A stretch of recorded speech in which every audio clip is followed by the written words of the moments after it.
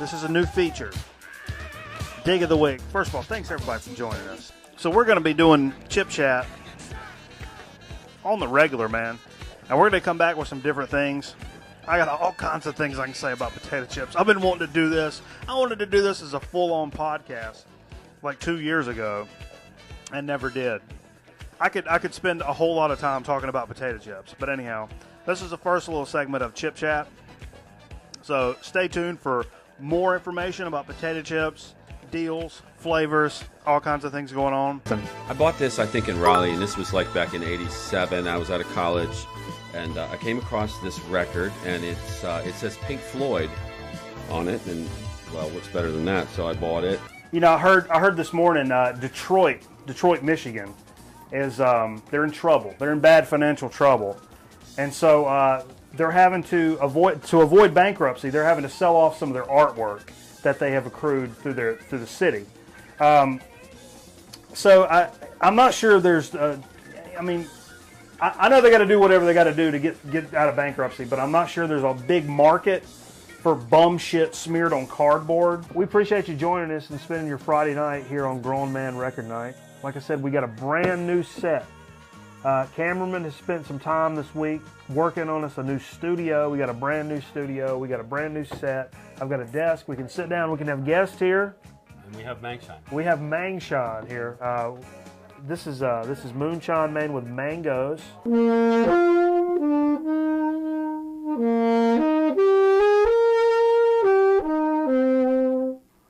According to the laws of the state of North Carolina, intoxication, nirvana, and confusion, I hereby pronounce you married dudes. James has brought this concoction over here, and I want him to hit me to this nasal napalm. I've had it before, but hit me a little bit to this. What is this? Well, if you like nose hairs, don't eat it. Okay. Because, yeah, it pretty much is self-explanatory. Nasal napalm, you eat it, and you start to cry, and your nose explodes, and you can't see things, and you start making irrational decisions. Next thing you know, you're working at Denny's washing lettuce, and then, you know, you're banging the girl with the fry cook, and everybody says she's retarded, but them titties ain't retarded. I'll tell you that.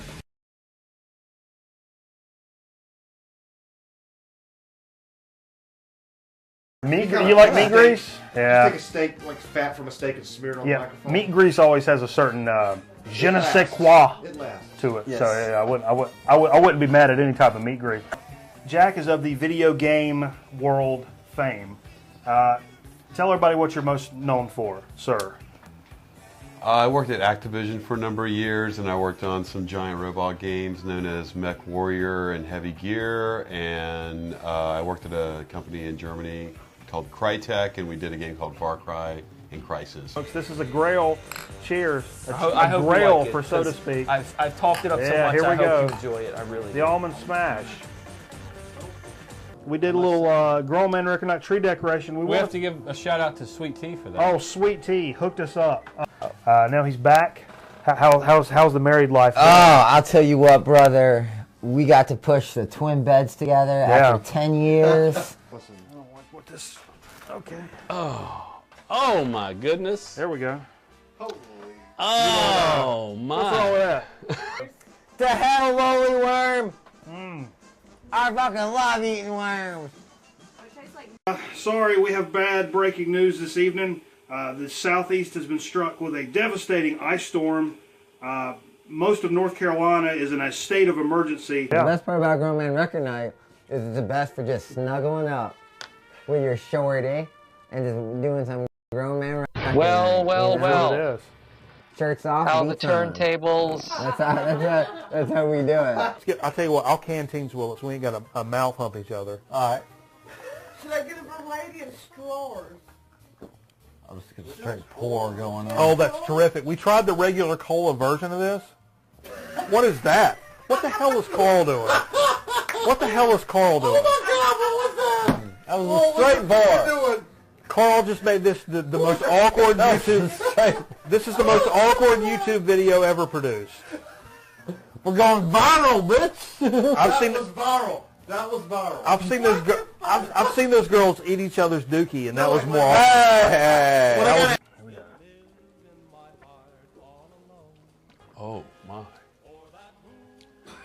Oh.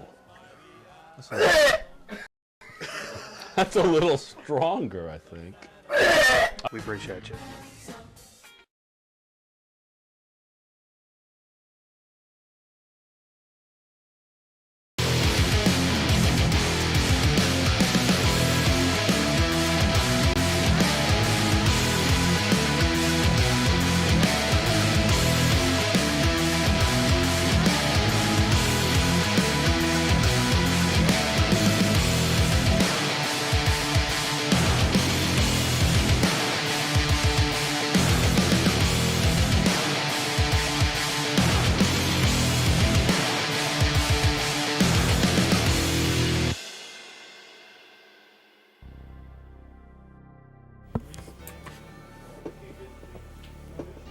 Ladies and gentlemen, welcome to the 500th episode of Grown Man Record Night.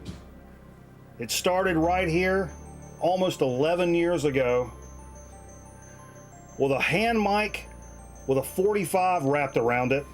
I don't like all these fucking words on the screen. I'm getting pissed off already. A hand mic with a 45 wrapped around it. Cameraman holding an SD camera in his hands. Delusions of grandeur and absolute pure boredom is where it started from. Now, where did we end up? 11 years later. Inadvertently built a community of like-minded, musically diverse retards. I was going to say deviants. That like to get together and hang out and have a good time.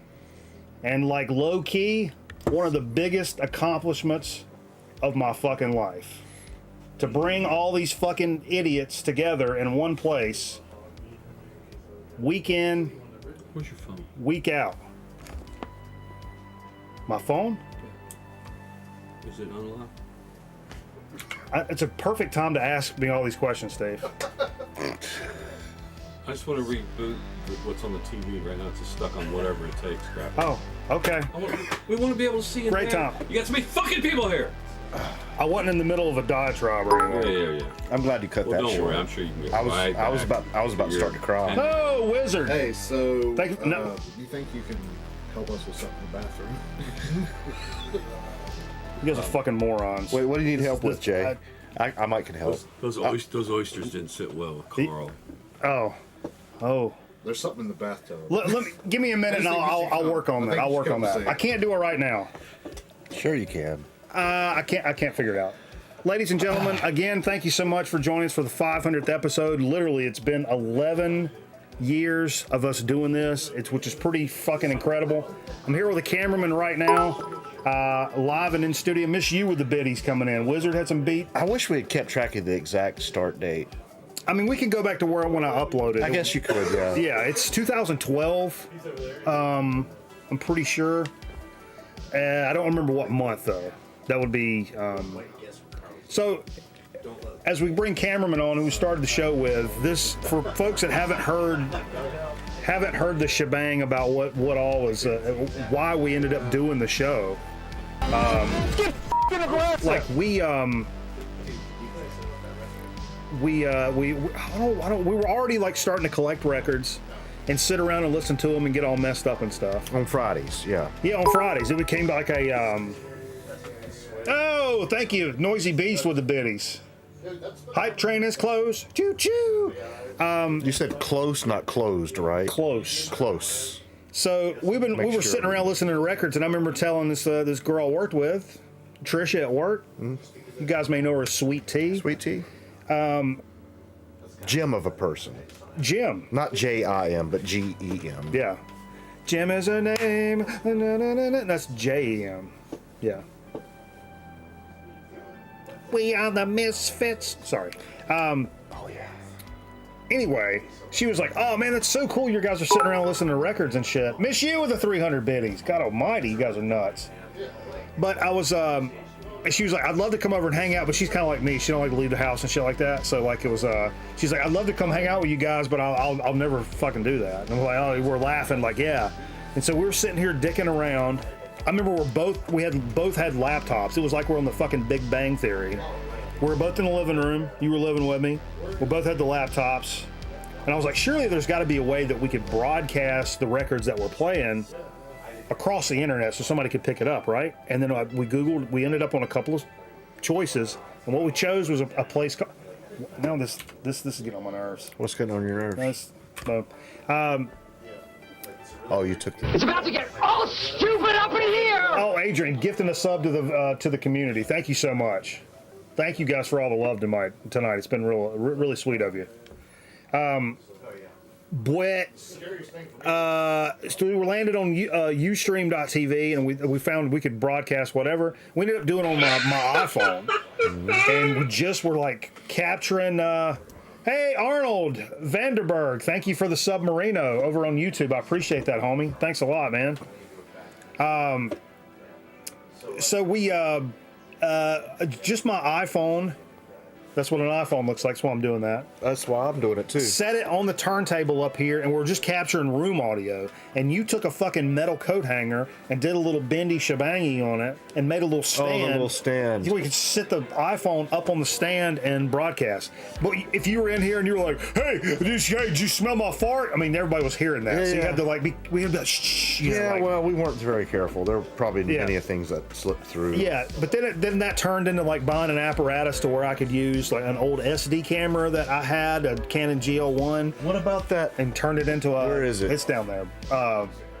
We even used a camera from 1985 that cameraman found at a Goodwill. I paid $10 for a camcorder. It was our backup camera. Full-size VHS camcorder, but we hooked it up and used it as a second camera. Full disclosure for folks that don't know, the real idea behind doing Record Night was I wanted it to look like a public access show, and I wanted to use janky old equipment. I wanted to broadcast in 360p. I wanted it to be janky on purpose and with fucking star wipes, and there's no call for ever broadcasting in 360p. No, but on purpose to make it janky. Yeah, but hey, what up, Nate Mars coming in with TV wasn't even that janky when Philo T. Farnsworth invented it. Yeah, I know, but Wasn't anyway, that his name? I think it was Tennessee Tuxedo. You don't know the guy that invented TV? No. Tennessee Tuxedo in Chumley. But I'll take that. I'll accept that. The point is, what was I even saying? You derailed me. I interrupted It's a derailer.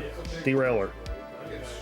Oh, the point was to make it look old. Oh, look janky. Janky. Yeah. And I learned really fast, especially with people in what I now know to be the vinyl community. A lot of people in the vinyl community have no fucking sense of humor and did not get that bit at all. Why would I watch this? This looks like it's shot on some... Oh my God, how old is this camera? It looks terrible. The audio's terrible. I gotta say, though, that old camcorder, yeah, it was 480p, but that thing had a good image. Oh, it had a nice piece of glass on it. But that was the whole idea, but it didn't really pan out. So then we eventually upgraded and da-da-da. So it went from like SD to like HD and plugging in other stuff. We used your GL1 for a while and used that camcorder as the second camera. It was a backup. We didn't use it as second, it was a backup. We couldn't do two cameras. Yeah, because there was an emergency. Your GL1 went down at one point, and that we had to use that one, and it worked for a night. It worked. It looked like something, but it didn't look as good as GL1. Yeah, but it was something else. But GL1 is 3cc. If you guys don't know, we've had Eric Bauer, Raw Power, coming in, gifting a sub to the community. Thank you, son. Appreciate you, man. We've got a huge house. We've got a house full of guests here tonight. We've got a tiny house full of a lot of people. 9-10 people here. Tiny house. And we're bringing them all on the show, folks. We got Cameron, we got Steve, we got Jay, we got Nate Bouchard, we got Metal Theologian. Stat. We got Carl the Envelope. Who just made oysters. He made oysters. Did you get some of those? Carl brought me a couple. Cron with the 200 biddies. Thank you, son. And did you get him with a little lemon juice and some hot one of them. Oh, man. You want me to go get you one? I don't care.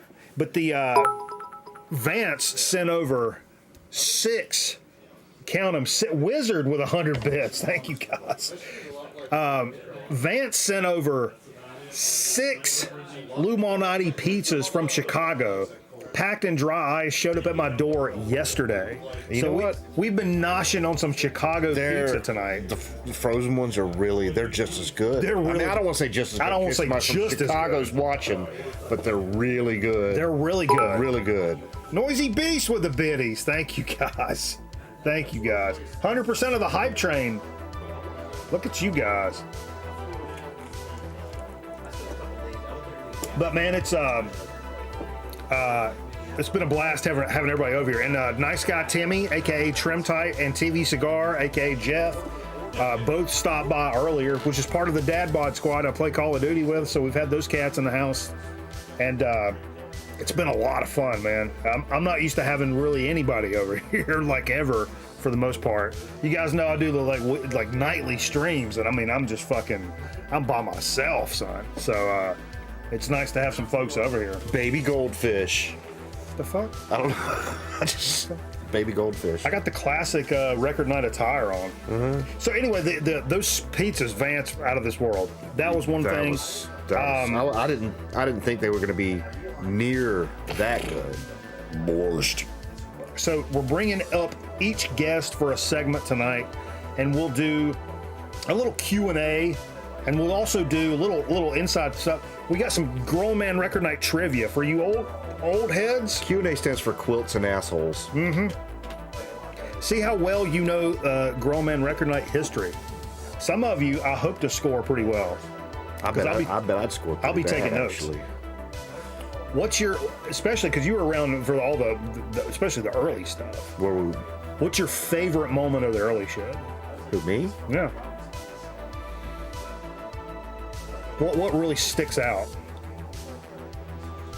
Probably the Carl. Yeah. To that point, you guys check this out. I'll show you guys this now. I'm not showing you all these. So Aaron Griffin, because he's a psychomaniac, sent a package with a lot of stuff. Also, we got tons of packages to open tonight. You guys are stupid. We got VCLT from Vance, from Nebulous Prowler, from Aaron Griffin. I like that. Metal Theologian brought stuff. Nate Bouchard brought stuff. Zonkman's got stuff for Steve. Let me hold that up. Hold on. Yeah, here's one. So I saw there were stickers. I'm like, cool. You know, we collect stickers and put them on the desk down here. So here's one, and I was like, oh, wait a minute. That's straight up Record Night City right there. Banana Records? What? Hold that phone, folks. Hold that fucking phone.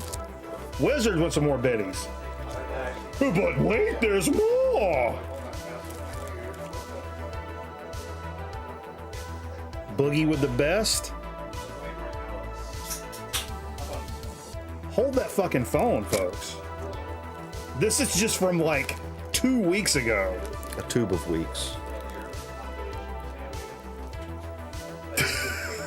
That came from the Sunday Shelvin' Show. This came from the Sunday Shelvin' Show. Whose ass is that? That's Jay's ass. Oh, that's Jay's ass. That's Jay's ass with googly eyes on it, whatever it takes. It's literally this same shot right here. Boom. Boom.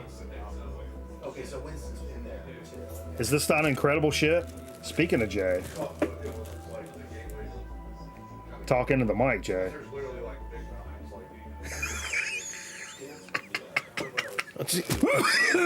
Does he run a printing shop or something? But I'm not done. Design them and order them online or something like that. This one was crazy. It's because he did one for all the slogans we used to do. Commit to the bit.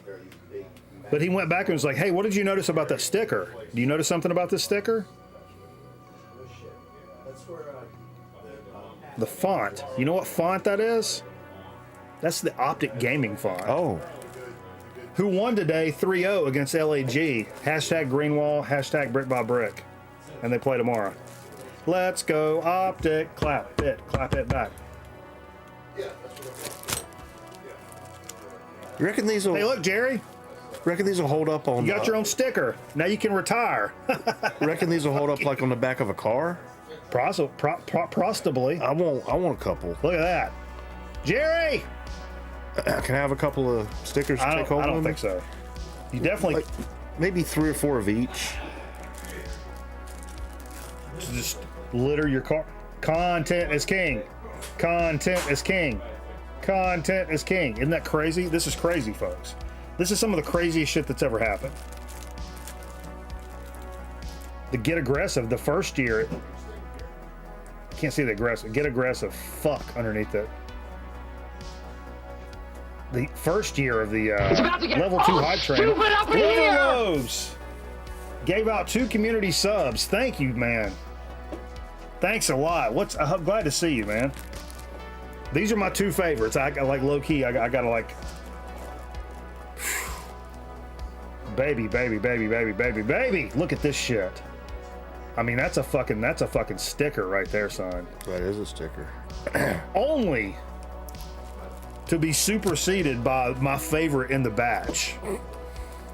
1 hundo. You seen this yet? Yeah. What were you doing? I was doing the Carlet, man. Why did? No, it wasn't the Carl back then though. You just like it wasn't even like a thing. No, you were just. No. If you know what this is, so the canteen sip, but that's not how you do it. You can see in the video, Carl was watching me do it, which you wrap your hand. So you're not mouth fucking each other. You wrap your hand around the top of it like this. So now I'm drinking off of my hand. I don't put my mouth on the bottle. See? So you do that, and then you can pass the bottle to your buddy, and you're not mouth fucking one another. You know what I mean? And you can see in the video, Carl's watching me do that, and I can see the wheels turning. So he's got. And when it comes Carl's turn, he's not. It's not what he's doing. Yeah, and you can see the wheels turn sometimes when Carl starts. I love that. Think about things. You could definitely. I gotta pick out what I want. Get off it. I won't. No, you get off it. I want one of each. I'm gonna put. Are you a subscriber? I am. You got a Prime? I do. Anybody got an Amazon Prime later on? I got an Amazon Prime. I mean, it's a free sub. You just letting it go to waste. But your favorite moment's the Carl, probably. Probably, or the first time we had an in-studio guest. Yeah. Which I think we remember as being James. Yeah. Yeah, that was fun. James from the 5Ls is probably the first guest. I think that's episode 16. And you mentioned how Sweet Tea, like that was the whole point, was like so she could hang out. She did eventually come for a couple of shows. I don't know if she was ever. Times, yeah. Did she ever sit for the show? Oh no, not as a guest. No, she wouldn't want to do that. Yeah, I didn't think she would. She wouldn't want to do that. But no, it's been some awesome shit. Especially going back and watching. And I tell people, man, because people, got a real reputation of being like kind of a little bit of wily, squirrely. We get a little bit of fucking squirrely. Bent out of frame. Squirrely for sure. But I was like, if you think we get bent out of the frame now, go back and watch those first 20, 30, 100 record nights. Don't go back and watch those. They're all like fucking. We're drinking moonshine. I don't encourage anybody to go back and watch those. Half of the shit is like inside jokes and shit, and we're just because there was literally like nobody watching. No, there were always like maybe 2 or 3 people. Not at the very beginning. Not at the very beginning. There was one. Man. It was fucking tragic. It was tragic shit. But it was. You still recorded them and put them on YouTube. I didn't care. I'd still do the same thing. Even if we were still doing it, I would probably still be doing the show if nobody was watching. Honestly. Yeah, you would. Just because it feels good to do it. You would. It does. Let's do a shot, and then we'll rotate some motherfuckers in here. Okay, yeah, it's been 20 minutes or so. I have we're kind of. If you spend this long on everybody, it'll be a fucking 4-hour show. It'll be a 5-hour show. Man, wow! Hold on a second. Swap. Look at the amount of hair. Can you see the hair? Yeah. On the bottom of this bottle from sitting on. I'm more focused on that frost line, son. I gotta admit, the hair is distracting me. That frost line. All right, I'm gonna do the canteen swill. Yeah. Hey, cheers, everybody! You guys do one with us, yeah? Whatever it takes, baby. Hell yeah. Whatever the fuck it takes. Yeah, so I don't know. I think it's been a long time and many episodes. I don't even know what to say. It's crazy. So, you found out that a lot of people don't have the same sense of humor, but you found a bunch of people who do. Like-minded, diverse people. 'Cause I've always said, man, people that listen to one kind of music, I just don't understand. I mean, I'm kind of jealous in a way that you can hyper-focus on something that's literally what you spend your entire life doing and talking about and vibing on. I'm not like, the least bit jealous of that. Man, I love waking up and it's like, man, it's a Sunday and it's kind of raining outside. Man, I know what record I'm putting on. You know what I'm saying? Like, or like I'm pissed off and I'm like, I know what record I'm going to put on. Or I'm sad. I know what record I'm going to put on. But whatever. There's always, something for every fucking moment. What are you doing, Jay? Getting in the shot? No, I'm just hanging out. Standing on the wire? Is he on the wire? Don't trip on that. I'm not. No, actually, I moved that over here. That camera's over here now. What camera? Esquivel. Yeah. Did you? I don't know if that's a rainy Sunday afternoon record. Well, I don't know. It actually is. Check your Facebook messages. Holy shit! It's an anytime record. Did you see the prom episode of Growing Pains the other day? The what? The prom episode? No, I didn't. Or the dance. It wasn't a prom. I do try to catch Growing Pains. Hold up. Let me pull this up. All right, everybody shut the fuck So up. the DJ hurt his back. You remember that? Jay? You remember that one, though, Mike? The The DJ. DJ. What was the DJ's name? DJ saved my life that night. We're in the middle of something here. We're in the middle of something here. DJ 10. I don't think that was it. I don't think that was it. Why is it switching me to business something? What are you doing? Get aggressive! Are you writing checks over there? It's grown man. It is Hold up. Sean's in a video and then we'll try to play it on the air. So everybody shut the fuck up. That's the point of this. Takes me a minute to kind of... Is the camera on? Yeah. Stop. I just gotta capture the window. Boom. And I'm gonna, oh, there we go. Let me pause the music. I went to go get my hair cut today, and she asked me if I wanted my ears cut. Well, I didn't really know how to take that. It's not the time for that, Jay. Fuck it, we'll do it live. It's not the time for that. Here we go. Shut up. I'm trying to work material. Also known as Sean from Jersey. Some of y'all might remember me from back in the day. I used to do vinyl videos and all that. Anyway, it's not about me. It's about the 500th episode, 500th episode of Grown Man Record Night. And I just want to share a little story with you guys. The first time I ever saw Mikey Bananas on YouTube, he had that microphone with the 45 on it. And I couldn't believe my eyes, man. I thought it was the coolest thing in the world. And since that moment, I've been down with the GMRN movement. And I just wanted to make a little video for you guys. Steve Fever, all the other guys in the show, really enjoyed every moment. Happy 500th. And shouts from Jersey. Peace. Yo, hey, what's man. happening, folks? It's Sean0612. Sean, the fucking goat, also man. known as Sean from Jersey. Thank you so much, dude. A lot of people may or may not know Sean made like half of our fucking graphics like when we first started. Man, he just kept sending graphic after graphic after graphic. It's kind of where that whole fucking vibe came from of like constantly like updating and bringing in new graphics and shit. Because Sean was always sending cool shit, and I kind of kept that going too. Oh yeah, it was always fun to debut the new graphics. And our first internet pal. That's what I always say. I always joke and say, but it's really the truth, man. That's really cool. Fucking A, man. Thank you so much, dude. I appreciate that shout. That was really cool of you. All right, we'll rotate. I was going to do a 3-shot, but we run out of room because there's so much goddamn VCLT to open. You up also here. don't have another chair. Well, that's what I'm saying. I do. I've got 2 other ones, but there's no room because there's so many goddamn records. We have cameraman's chair by the way. Who's up next? I gotta get Let me look at the rundown. I tell you what, let's bring Nate in. Nate traveled the farthest. I think that's the best. That's the best. He traveled the farthest for tonight. So this is Nate Bouchard, old school VC. Hey, who was I before? I was doing an impression. Who was you before? Yeah. Oh, I don't know. Here, I'll sit down. I'll do it again. You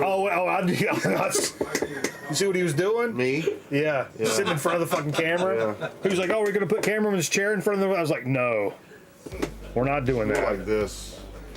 Lately, this is my new spot. Since you got this fucking 40-mile. Yeah, come on in. Lens. All right, happy 500. Yeah. Let's do Ladies and 500. Yeah, let's do another shot. You're staying tonight. I'm not staying tonight. Yes, you are. Give me a little half a shot. Or we can just take a shot. A little half a shot and I'm leaving in like 2 hours. That's not safe. Don't do that. 2 hours? Get fucked up and get... I'm not. Lose your job. You go lose your job. I don't have to work tomorrow.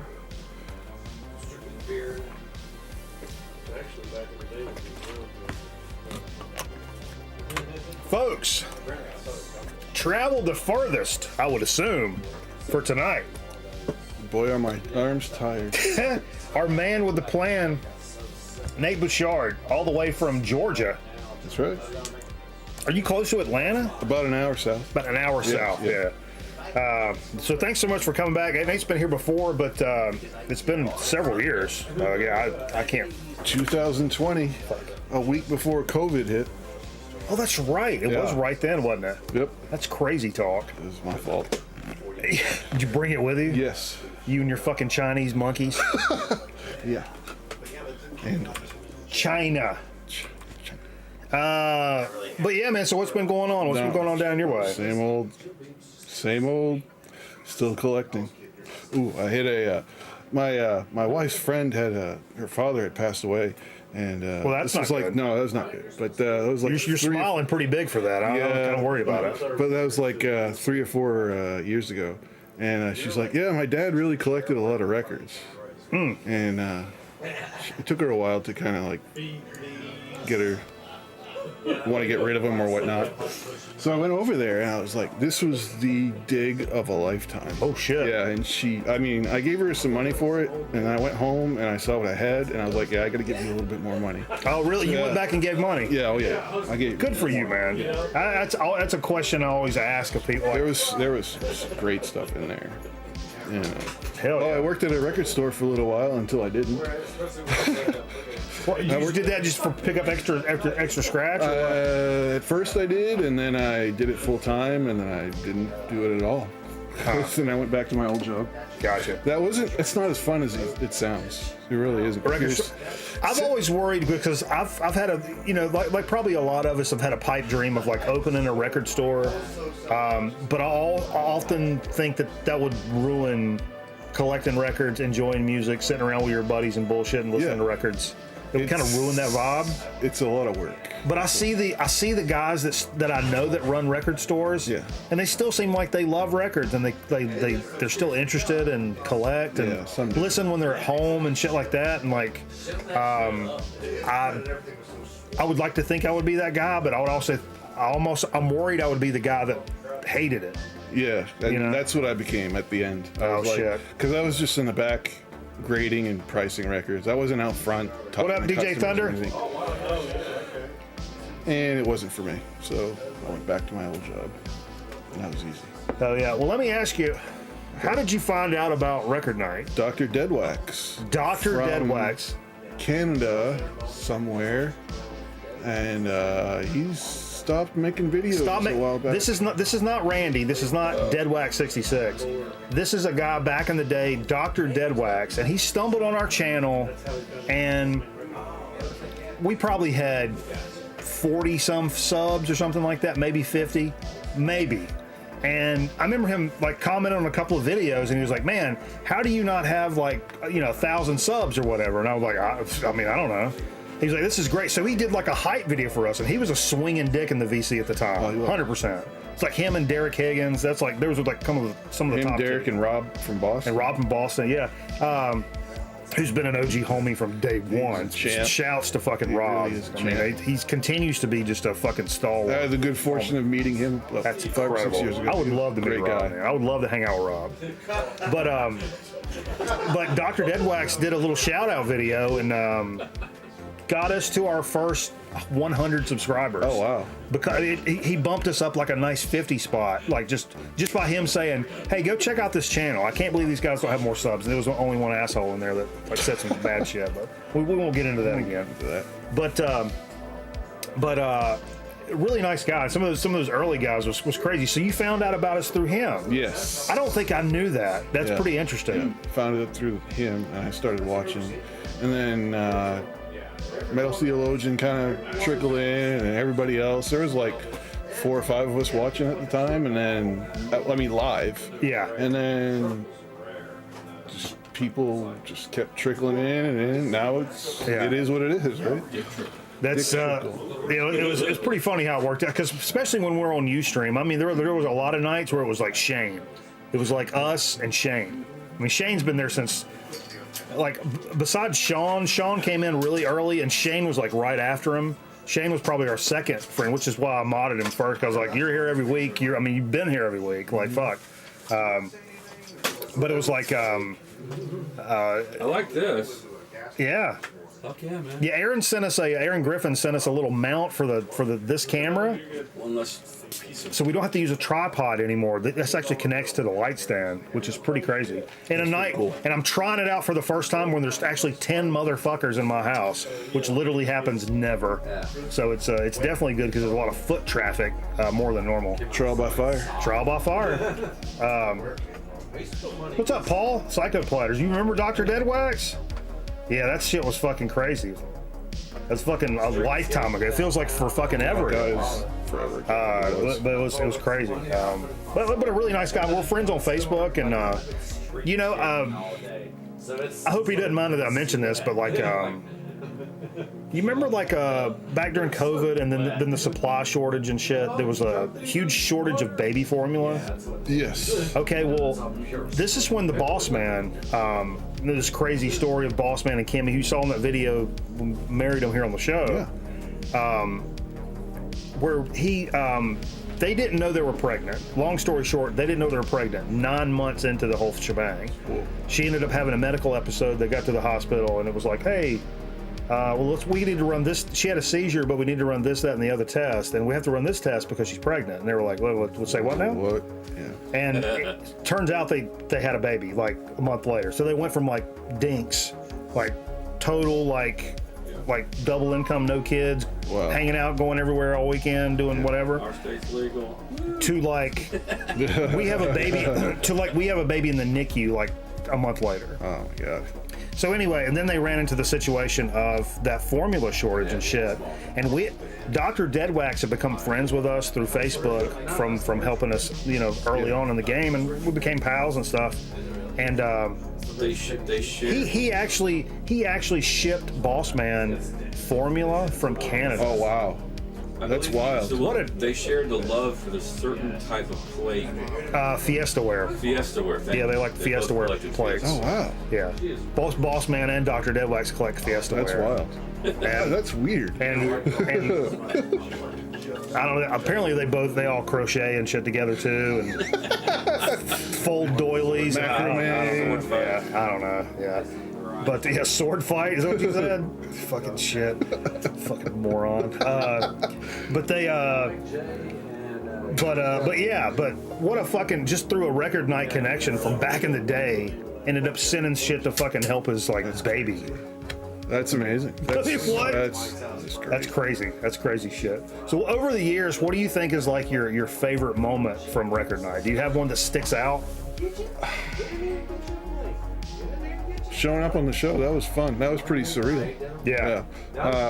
But Metal Theologian's first show, that was great because that was kind of like worlds crossing over. Yeah. And there was a certain joke that was told. I don't know if you can say that in 2023. Which one? Denny's. Oh yeah, the one James said on the. I just played it earlier. Oh, did you? Okay, yeah, that's fine. Yeah, we played it earlier. I have to say it again. Yeah, about banging the girl at the Denny's and. That was pretty pretty titties good. they were talking. I don't know why, but that's quote of the series right there. That's quote of the series. What, no sticker? But yeah. Titties ain't retarded. That shit was fucking comedy, man. Yeah, that was fun. Yeah. Did you bring any records you want to share? I brought VCLT. Okay, we can do that. This one is yours. I've got some for Jay and Steve. Jay! Jay!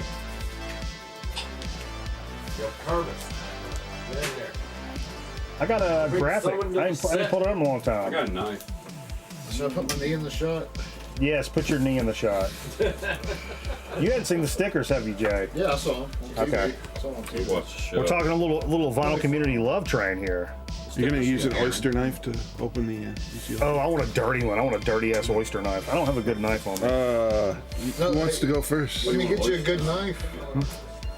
Don't be careful. Hey, squat down in here, Jay. Squat down. Open your present. Here you go. Open your prize. Thank you. Open your prize. You have to do this. Squat down. Do you, Do you want to use this? Oh, nope. Squat down. You might want to. Okay. I don't know. Jay. He's suffering. give me a knife. Take it. Just take it. It's right there. Take it. Just take it. Is this the cross and the switchblade? Yes. Camera it. Let's get loose and ready for you, bro. Oh, Hold on. Get that on look at camera. this. Carl also brought a fucking bushel of oysters over here from the coast. And they are good. Real good.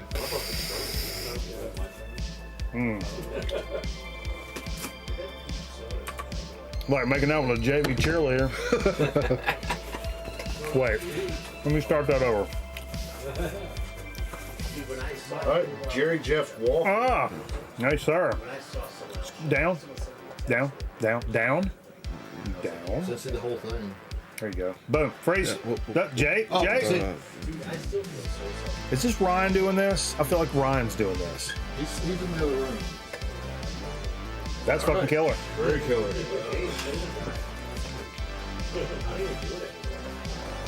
Let's ban Jay. Oh, well. Another Jerry Jeff Walker.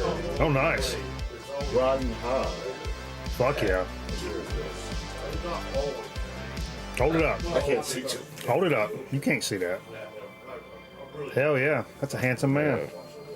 Look how cute I'll say it it. is. I'll say it. That's a handsome man. He's a handsy boy. Oh, hold on. I got one. One more. Hold that fucking phone, folks. Jerry Jeff Walker. Oh, JJ. Do I have that? These are all Jerry. I've got some Jerry Jeffs. These are all Jerry Jeffs I don't have. Very cool. Isometric. That's fucking killer. 1977. Yeah, I think that's a live one. Jailbreak by Thin Lizzy. Whoa. Fantastic record. Oh yeah. Hell yeah. Yeah, what, Jailbreak and The boys are back in The boys are town. back in town.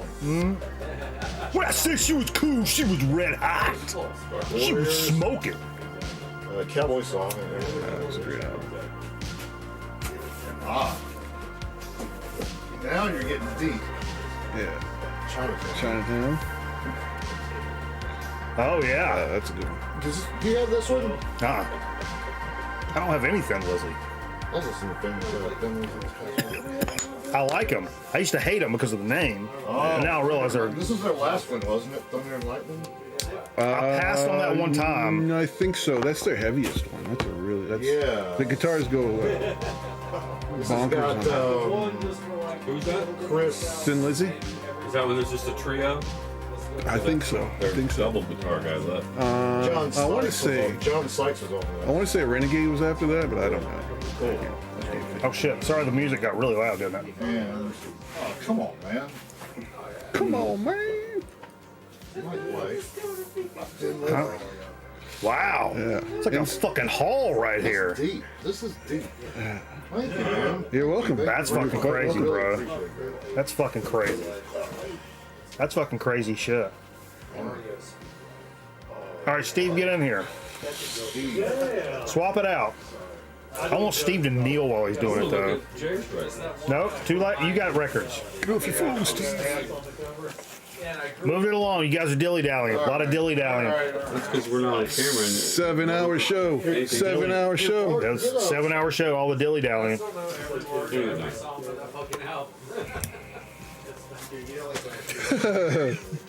Thank you. Are you wearing a thong, Jay?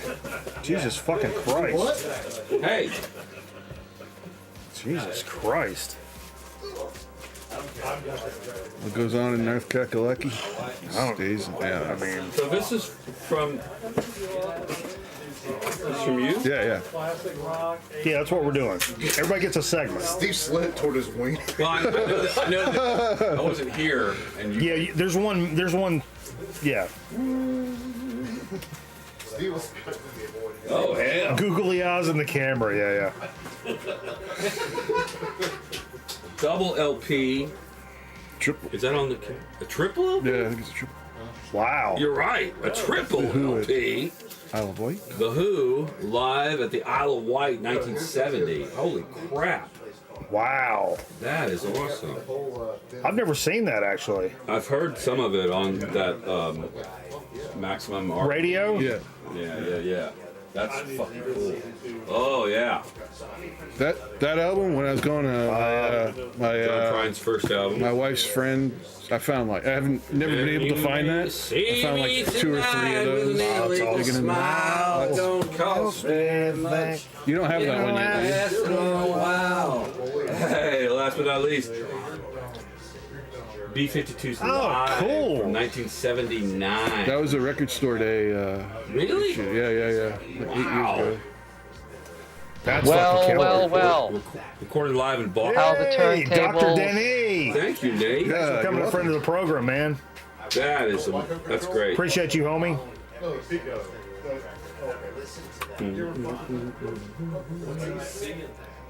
Yeah. Hell yeah. Kick ass, sea bass. There you go.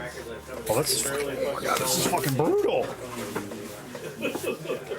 Steve, you gotta cut me. You gotta open my eye. You gotta cut me, Mick. You gotta open my eye. Thanks for the submarino. That's a thank you. Using the old prime time. Yeah, do I have to move? The trick is to pull it right toward you. Yeah. Toward your aorta. Toward your jugular. Yeah, it's all about the aorta. Let me pull that one out last. The big one? Yeah. Okay. Oh shit. Okay. I'll set this guy. But we'll go to camera 2 for most of this, folks. Set hut. What the fuck? Nitty Gritty Dirt Band. This Nitty Gritty Dirt Band? Yeah. Those are the infamous Will the Circle Be Unbroken? Oh, yeah. They have all kinds of bluegrass musicians on it. Yeah. I don't know this. Oh, really? No. It was featured heavily in Ken Burns' country music documentary. Oh, wow. Yeah. It's pretty amazing. That is incredible. As far as like a historical document. Yeah. Dude, I'm a big. It's got an amazing story behind it. Yeah, that's cool. I have to look this up too. That's fucking crazy. Yep. That's right up my fucking buddy Hoyle. That has a slight warp to it, but it'd be fine. Ooh. A little leave home action from the Ramones. Fucking A, dude. Yeah. Hell yeah. I'm trying to play catch up on my fucking punk rock shit. 100. That'll work. And I shit on the Ramones for a long time, and I shouldn't have. I don't know what I was thinking. I've had some of those situations where I'm like, dude, what the fuck is wrong with you? Yeah. How are you? Well, if you like oldies, early '60s rock and roll, I mean that should be right up your. I think it's because it was so like the entry level pedantic punk rock thing. That's true. And when my snooty rock and roll 20s, early 30s is going away. Yeah. It actually record night has helped that a lot. Where I'm like, well, you know what? Yeah, I fucking love Slayer and I love fucking new shit that I find like nowadays. But you know what I also love is fucking Bananarama. And you know what? Fuck you. Right? Yeah. I like Dire Straits and I don't care. Yeah, exactly. Yeah. I mean, there's so many bands that they're like, if you say you like them, it's like, you know. But that's not what it's all about. Right. Merv! What's going on? You know what? Just for Merv. Oh, the bling. I wasn't going to bring it out tonight because it was an old school show before the bling, but because Merv is here, it's Bling City, baby.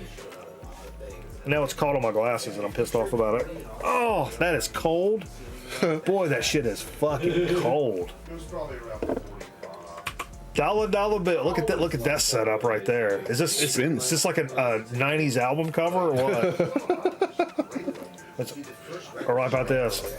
Oh yeah. That's fucking funny. It's good to see you, Merv. 100%, man.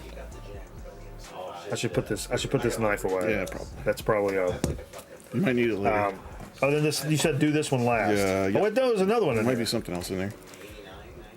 Oh, Bob Dylan. Yeah, it's. Ooh, I don't have this one. I got several. My favorite Bob Dylan album. Okay. And apparently, I'm the only one who thinks it's the best one he ever did. Okay, I'm actually not. Everybody's stuck in the '60s with Blonde on Blonde or Sure. Highway 60. I have all the. I caught those at a. It's funny because Metal Theologian. It was kind of reminding me what was.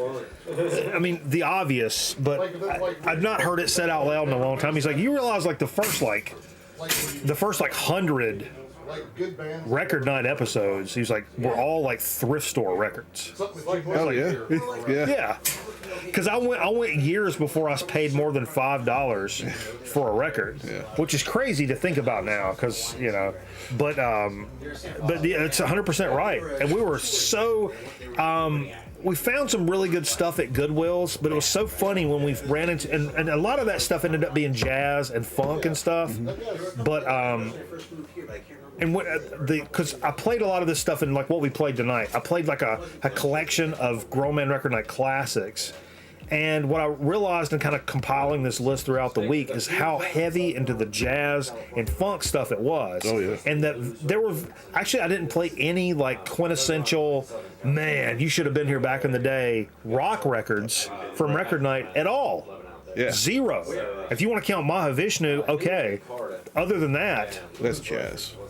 It was not. It was all jazz and funk. And that wasn't because, I mean, we've always been rock fans forever, but like, it's because we didn't find that stuff in the thrift stores.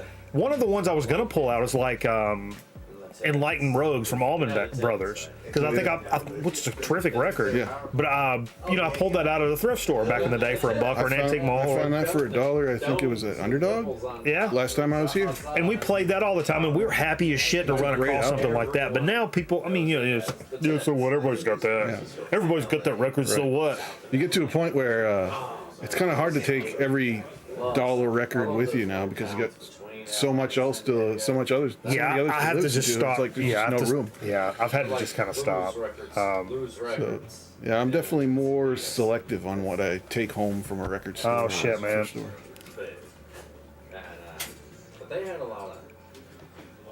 Merv, oh man, Merv, I'm so fucking sorry, dude. I mean, you know I'm right there with you, homie. Merv's wife passed. I'm so sorry to hear that, Merv. Christ, man. Firm handshakes, man, across the state. You know how that man, that shit's fucking, that's raunchy.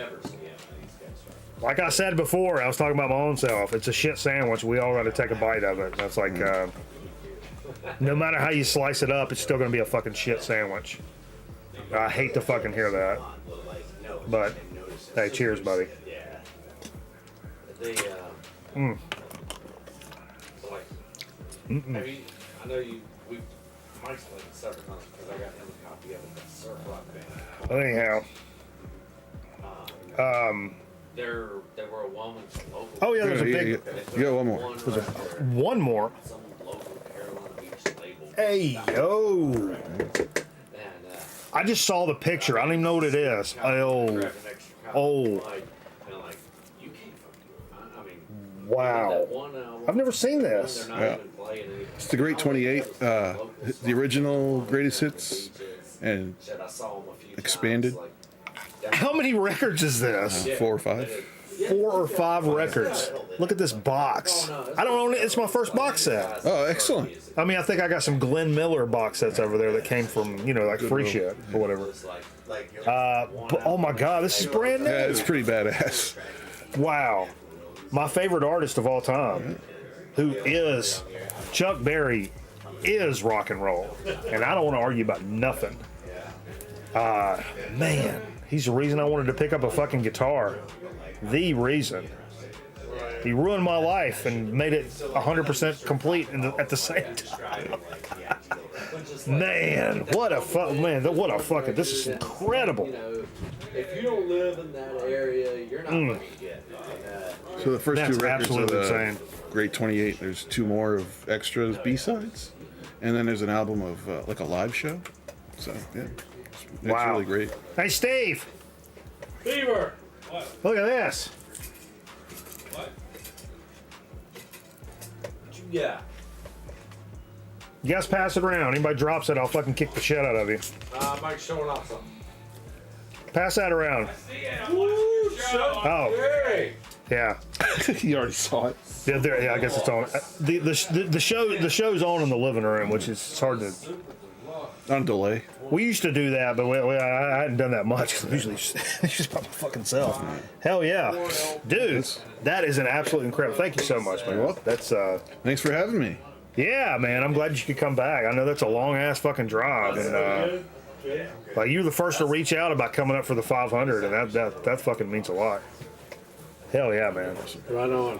Very cool. Fucking hey, man. You know what? I tell you what. Let's bring Carl the envelope in here. All right. Carl. Carl. I want You want to take it? You want a fresh one? Congratulations on 500. Hey, episodes. man, I appreciate you coming up, man. Absolutely. That's funny. All right. Who's keeping them in line in the green room? I don't know. Sounds like a bunch of fucking wild elephants in there fucking MT's keeping them in line. butt fucking a oil can full of ginger beer bottle caps from. There we go. That's better. Ginger beer fucking bottle caps. Oh, you know what I've is not been happening? doing? God damn it! I've got to do something I've not been doing. Starting the show over? We're starting the whole show over because I forgot this. Jerry, run it back. 3, 2, 1. Welcome to Grown Man. What if I This is going to rich if I sit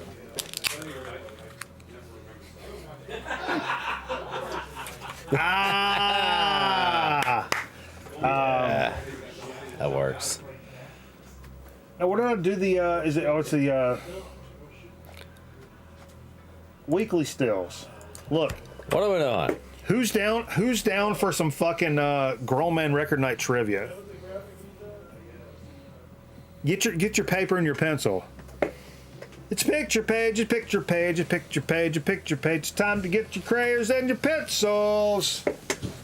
Bro, I was sipping a beer here. All right, little Record Night trivia.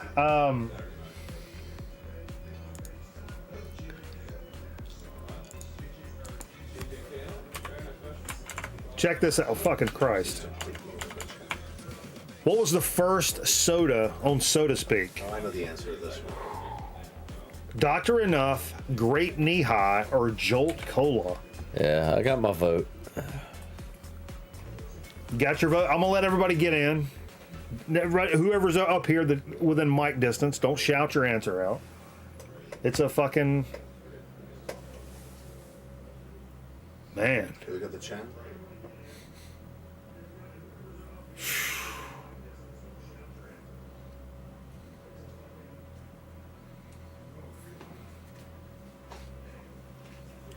How many times? You can't answer multiple times, Miss You. Jesus Christ. You guessed all three. This is why I hate my own people. This is why we can't have nice things. Shane's got no excuse. He was watching it live. Okay. Like thoughts in house. What are you guys thinking? Hey, I house? wasn't here for the first show either, motherfucker. So, What is it? What is the answer? Thoughts in house? what do you think? I vote Dr. Enough. That's what I was thinking. It was Dr. Enough. It was Dr. Enough. It was A. It was A. And not a lot of motherfuckers said A. I'm kind of pissed off. Yeah, Shane. Hey! Yeah, hey Shane, you were watching that shit live too. That's funny that a few of us here live got that one because these guys here are fucking morons. Hey, let's do another one. Let's do another one. Let's do one more. Okay. I was going to do this when Fever comes up here, but where's Fever at? I mean, he can't He's obviously. in your recliner. He can't obviously answer this. OC Surf Mama just said A. Oh, that's that West Coast shit. Hey. What's the name of Fever's Led Zeppelin tribute band? That's not fair for anybody here in the house to answer. Is it Immigrants Dong, Leadneck, or Kashmir?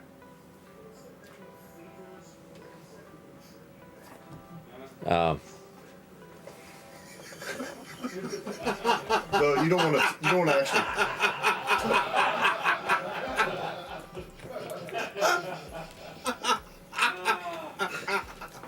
Do it again. I just felt a need.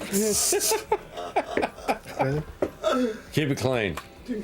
Honestly, I was hoping something like that would happen tonight. Oh, that's the first one. Yeah. The Leave It to Fever band?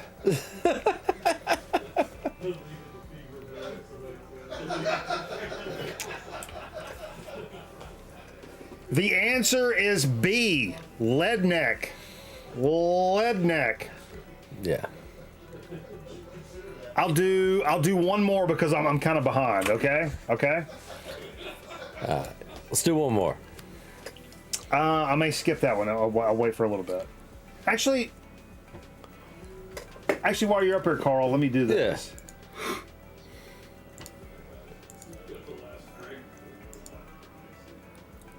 Hold up. Motherfucker. The fuck? Am I stupid? Here we go.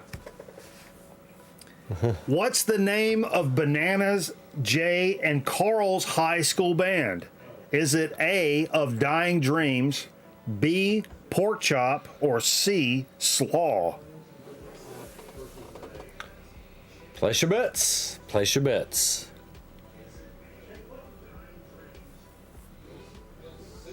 What do we got going on in the chat?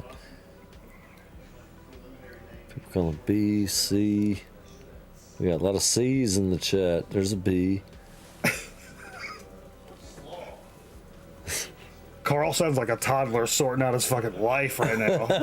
Sorting out my blocks, man, one at a time. Hey, yo, we got some B's, we got some C's, there's some A's over here. Motherfucker, man, well, hold up. Okay. Then these D's come walking in from the backside. I don't know what the fuck I'm going to do, son. That's what's going on in the streets. The answer is B, Pork Chop. If you selected right. B, Pork Chop, give yourself 47 gold stars. Yeah. And give and rub my pork chop. Inappropriate. All right, Carl. So, what's been going on with you? Oh man, how is your prostate enlarged at all? It is not. That's the way Carl plays bass. Huh? Do the impression of the way Carl plays. Well, he's left-handed. No, Yeah. the sound. Thump, thump, thump, thump, thump.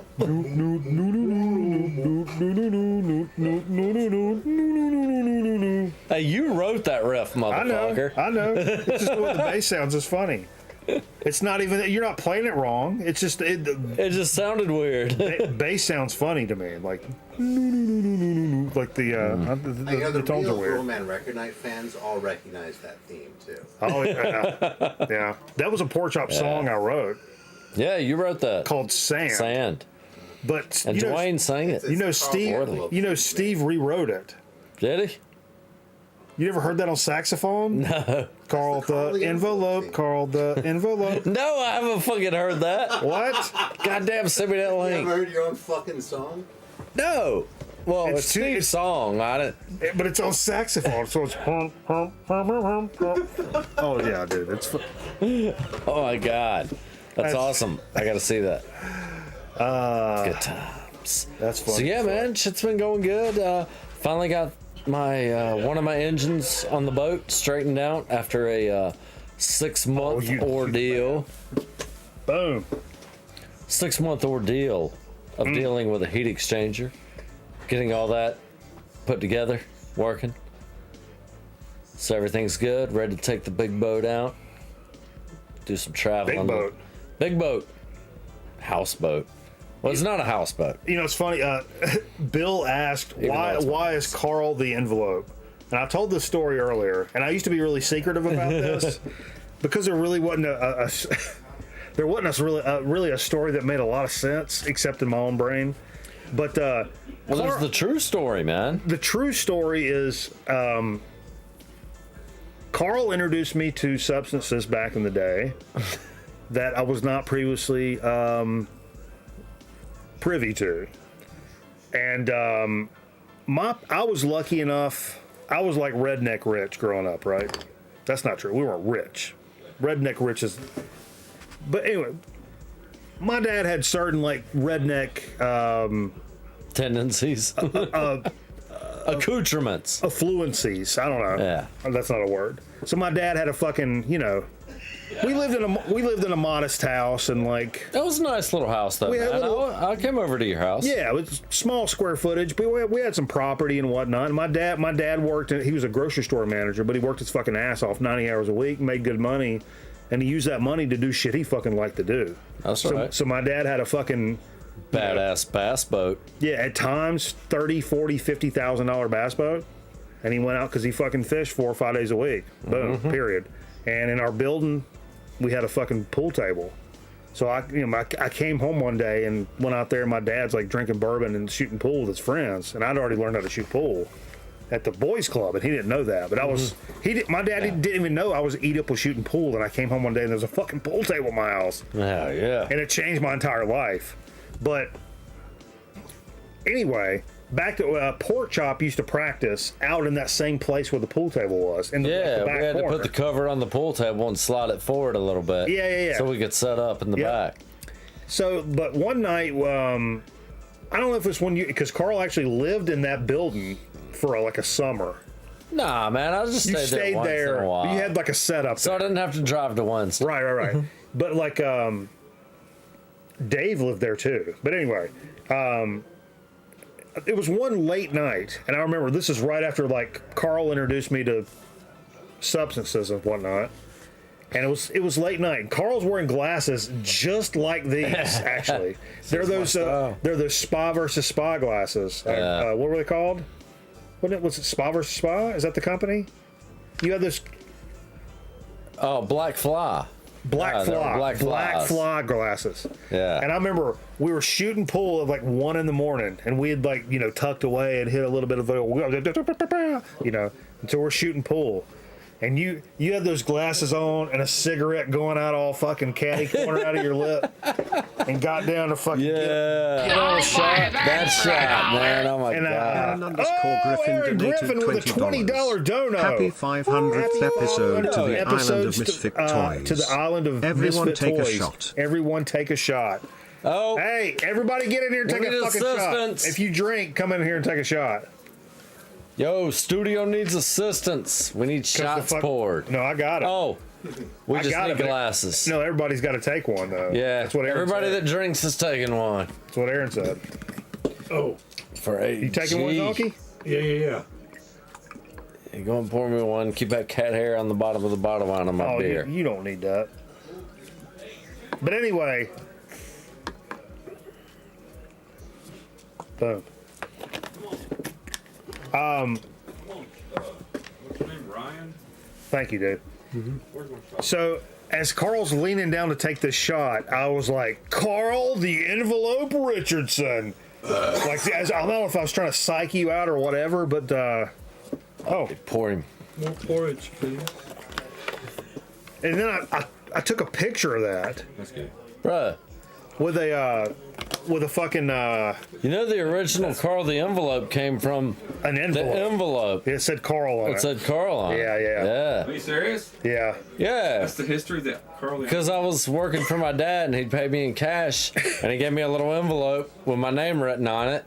And it was I Friday, saw that, and then I went over to the band room, and we had band practice. I had it out. We were writing down like a song order or something on the back of it, like figuring out what order we wanted the songs to play. Yeah, on the back of it, and I flipped it over, and like, I swear it was Mike or maybe cameraman looked at us like, "Hey, Carl, you're an envelope," and that was it, man. Yeah. That was the very beginning of it. And then the next. That was the genesis. And then the next show we played, it was that picture of you shooting pool. Yeah. It was like Pork Chop at Somewhere Else Tavern at the bottom, and it said featuring Carl the Enveloper. Yeah. And that's where it started. Yeah. Say cheers. Cheers. Thank you, Aaron, you're a fan. Cheers. Thank you for the dono.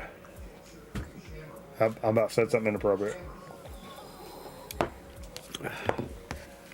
As long as it comes with an adorable blanket, it's okay. Adorable blanket. Hi, people. One day I'm gonna find an adorable blanket in the good. You keep, Aaron. You keep donating, and you'll get an adorable blanket. Yeah. I promise. So what do you think's your the first time you showed up on the show, Carl? Yeah. We'll play that episode, but I don't want to do that right It was what, in the 20s somewhere, I think. 26, 27 maybe was the first time I was here? Probably. I think so. We were standing up. Yep. We had the handheld mic with the 45 on it. You were not as comfortable on camera. I was not. And miss you with the biddies. Thank you. Hey, miss you. And yeah, I was hyping up the first Ocean Drive album. Oh, I was gonna play one of those tonight. Actually. That I got at I found it at this like thrift like digger spot where just a huge pile of vinyl on the floor, and I scored it for $1 and like great beach music comp. But that was the very first thing I brought to Grown Men Record Night, and we played and talked about. Hell yeah. Yeah. You know, I was gonna play tonight, but we just ran out of time to play these classic tracks. You with your 39, 24, 36. General Johnson. Turn to the board. Yeah. Fucking classic shit. Classic. But anyway, what do you think, looking back, is your favorite moment on Grown Men Record Night? Oh, shit, dude. Kind of silly, but I'm going to go with the Christmas charity episode where I wear the clown wig for 2 hours. Oh, yeah. Hell yeah. That was awesome. Yeah, that was a good episode, man. We raised some money for a good cause. Fucking, I wore a silly ass wig and didn't look too stupid in it. And, yeah, we had a good time. I've never been like low key. I've never been like a seriously charitable guy. Not because I'm an asshole, because I'm just lazy. Yeah, I'm the same way. Yeah, I don't give much. It's not that I don't. I especially don't give my time. I might give a little money, but I don't give my time. Right, I would be more willing to give money than I would time, which Me is too. it's a fault. It's a personality fault. I'm right there with you, bro. I'll give it that because I know right there with you. I know what feels right to do, but I realized from doing this stream and we doing the show, hey, it's like, hey, we're getting all together, and it's like, fuck, it's around Christmas. Hey, I know, man. Why don't we fucking why don't we raise a bunch of money and just give it away and shit? Yeah. And it was like, that's solid. That's easy, and I don't have to like. It's like I'm. Yeah. I'm not going out and fucking slopping. You're not doing anything. I'm not slopping mashed potatoes on Thanksgiving morning. You know what I mean?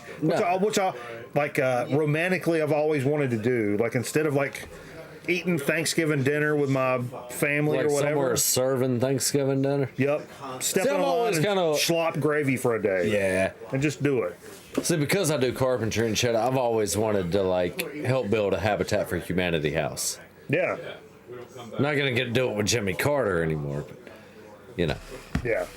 It'd still be cool to do. That's something that I could get into actually giving my time for. But yeah, man, that Christmas show, rocking the clown wig, raising a bunch of money, getting stupid with it. Fucking, and that was also the night you took the Bob Seger record. That's true. It's right back here. That's when Mikey Bananas became the owner of a Bob Seger record. Here it is. Boom. Out of my mom's Jesus collection. Christ. Yeah. I say it's a fucking curse because now it's a nice present that I can never get rid of, but it's exactly. It's also a Bob Seger record. You see how I created that trap, right? That's like that's like a bitch you hate but you can't divorce kind of shit. Yeah. That is. But she comes from so much money. And it's cheaper to keep her. Hey, Johnny Taylor said it best, man. It's cheaper to keep her. Costs too much to leave her. Did you hear about George Michael's sister? What? This better be a joke. Oh, that's an ongoing. Jay did that joke like I don't even want to get into it. But yeah, man, we've done a lot of episodes together. Yeah. I mean, there's been points where I've missed a year at a time on the show. And when you did, Metal Theologian started a fucking petition to bring Carl back. To bring you back. Yeah. And he's like, I bet you now we'd get a whole lot more came back. Fucking people.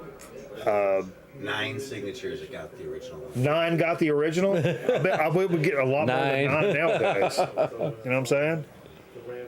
That'd be fucking crazy. We got a lot of sumbitches in here tonight. Hey, appreciate all you guys.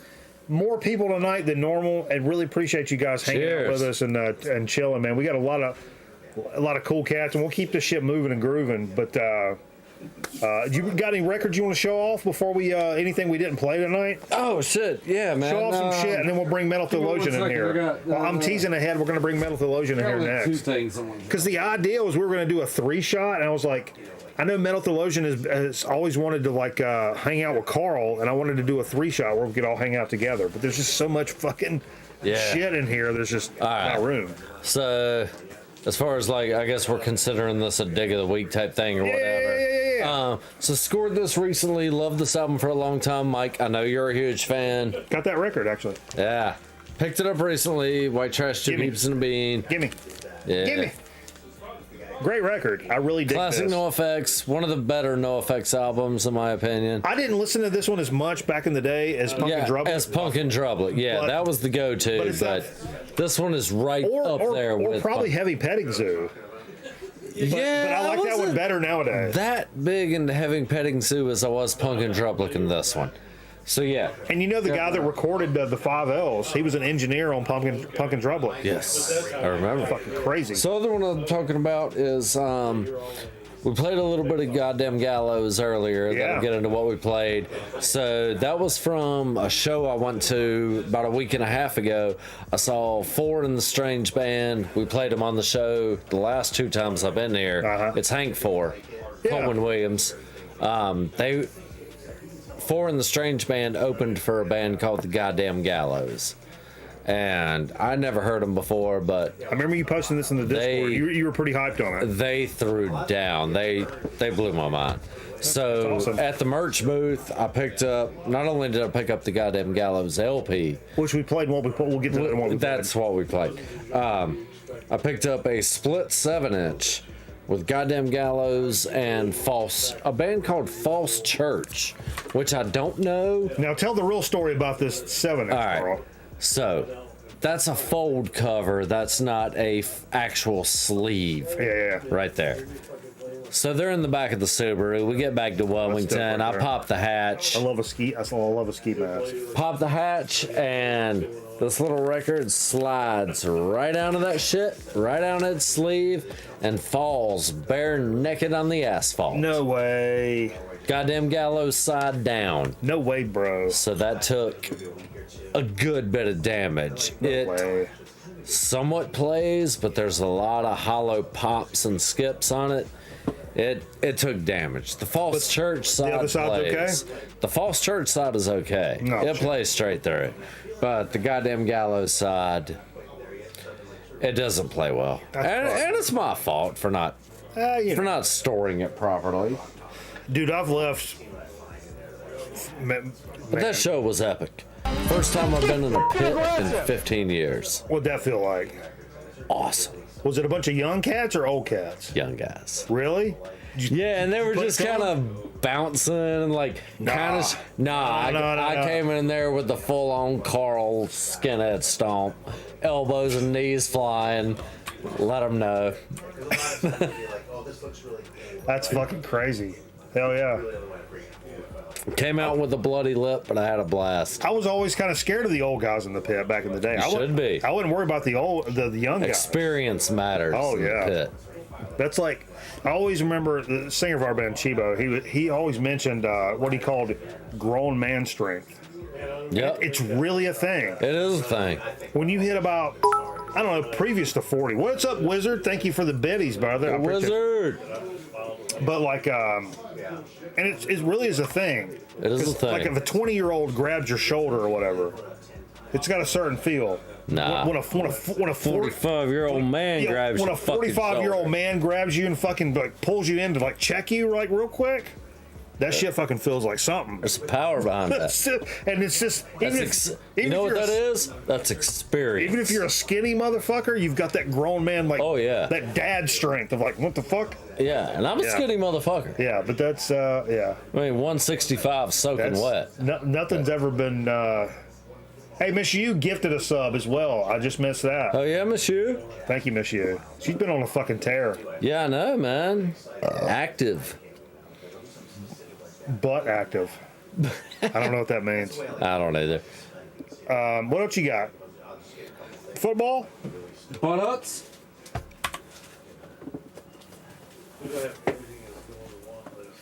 Oh yeah, I picked this up a while back, but I've never brought it up before, and we didn't play it, so I'll talk about it for a minute. Okay. Guttermouth. Oh yeah, I like Guttermouth. Yeah. Got a little Guttermouth. Which one is this? This is Covered with Ants. Is it really Covered with Ants? That's the name of it. That's the name of the album. Okay, fair enough. It is not Covered with I didn't Ants. know. Got some good songs. Chug-a-lug night, I'm destroying the world. She's got the look. Can I borrow some ambition? Yeah. Good songs, man. Oh, yeah. You know, 90s. Fucking A. Gutter punk. Yeah, I love that shit. Fun stuff. Just fun music. So yeah, man, that's pretty much all I got that I brought up because I was keeping it tight because I know we got a large collection of people here tonight. Absolutely. But yeah, 500, dude. That's fucking crazy shit, isn't it? That is 500 of your Friday nights dedicated to this right here. When you really think about that and put it into perspective. Put that in perspective. You get one Friday night a week. And here sits 500 of them. It's crazy. It's actually crazy. That's pretty butt nuts, dude. Yeah. Hey, Metal Theologian. MT. Yeah? Come in. Rotate in, man. All right. Call the envelope. No, you don't go anywhere. Oh, what? Nah, man. MT's got to get his seat. Yeah. Actually, what are we doing here? You slide in there in my chair, Carl. All right. We're doing a live shuffle. This is a live shuffle. You jump in the guest seat. Yo, fuck it. We're doing it live. And you guys meet for first time on camera while I take a piss. This is fucking content. Yeah, this is some real content here because I kind Yo, of. Mike, what's the buttons? Ah, fuck it. Holy shit! When did my hair get all gray like that? Was it that gray on that side the last time I was on? Jesus Christ, man! You're getting old, motherfucker. I'm getting old on Grown Man Record Night. Yep. Aging in front of everybody. So yeah, Carl the envelope here for the first time. That's right. With Metal Theologian. Glad to meet you, man. It's a pleasure. Glad to meet you too, man. Hey, and like, you know, it's funny seeing both those fucking cameras going at the same time. I don't know what. Yeah, I'm not sure which one's live. I'm program camera. The right hand shot is live. Yeah. I don't know the proper button to switch them over, so we're sticking with this one. Yeah, well, fuck that shit. Yeah. Anyway. I'm not here to talk Whatever. about fucking buttons. I'm here to talk about records, right? Exactly. So yeah. Brought some oysters. Hey, what's a band that Banana likes so we can talk shit about while he's in the... Dude, you know who fucking rules? You're good. I won't press any buttons. I'm good. He just said, "Hey, don't press any buttons." Grab me a beer. And that's why he's the cameraman. He is the cameraman. Yeah, but that's why he does cameraman things. So yeah, man. It's funny how many people have man in their nicknames. Here's the Zonk Man. Zonk Man. With the freshie. Oh, that's a fucking bullshit. That's That was like a Dominic third of a Ryan beer shit. there. Yeah, that's how you drink beer. Live on a boat, you drink beer like that. That's funny. So what are we going to talk about? Records, man. You want to talk about records? So we've been going back and forth, and checking out each other's shit and hanging out in the chat and never met before. Hey, did we talk about that fucking that goddamn Gallows record? Did you talk about that one yet? Is that what it's called? No, yeah, but that's on. That's supposed to be coming up on what we've played. But we can talk about the goddamn Gallows a little bit.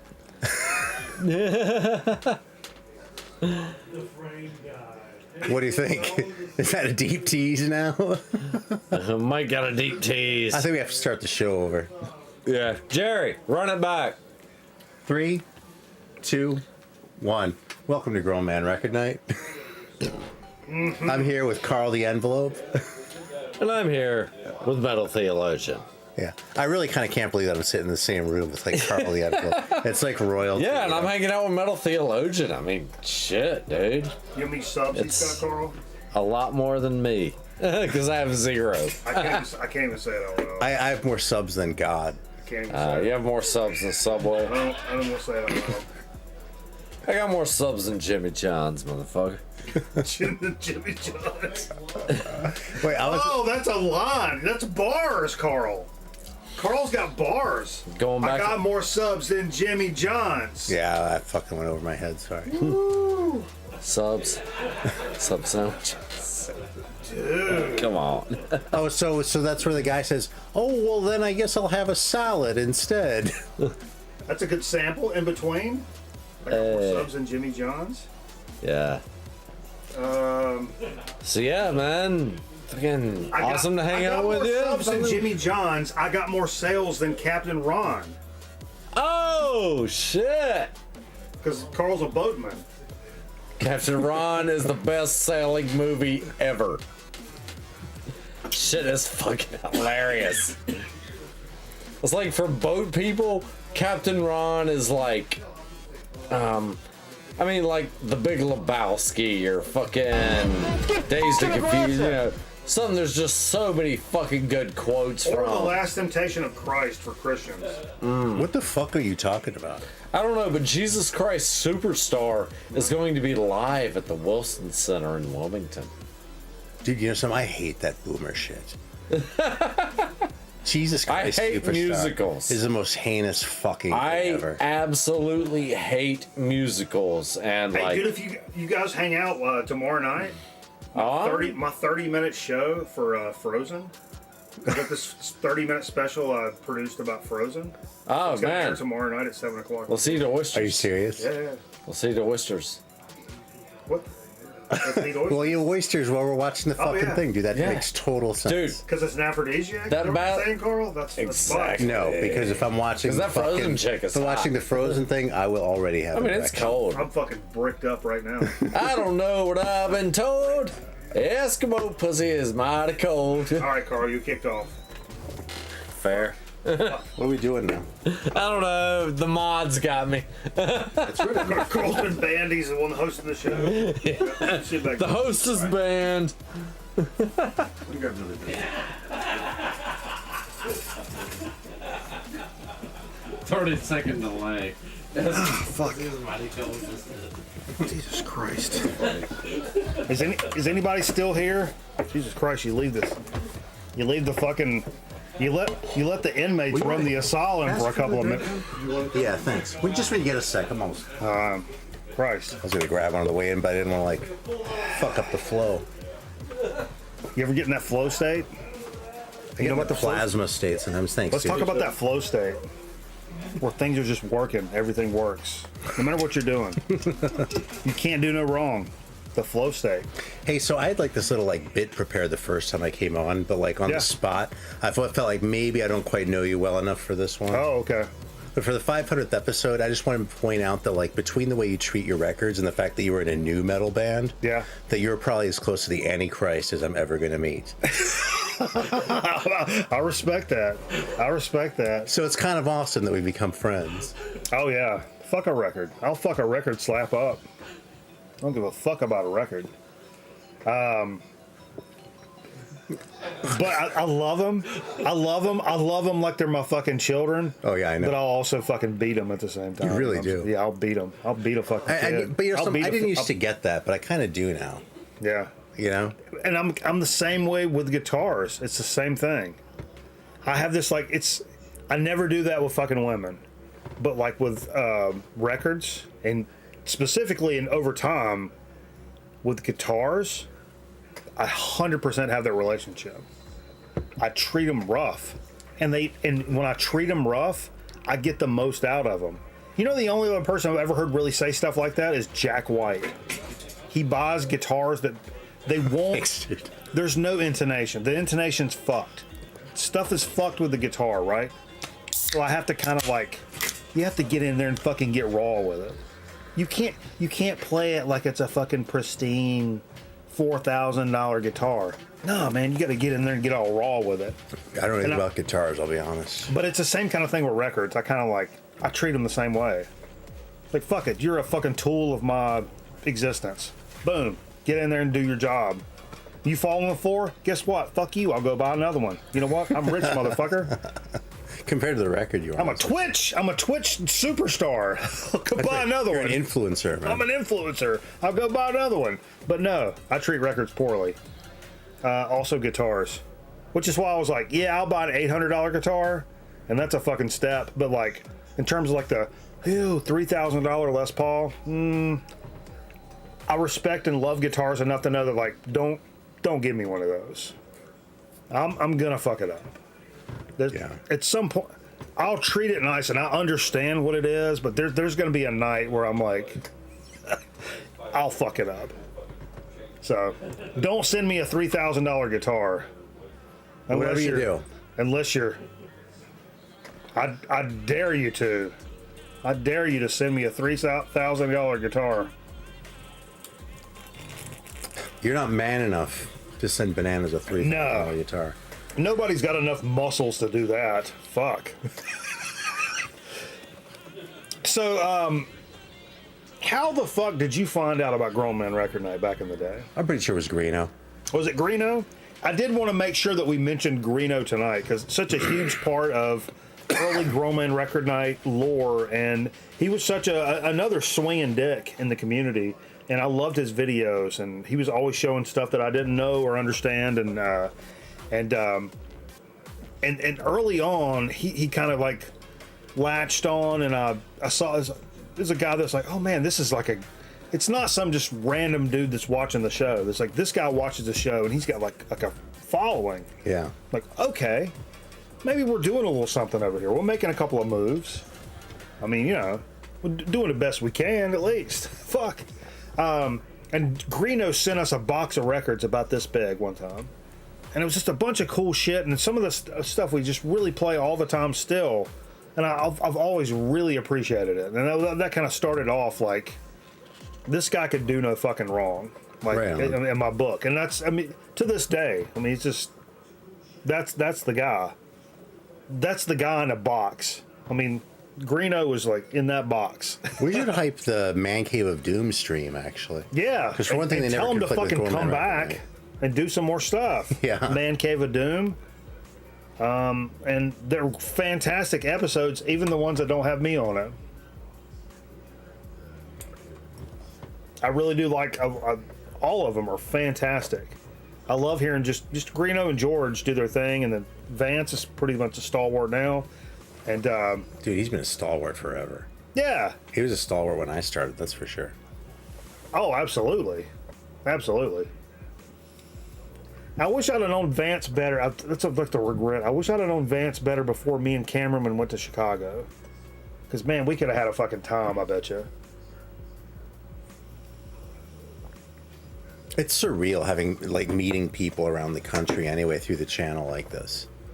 It really is weird. You know, something I've wondered about, like, genuinely is, you know, when we were kids, like, media kind of came out of Hollywood. And it's like, if you were getting an impression of the United States, like just from TV and from movies, it'd all basically be New York and LA, maybe a little San Francisco, maybe a little Texas, but mostly just Hollywood. I wonder if now, like, to people in Europe, if places like North Carolina are more real places than they would have been back then. Yeah, rather than like a meme or like, you know. Right, because like Mr. Beast lives in North Carolina. Sure, you know what I mean. He And actually, like fucking Wendigoon is in North Carolina. Yeah. You know, they're like some big. It's like a real. There's like a lot of media that a lot of people outside of the country even are consuming, and it's things not being produced in Hollywood or anywhere near it. Things have really changed. I mean, since I was a kid, this was a very, very rural. I don't want to say podunk because it's always been progressive. We've always had great educational institutions here, which provided a lot of like, you know, it made this place popping for a southeastern state. You know what I mean? But now so many different people have moved in here. And it started out in like Charlotte and Raleigh and stuff like that, and you could tell that when you went into those cities, like this feels different than the rest of North Carolina. Mm-hmm. Now Greensboro's like that too. Greensboro doesn't feel like Greensboro when I was a kid, and I mean I'm okay with that because there's still like rural communities where it feels like North Carolina. Or if you go to like Mount Airy, I tell people like Mount Airy, which is the home of Andy Griffith, and who I'm related to. I don't want to get into that, but.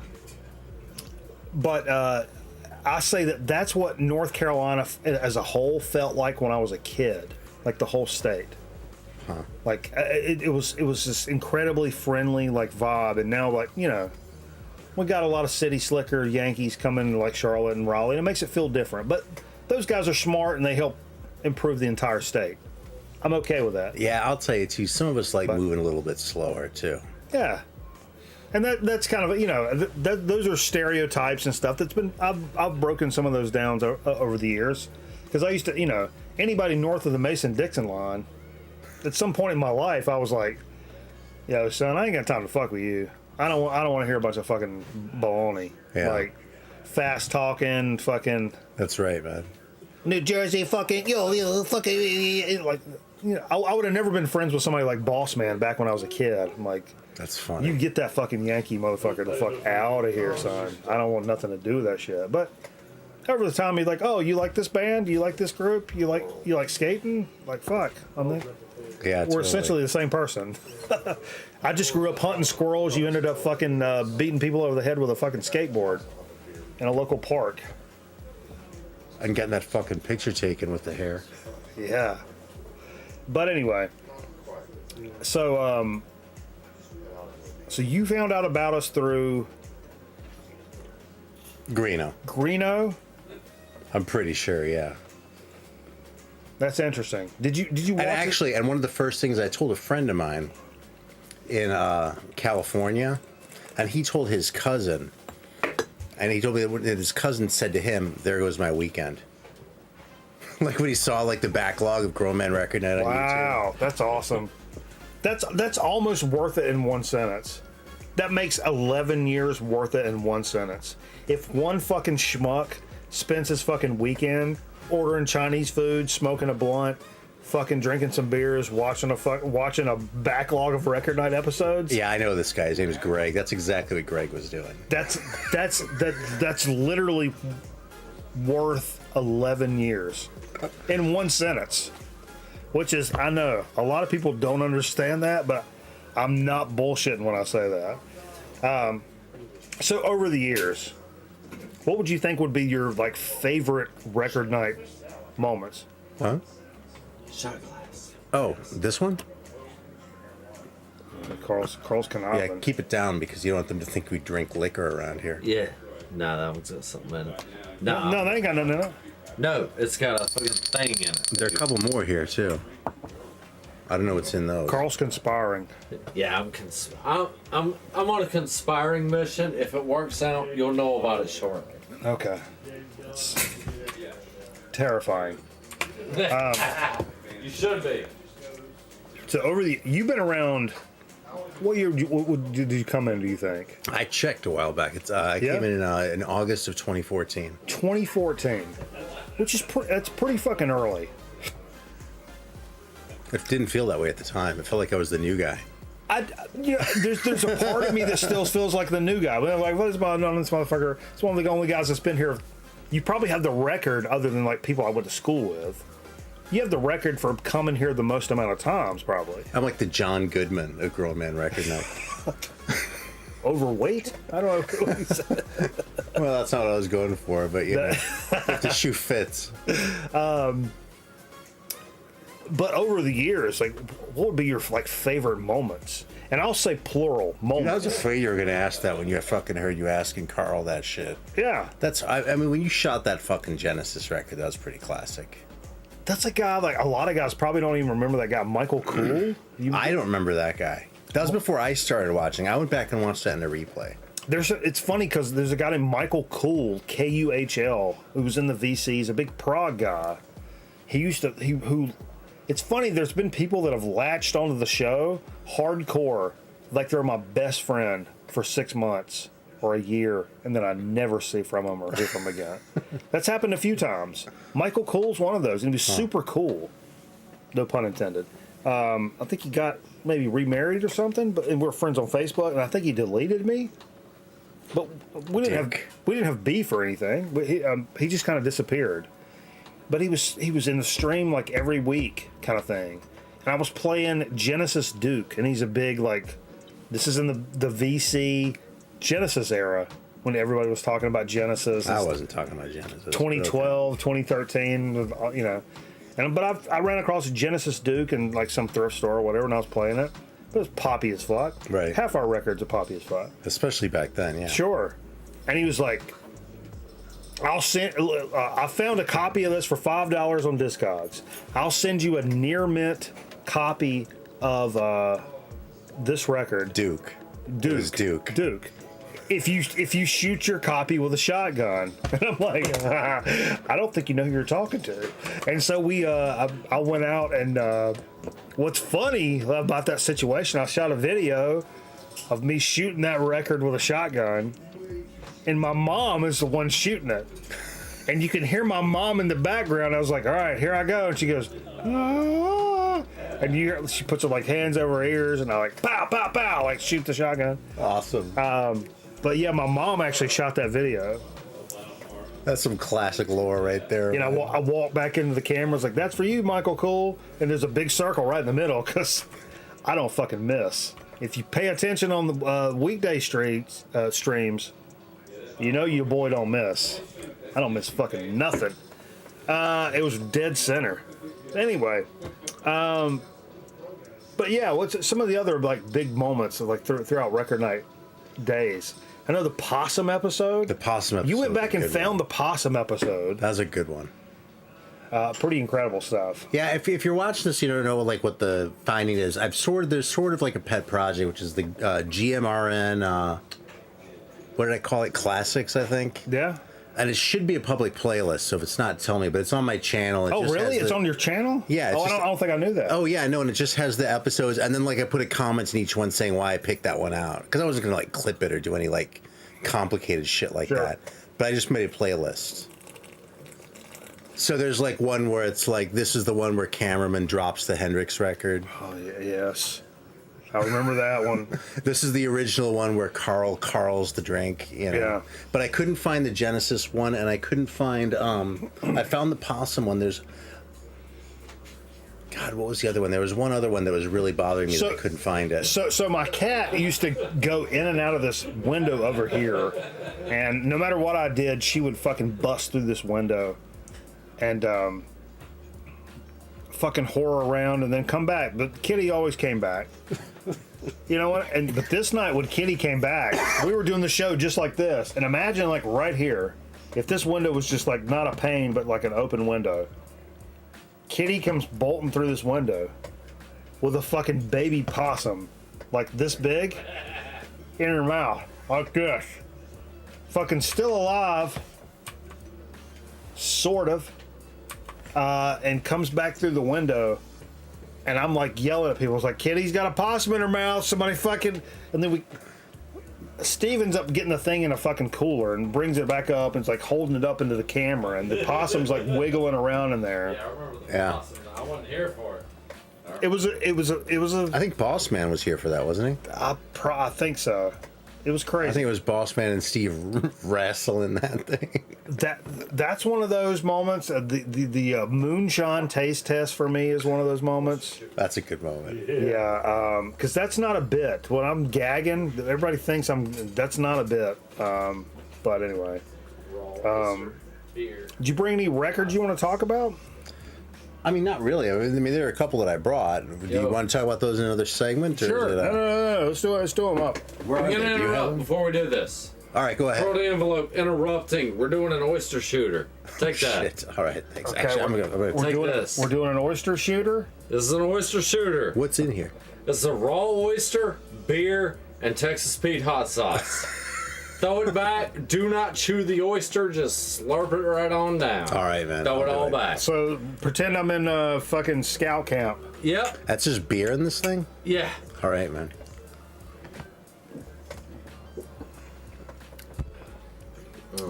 Yeah, tastes like scout camp. It's kind of weird, man. It's not bad at all, though. No. I'm surprised at how well the beer and the hot sauce oyster- complement each other. Yeah, they really do. I feel like I just swallowed somebody's tongue. Like I swallowed a toddler's tongue. I feel just fine. I haven't Nobody sipped clipped beer that. in 3 You years. swallowed a raw, possibly just still alive animal. Nobody clipped that. But me swallowing a toddler's tongue. Oh yeah.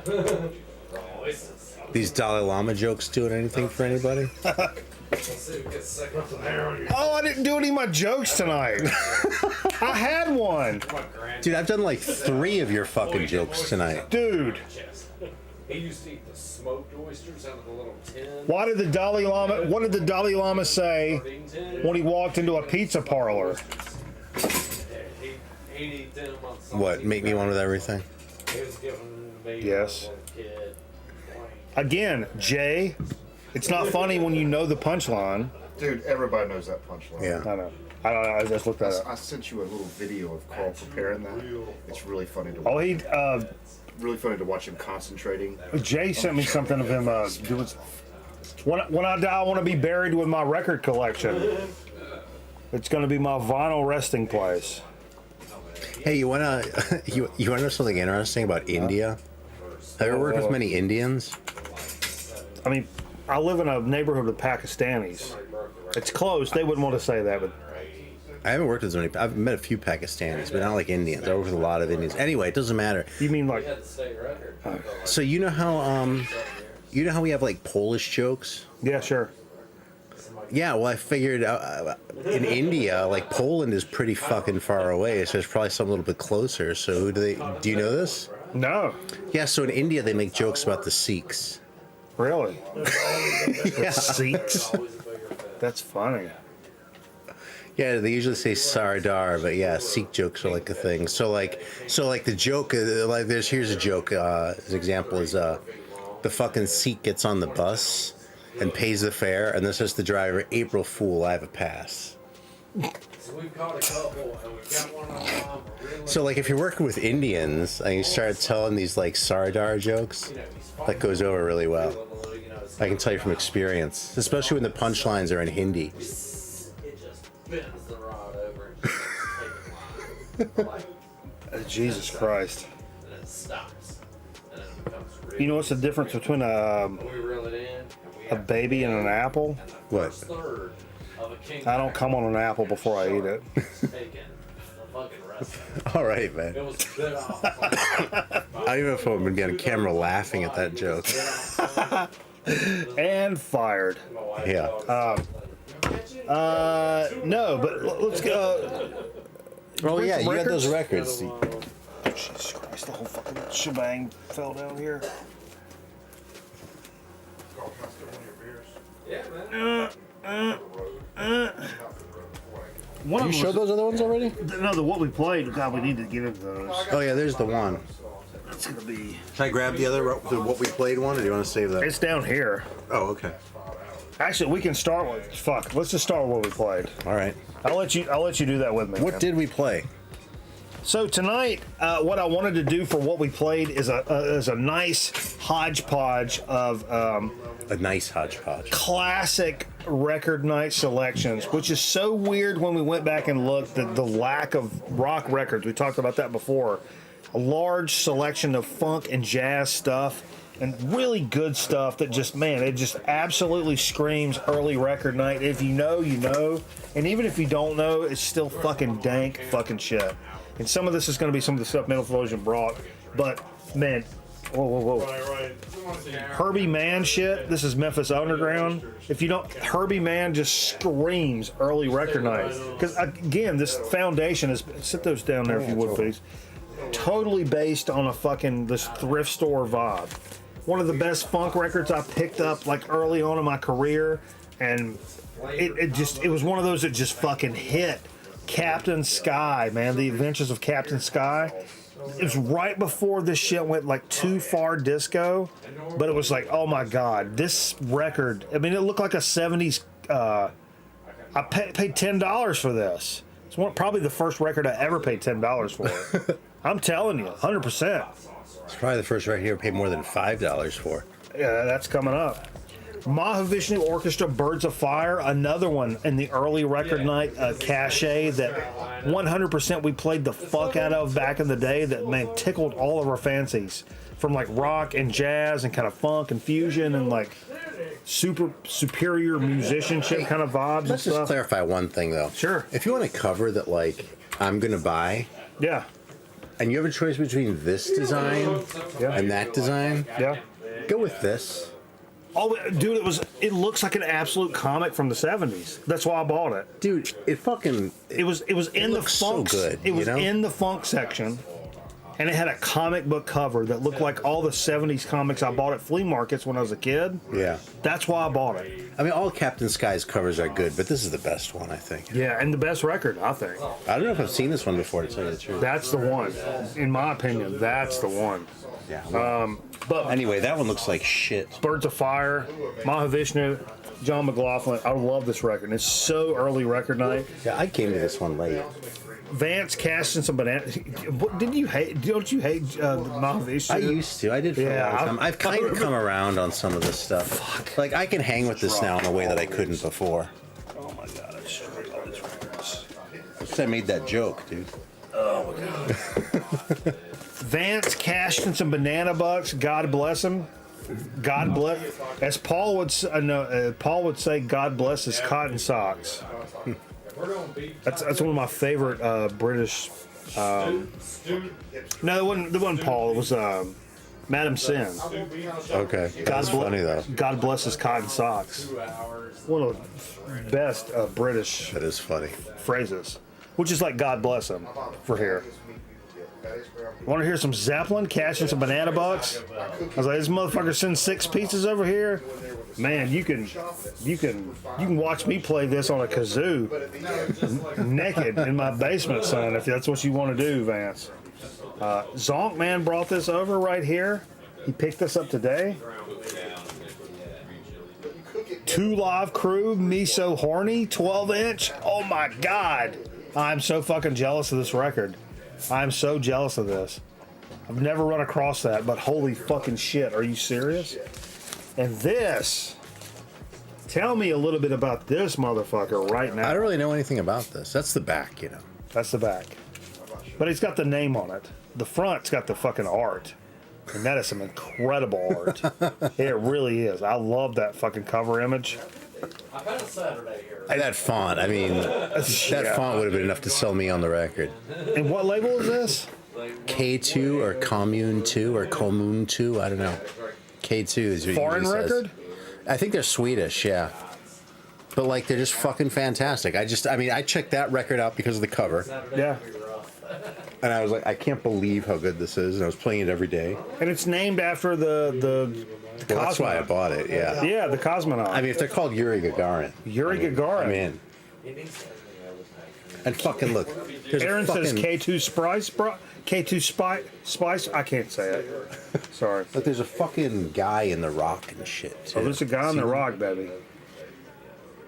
Oh, I see the guy. I see the guy. It's just fucking...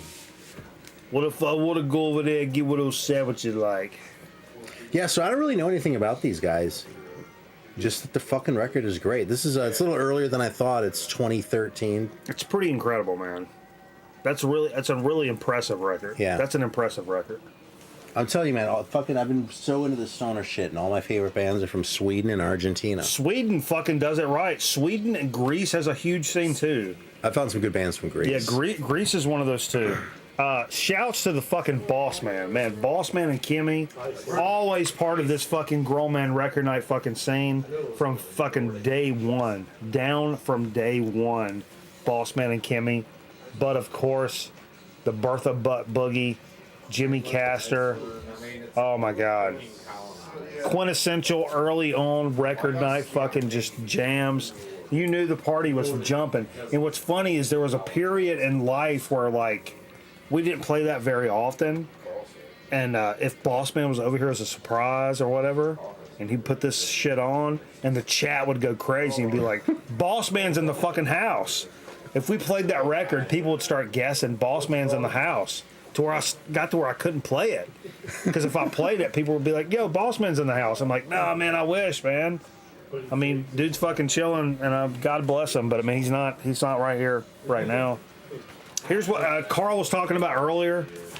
Goddamn Gallows. Carl saw these guys open for Hank 4, like it's in Hank Jr., Hank Williams Jr., 3rd the 4th. September. There's one of those fucking guys. .com/angelfire/rock and roll music __ Carl music. Yeah, so this was cool. Yeah, so I think what this record sounds like is if you took Carl the envelope and fed him into an AI and like asked to produce music based on that. That's what this record sounds like. And you know something, I stand by that, having spent a couple hours hanging out with Carl now. Yeah. Yeah. But frankly, hanging out with him didn't change my impression all that much. Yeah. You kind of you knew who Carl was. But yeah, it was this is like my usual thing, but it's a really interesting and really cool record. You know? It really is. It's because it kind of runs the gamut, like of and it looks fucking fantastic too. I mean, all those covers, all the front cover, the back cover, and the gatefold are all spectacular. Totally. This is doing it right. Are all spectacular. Did you show the gatefold in the thing? I did, but I'm gonna do it again. Anyway. That's fucking so good, incredible. And it's got like children's piano vibes. Mandolin. It has this really awesome banjo. Like keyboard sound too. Yeah. It has all that other shit going on, but the keyboard on top of it, it doesn't sound like mandolin-y, like sort of like tinny, like Maggie May. It sounds like dirgy, and like it has this fucking funereal vibe from the If I was going to be weird about anything about that record, it would be the vocals. I think the singer's awesome. I was going to say the singer is the first thing I kind of keyed into. It's kind of like a Tom Waits kind of thing, almost in like a kind of and like some of the idioms in the music aren't really like the sorts of things that like attract me normally, but like listening to it, like I really like what he's doing. Yeah. Like by points, I'm all in, you know. God damn, dude. Now there's gonna be shit on that chair when someone sits in there. I wouldn't care, but it's probably gonna be me. But yeah, it's good shit. Hey, Carol. Hey. Oh no, it's Zonkerson. Would you have me one of those Bush Lights in there, brother? Incoming. Rain grenade. Grab yourself one. Yes, sir. Yeah, this is a real Grown Man Record Night classic right here. Hold up. All right. Before we go right now. Yeah, we doing that shit at home, man. I'll have the live stream up because I have my laptop hooked to the TV, so I can stream. Let's do this one. Dude, I don't think I know this one. Jay coached for which college football team? This is not a meme. Jay was an actual NCAA Division I college football coach. Oh shit. Yeah. Yeah. Was he like apprenticing for a Zamboni while he was doing this? No, he was an actual. He coached, I think, defensive line, or he coached defensive ends. For which college football team? So I'll have that up watching it, and I'll have the chat. Defensive ends, man. That still sounds fucking funny. I don't care what anyone says. This is a true statement. A lot of people don't know this shit. when I'm watching. How are people in the chat doing? I always pause my phone and just chat. Yeah. Well, half the time, my phone stream like goes into ultimate death circle mode. So like, it's not low. So all I've got is the chat. Typically, anyway. The correct answer. The laptop picks up the. Even though Jay and I both went to NC State, the correct answer is B, Murray State. Where is Murray State? I don't even know. Is that Kentucky. right here? Oh, wow. Bowling Green, Kentucky, I think, Oh, near that shit. area. Okay. Yeah, but Jay was like, "That's a pretty big program up there." That's some deep lore, huh? Like, when Jay first came to here, he stopped coaching for for Murray State and started coaching at Greensboro College just for funsies. Wow. Which is a smaller program, and we're like, then he would like come over here because he had time. But I'm sure like when he was doing that, there was no time. How long was he in Kentucky for? I'm not sure. That's when there was like years gap when I lost contact with Jay. Huh. And he was like coaching football. I looked into. Yeah. When I was first. And see if I can find another one. I looked into Starling. Oh, here's a good one. But I didn't get it. Here's a good one. Here's a good old school one right There's here. no one who should get this wrong. I don't know, although it feels like it was last week that this was an issue. I bet there's a lot of people that don't know this one, Steve. New question. In the GMRN lexicon, jiggling wires to reestablish a connection is called A, knob dick, B, kachonga, or C, bean flicking. Don't say it. Don't say it. You know, put in 10,000. Isn't there a graphic? Yeah. There was a graphic back in the day. It's funny, see, stuff is like all over the place. No, it's Not really everybody kinda knows. Not. Yeah, not everybody, but look again. Unlimited, like, super Yeah, people know this one. anywhere in the world. It is, in fact, our Lord and Savior. Do I have it in the? I don't even think I have it in the fucking thing anymore. Yeah, you're good. You got I'm not gonna look for it. 16, that's the 20. Dude, I still haven't gotten used to that whatever it takes graphic yet. When that was on in the other room, I thought it was a fucking video game. Oh yeah? I was like, how come it's not moving? Ha! You know, it's from Red Dawn. Okay. That one. You never seen Red Dawn? I the saw 84? Red Dawn in the 80s, yeah. Yeah. That's when they pop out of the ground. Dude, here's the thing about Red Dawn. Don't get me started. I saw Red Dawn right around the same time that I discovered the dead Kennedys. Yeah.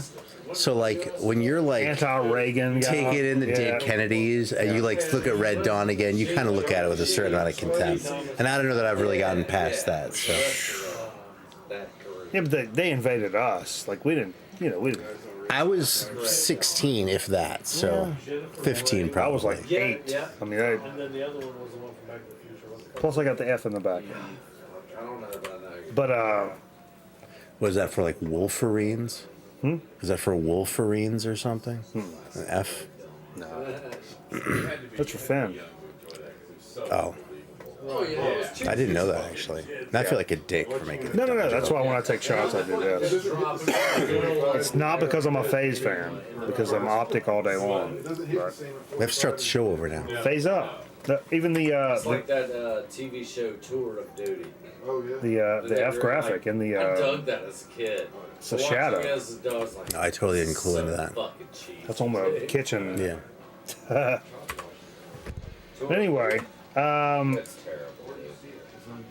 we'll keep going on the what we played. Oh wait, but I have to do this one first. Fuck. That's why I stopped, because I knew this was going to be a 4-hour show. Oh, it's gonna be so long. I used to, as a kid, I loved it. I wanted to find this question before I did this. For soda, I'm always Nope. that way with Andy Griffin. The exact opposite. No. Oh, yeah. Chips. I recognize how fucking terrible it is. Fuck, click that. No. Everyone I was stopping one. Come on, man. Andy Griffith is great, man. No. The last one's a good one. That's what I think you just talked about it last week. Andy Griffith episode, probably 100. Damn it, where's the fucking... It was. Oh, here we go. Growing up It's what got watched. What was the first record shown on Dig of the Week? The very first Dig of the Week we ever did. I wouldn't have known this, but you kind of just gave it away. And these 3 records are all fucking stalwart record night, stone cold classic tracks we all played back in the day. Les McCann's Live at Montreux, which is like low-key my favorite record of all time, period. Dave Pike's set, Infrared, or George Clinton's Computer Games. So while people are voting, I know I've told you this story before, but for people who may not know this, when I actually met Greeno in person, I met him at a record store for the first time. We were hanging out, we were flipping through some shit, and I found a copy of Les McCann Live at Montreux, and I pulled it out. I was like, this is Banana's favorite record. He was like, his favorite record of all time? I was like, yeah. He was like, well, I better take it home then.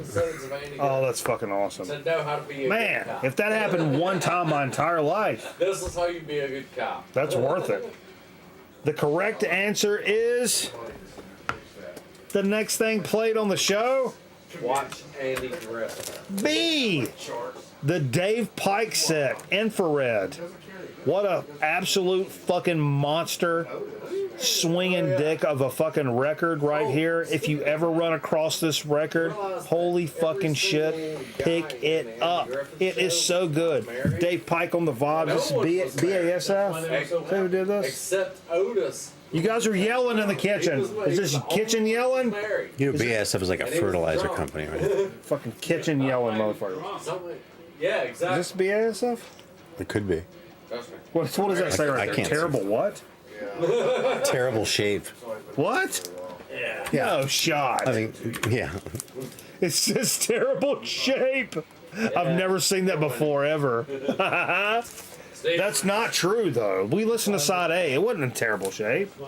That shit fucking Let me take a look at this. I've never looked at this one. It's funny because I've heard it so many times. Yeah, it's a uni pack or whatever. Fucking bullshit. Yeah, I fucking hate that. That's why I put it on the back early tonight. But a fantastic fucking record. The not every day Pike set is one that you want to like build your collection around. This one, I built my entire collection around this record. Like 100%. 100%. It is in terrible shape. No, man. Not at all. There's just some shit on there. Hey, this is a Zonk Man record. Who's in the house tonight? The fucking brand new Metallica record came out today. Who's listening to this record, and what's your thoughts? I think it sounds like a pretty good attempt at an old school Metallica classic sounding record. And I have to say, I was pretty impressed with this record. What's it called? 72 something or others? We put on a good party. 72 or something or other. 72 seasons.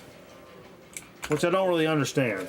But I have to admit, some of the last offerings from Metallica I've been a little more receptive to. There was a period in Metallica, which was from the Black album for like 10 years past that. Like maybe I'm like, just Jesus, you guys are fucking cringy as fuck. Like you're the definition of cringy.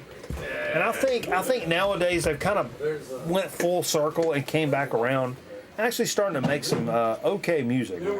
Because that one that Jay has, what's it called? You may have rushed that. It's not the last one, the one before that. We were together 2.5 years. What, Death Magnetic, maybe? That's a good record. I like that. Jay brought that over, and I was like, oh, fucking Christ. And he put it on. And I wanted to shit on it so bad, especially because it was Jay. I just wanted to shit on it so bad. And, like, low-key, I couldn't really shit on it. Because I'm like, this is okay, man. Is it Master of Puppets? No, fucking is it Ride the Lightning? No. Kill them all? No. But it's not. You can't hold somebody to that fucking standard. That's unfucking fair. You know, one reason why I haven't bought any of their records in a long time is because I don't really know what I want from a Metallica record now. You know what I mean? That's a fair question. Because, like, on the one hand, I don't either.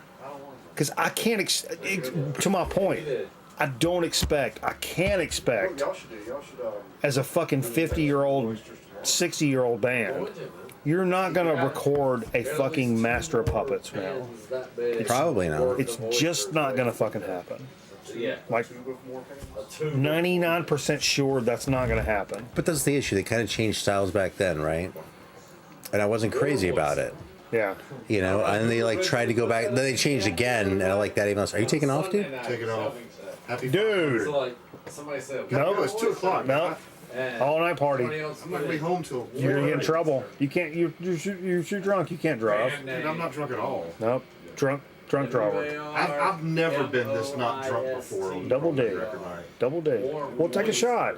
No. Yeah, then you can lay down. And I'll take pictures of you sleeping for the internet. I didn't bring my machine with me. So I've been saying it all the No time, machine. like last week. No machine. Warm oyster. All right. Force horse. Good seeing you, man. Warm oyster. What were we talking about? Oh yeah. So Metallica, so they changed, right? And then they changed with like the Black Album and shit. And then they changed again with like the Load and the Reload and shit. And then since then, every one of their, well, maybe not Saint Anger, but since then, every one of their records, they've been trying to go back to form. And it's like, I didn't necessarily like any of those. I didn't pay a lot of attention to them, honestly.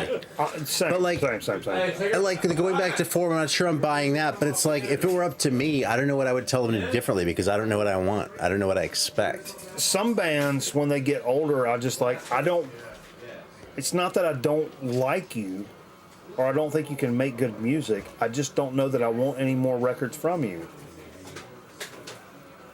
That's kind of how I feel about Metallica, I think. I'm kind of the same way. But like, I'd feel bad saying that to their faces. I mean, what is that? So iconic. And also, this record's a great record. I think it's a good record. But and like the one I wasn't paying attention. And the one that Jay brought, what's the one we were talking about before? I asked you. Death Magnetic? I love that record. I think it was that one.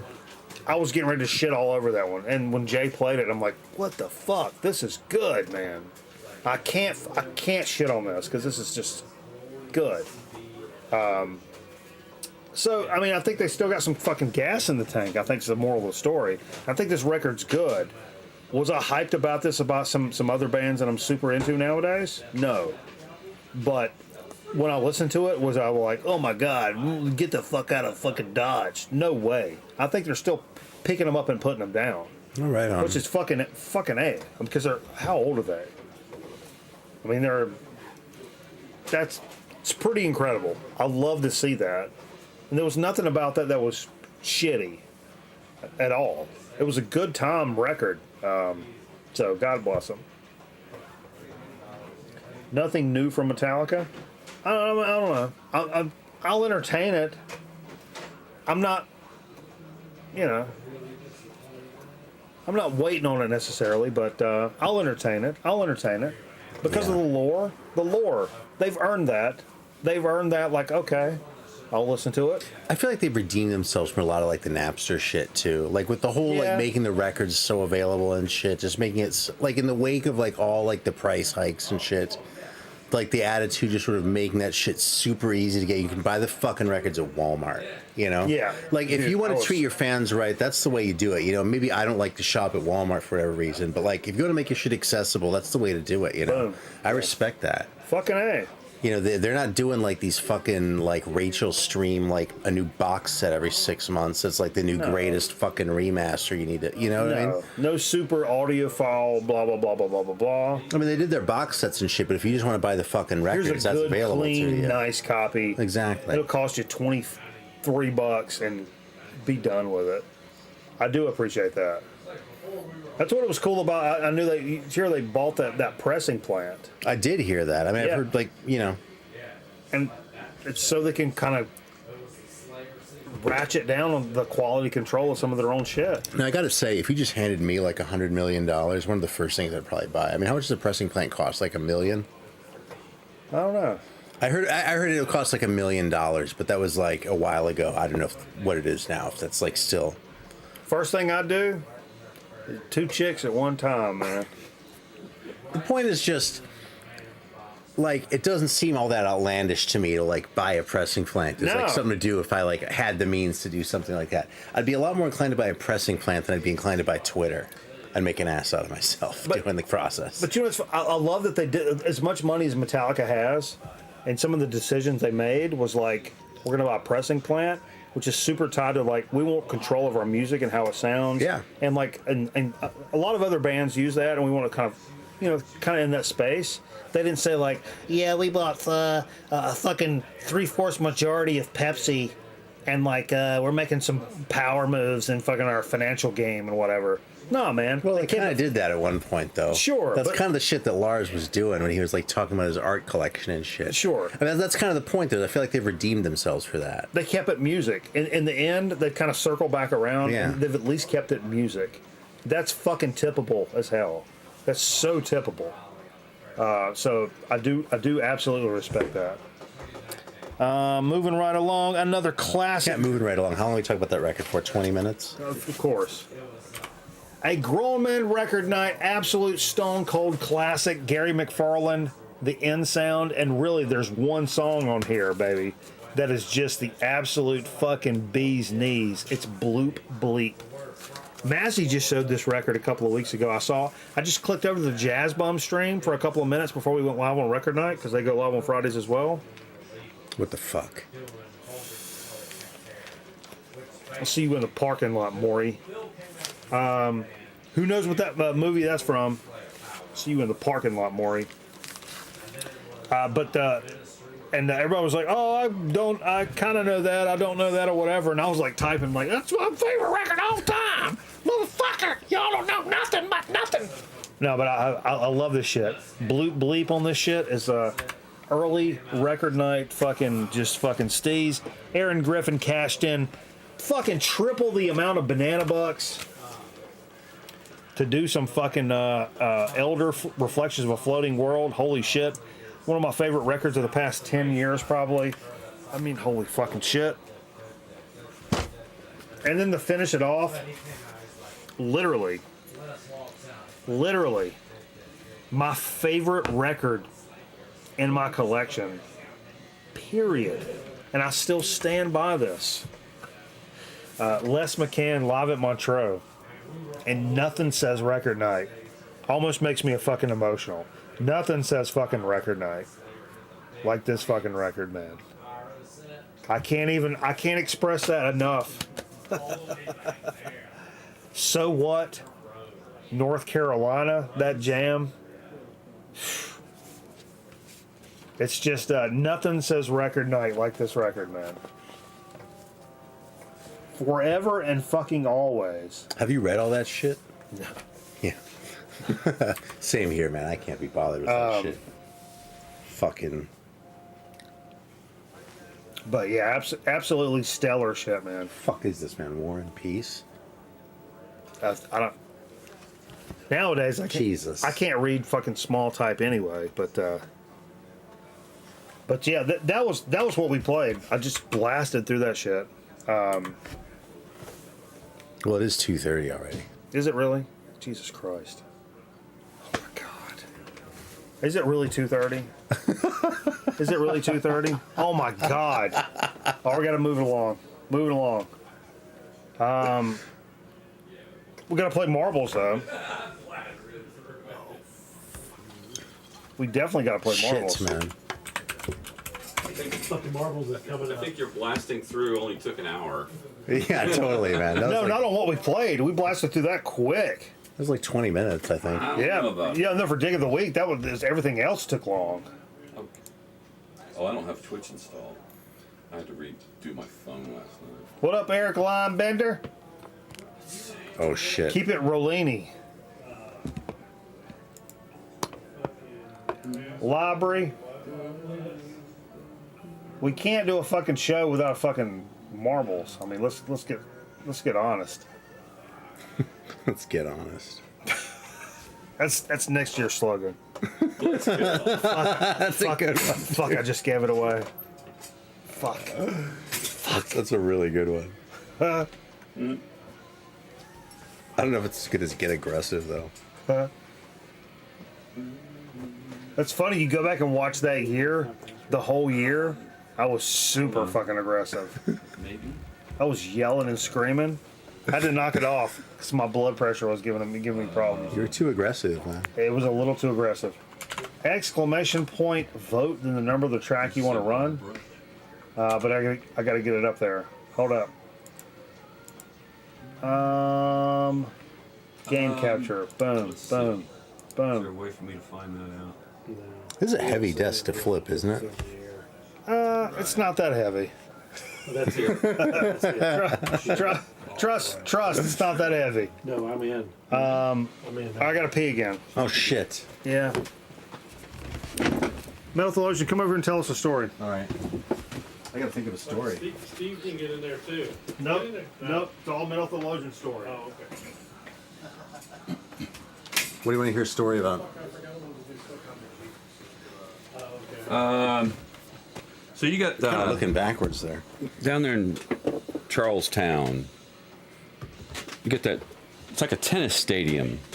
I went to took my daughter to a concert there. Oh yeah. It was like a boy band. Dude, this is so weird. It's not too far from where you live, actually. Oh shit, we have the wrong fucking camera on. How do I switch this shit?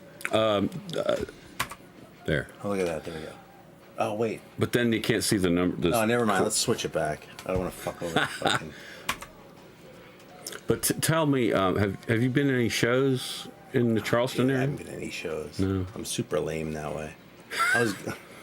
I mean, I don't know, man. I just kind of suck at that. I'm a shitty fan, I guess. Well, maybe the right shows just don't come your way. There aren't a lot of shows that go to Charleston. Really? I didn't really realize that. Yeah, I would have thought. When we were in, well, they might be Giants, not your cup of tea, but they were headed down to Charleston. They were like, tell folks in Charleston we're coming because if we can get like 20 more people to buy tickets, we get to another level of getting paid. There was some kind of payment like level thing. But it's just as well you didn't tell me because I still wouldn't have bought a ticket, but I would have felt guilty about it. I would have made you feel guilty about it. Yeah. Not that guilty, just a little bit. So apparently I can share my Wi-Fi. I can share Mike's Wi-Fi if you want a QR code. There's a QR code for Mike's Wi-Fi. Yeah, this isn't it though. This is the one that's live, I think. Oh, yeah, I'm on the wrong camera. So it don't matter. I just shared your Wi-Fi password with the world. I was trying to share your Wi-Fi password.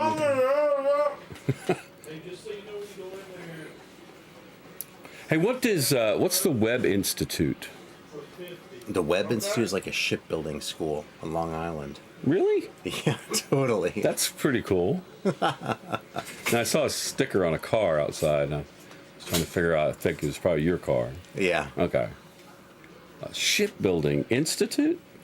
Yeah, that's what it's called. Yeah, it's a school for building ships. Yeah. I guess everybody needs a school, right? Yeah, exactly. Dude, it's a small field. I'll tell you about it if you're interested. This sounds like an Amway pitch already. Yeah, it's not an Amway pitch at all. Yo, we're gonna jump in here for a second. What's the plan? Nah, just want to give a quick shout out. You're not on camera anyway. So. Yeah, I am. Oh, no, you got the count running. Nothing's on camera but me right But hit F2, Just Metal Theologian. Hit F2. No, F1. F1U. And, right arrow over at the bottom. That was left, I think. Right, there you go. Oh, there we go. Yo. But they can't see this is the thing. Marie. Now, check it out. Thanks for tuning in. Hey, Carl Sister. Little sis. Tuning in from England. Wow. Early in the morning. She just woke up, tuned in the stream. Our most distant viewer right now. What's up, Marie? Yeah. Cheers. What time is it over there? 2, so that'd be 5 hours, so it's 7:30. It's just in time for beans on toast, son. Just in time for beans on toast and a shot of liquor. All right, that's all I gotta say. Shot of liquor. Hold up. Oh shit. There you go. Yeah, that's some old man shit. All right. We did say beans. Who's up? Am I still here or is someone else coming up? We got a course. Are we gonna run a course here? Yeah, let's see what we got. Zongman gave me the hip to the skip. Said there was a lot of votes for track number 50. There's also votes for 34. How many? How many votes are there total? Let's see. I'm gonna tell you. 34. There's 1, 2, 3. Yeah, there's 7 votes for number 50. 4. They lose, Steve. Are there multiple votes? 7. 7 votes for that track. So we're running it. Boom. Exclamation point play, folks. Exclamation point play. Thank you, all you pokes, you folks, for hanging out here late in the evening with us. Holy shit balls.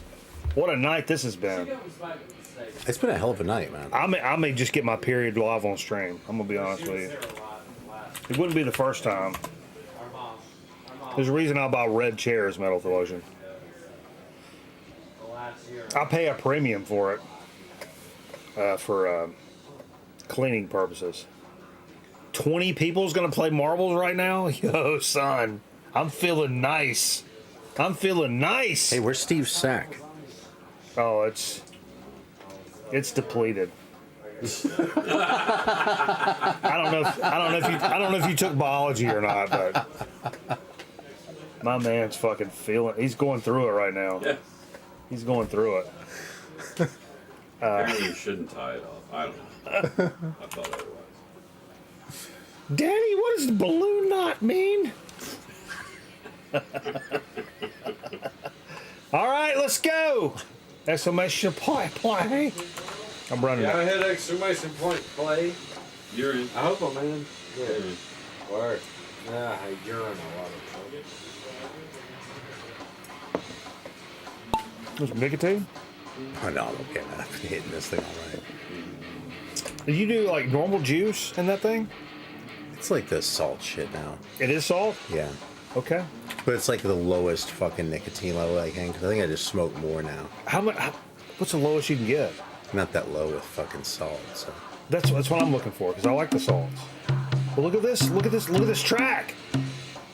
Oh, Groman record night with a track record at 108. Let's see somebody step the fuck up. Get stepped up and not get knocked right the fuck out. Was it like Liver Lobes is going for it? But, oh, it was Aaron Griffin. Liver Lobes is busy dicking around. Oh, chasing the classics. Brad, what's up, homie? He found that in the wild. That's worth so much money. Holy shit, is that for the stadium events? Dude, damn. That's Aaron Griffin. Power moves with shower shoes. Oh my god! Oh my god! Look at this! Aaron Wow! Griffin wins every Wow! fucking Wow! week, Wow! dude. Wow! Wow! Wow! He wins every week. Fast. That's a quick track. That means we got to run another one in a bit. He's also he's so flustered. He's puking about it. Let's see the final results. He beat my record? Fuck. No. No, he didn't. Well, shit. If I say he didn't beat nothing. Let's get into, officially, like, Dig of the Week. This is going to, Jesus Christ. Okay. I'm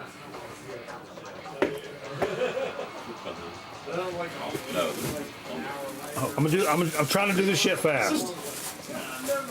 Speaking of Aaron Griffin, sent some, in addition to those stickers, those amazing stickers.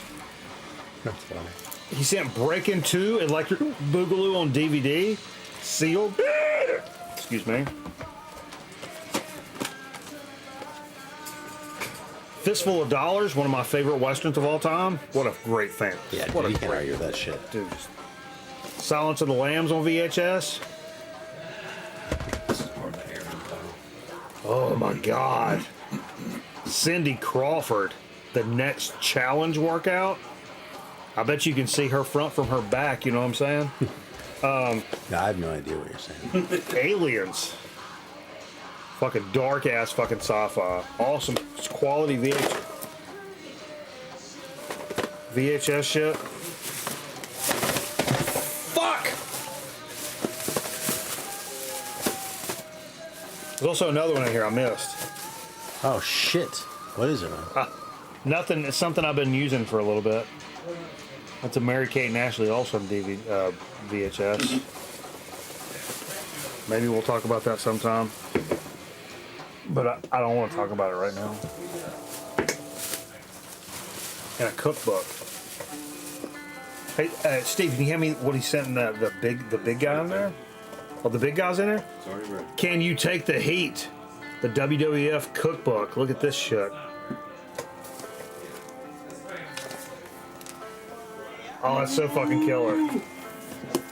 Also, he left all the shit on my doorstep, in addition to all those stickers that we talked about earlier. But oh my god, it's so fucking heavy. I've refrained from looking at this too tough until tonight. I did notice it does have a speaker. Oh my god. On the back, it looks like. This is so fucking heavy. That's the bottom. That's the bottom? Yeah, look at the little... But I was trying to show the Sony. There's little legs on the bottom. Trony. Oh. Okay. It's got like a... Yeah, lay it like that. Lay it down. Like this? Yep, like that. That's the top. Other side's got the clamps on it. This side? Yep. Oh, well, you told me wrong about everything. Just one clamp? Oh, the hinges are on the far side from you. There's probably one on the other side. Probably one on that side. Fuck. Yep. I don't understand. Like right here? No, right there. Huh? Isn't there? Yeah. Right there. And then it should go. Fuck. And the fucking lid came off. Hold that. I think it's supposed to. It's supposed to do that. Holy shit balls. Yeah. Dude, are you fucking serious right now? A fucking reel-to-reel guy? A Sony reel-to-reel guy? Look at the texture of that shit. Whoa. Isn't that weird? Whoa. Are you fucking serious, dude? It's like a fucking growth or something. I've got a couple of reel-to-reels. I've got a Command Records compilation and a Herb Alpert, I think, reel-to-reel already. Oh, I can't wait to try that out. That's fucking dope. And you figure out how to do that? Records. It records? Oh yeah. So we can record it. So we can play music right into it? We gotta Or your voice. We gotta figure out how to record music right into it. Yeah, that's what I mean. Like play music. Oh, yeah. Da da da da da da. Right into it. Yeah, that should be the only source of recording. Solid state. Now he's gonna be playing Herb Alpert. What's wrong with Herb Alpert? You guys are fucking faded. Is that a fucking reel-to-reel? Yeah, courtesy Aaron Griffin. Yeah, dude. That's fucking crazy. You want to check it out? Yeah, Books. love to Check them out. Books. Check them out. But you got to pick it up and carry it. Yeah. Fair enough. But it's got its own speaker, it looked like, though, yeah? Classroom edition. Yeah, okay. Didn't feel closed. Didn't feel like they caught. But I guess it did. God damn, that's heavy. I was waiting for that shit to hit the ground. I ain't gonna let that happen. Okay. Steve, you got Steve's got a record from the Zonk Man. All right. Pull that out. And Scotty. And Scotty. I'll get a drink real quick. Okay. Steve, jump over here real quick. Tell us about the first time you showed up on the show, Steve. It was not for the show. Correct. It was a Sunday night. It was Oscar night. Yes. Which, funny thing happened this year for Oscar night. It actually was an Oscar night when Scoot that way. I feel like I should we're on scoot top. that way. Like this. It's a big wad view, so it looks like we're sitting on each other's lap. So yeah, I came for Oscar night, and we put on a little. And you never left. Special edition. Yeah. Oscar night, and I remember for all the records. It's still, if you find the records that I pulled that night, and they were mostly soundtracks and stuff like that we talked about. Oh yeah, that's right. And I had made little cards and taped them on the back that's funny. The sleeves. So when I talked about it, I knew what I was talking about. There is a very famous, I don't want to say very famous, there's a very popular YouTuber that you can 100% tell that she is reading what the record is off of cards she has taped to the back of the records. Well, that's a way to do it. I was like, yo, son, I know that trick. You ain't pulling nothing over. That's fucking 10 years ago, son. But yeah, that was the first time. I've actually been able to be here a few times since then. So. Since September. Grab where's this? Huh? Don't worry about that. Where's that? Where's the first one? I wasn't here for. I think it's got writing on it. It's just a. Behind you? No, I know it's not. Yes, thank you. You made a mistake. Steve Fever. Uh-oh. What's that? This is not it. What is it? That's not really bad. Paul Revere? What? Paul Revere. And the Raider? It's Paul. It's just Paul. What is this? Did this come with it? No, that has nothing to do with the VCLT from the Zonk Man. It does not. It was just over there. Oh, what the fuck? Where the fuck did that come from? I don't know Hold where up. it came from. It's kind of cool, though. What the fuck are we saying? All right. What's happened? It says Steve Fever combines Psych and Stoner, bringing 69 and 2019 together. Glossy Shines. Hey, it's the Boss Man. Just thought this may interest you. Pretty sure you don't have this album. You've just been zonked by the Zonk Man. Oh, whoa, whoa, whoa, whoa, whoa.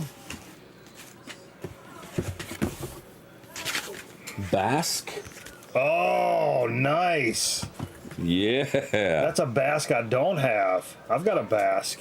You have a Basque? Oh, you dig this shit. Asheville. Yes. That's fucking killer, dude. Matt Bales, who did Pearl Jam and Mastodon. This is 3. Raises the stakes on their unique Appalachia tinged blend of heartfelt heaviness. This is 3. Very cool. Steve said this is 3. This Yeah, is that's 3. the name of the album. Hey, since the Boss Man's in here, I have to play that intro again. Hold up.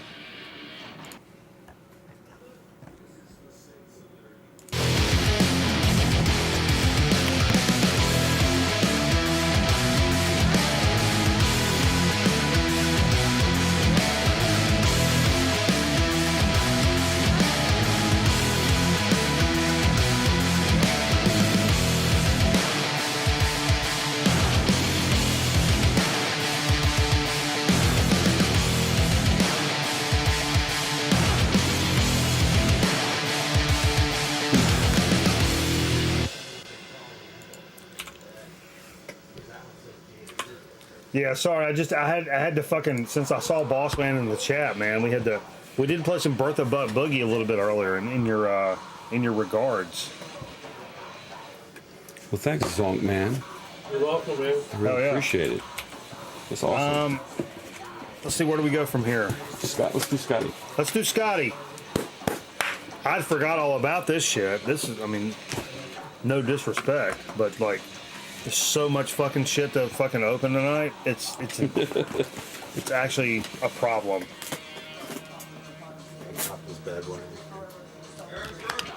A lot of tape on here. What's that mean? It's, A lot of tape on D's nuts. no. You want to aim it toward your aorta. Oh, is that the key? Yes. Trust me. Trust.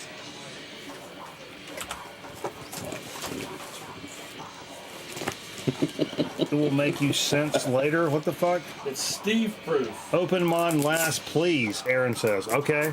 Okay. You should do a segment where Steve tries to open a package while you tell a really depressing story.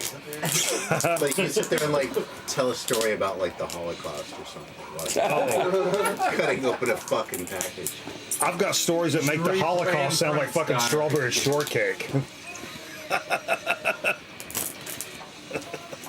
Mr. Science Theater 3000. I should have pre-opened this.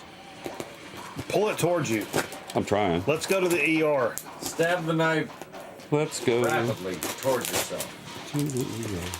I want to cut yourself bad because the High Point ER has got the dopest subway in the market.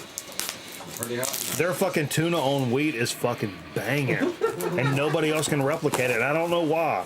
Maybe it's just the trauma in the air. All right. Do you think you can prove that God is There's a lot going on in here. in the Bible?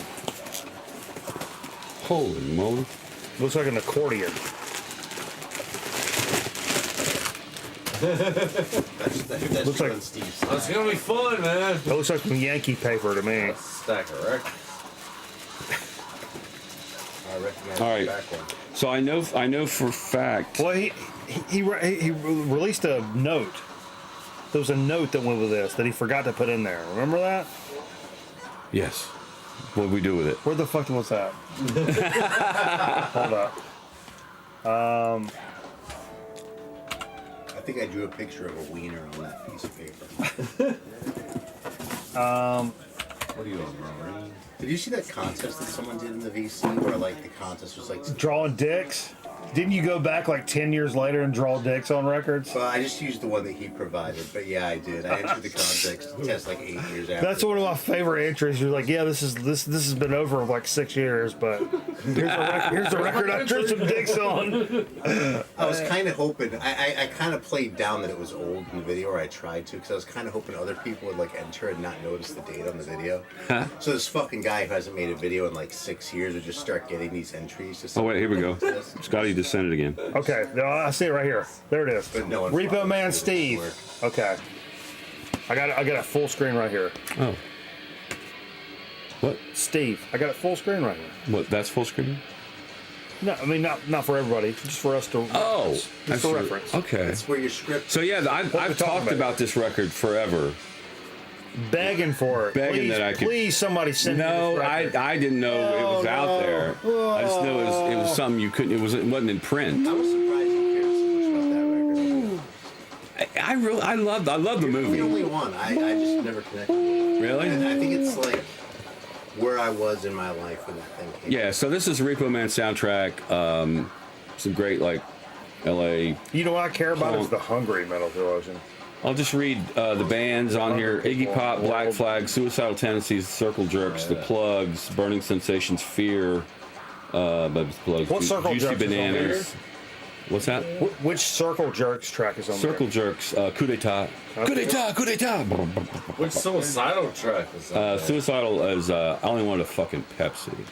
Okay. Wasn't Wild in the Streets. Institutionalized. Yeah, institutionalized. Yeah. Gold stamp promo.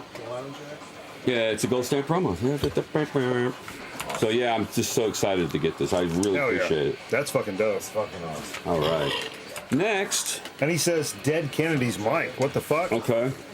Oh! Yo! Hey, yo! Oh, that's man, one of the best Dead Kennedys. I've had this on CD for a long time, and I've never had it on vinyl before. He said he realized he had a couple of copies of this and sent it over. Holy shit, dude! Thank you so much. I copy that I bought in like 1988. This, Jesus Christ, this is what it's all about right here. I mean, a record like this, records of the genre. like a record like this is what it's all about. Like everything, it's what everything's all about. You know what I mean?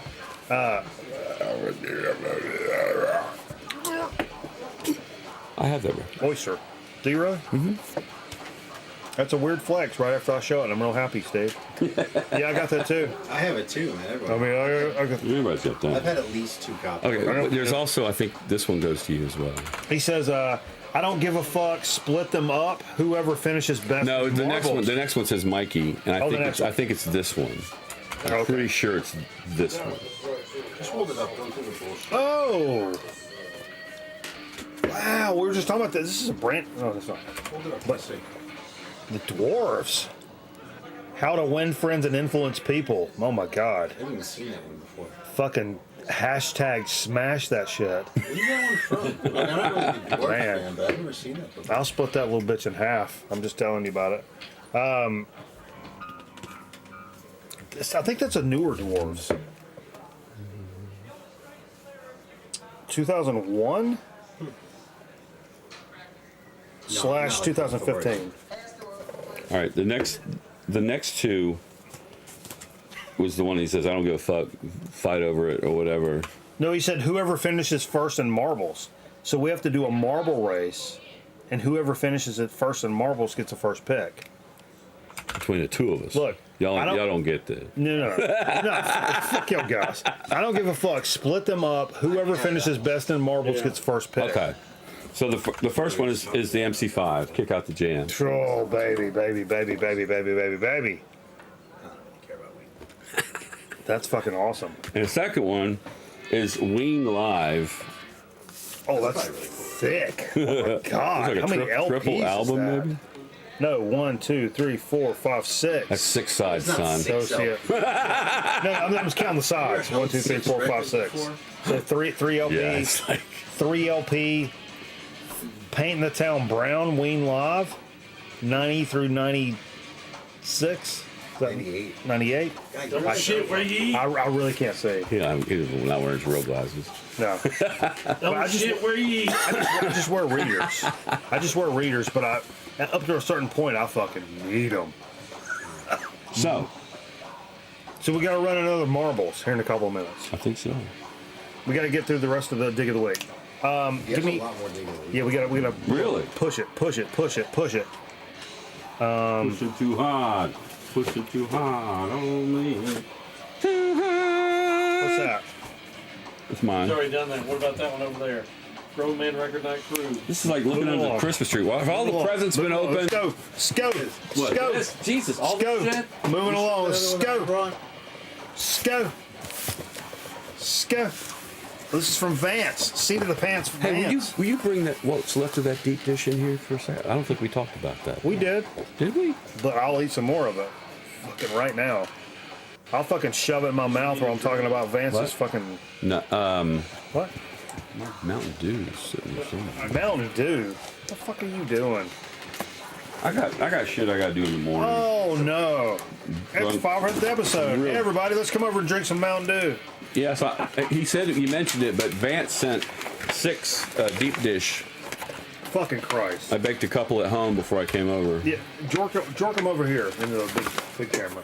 What we have here is one of them's a sausage and the other's a pepperoni. Pea pops. Dude, the fucking pepperoni is fucking nuts. Yeah, Holy the sausage was nuts. The sausage is just layered all the way. There's not like piece of sausage here, piece of sausage. It's like sausage all the way across the pie. It's like going to Boy Scout camp. Or And I am gonna I'm taking the veggie home with me. the veggie. Oh, the margarita or whatever. The veggie pizza. I don't think it's called veggie pizza. No, it's called veggie pizza. Huh? Yeah. Yeah. It's Lou Malnado's veggie pizza, okay? It's mushrooms, onions, got some green pepper in there. Led Zeppelin. Mikey and GMRN, happy 500. Congratulations on your 500th show.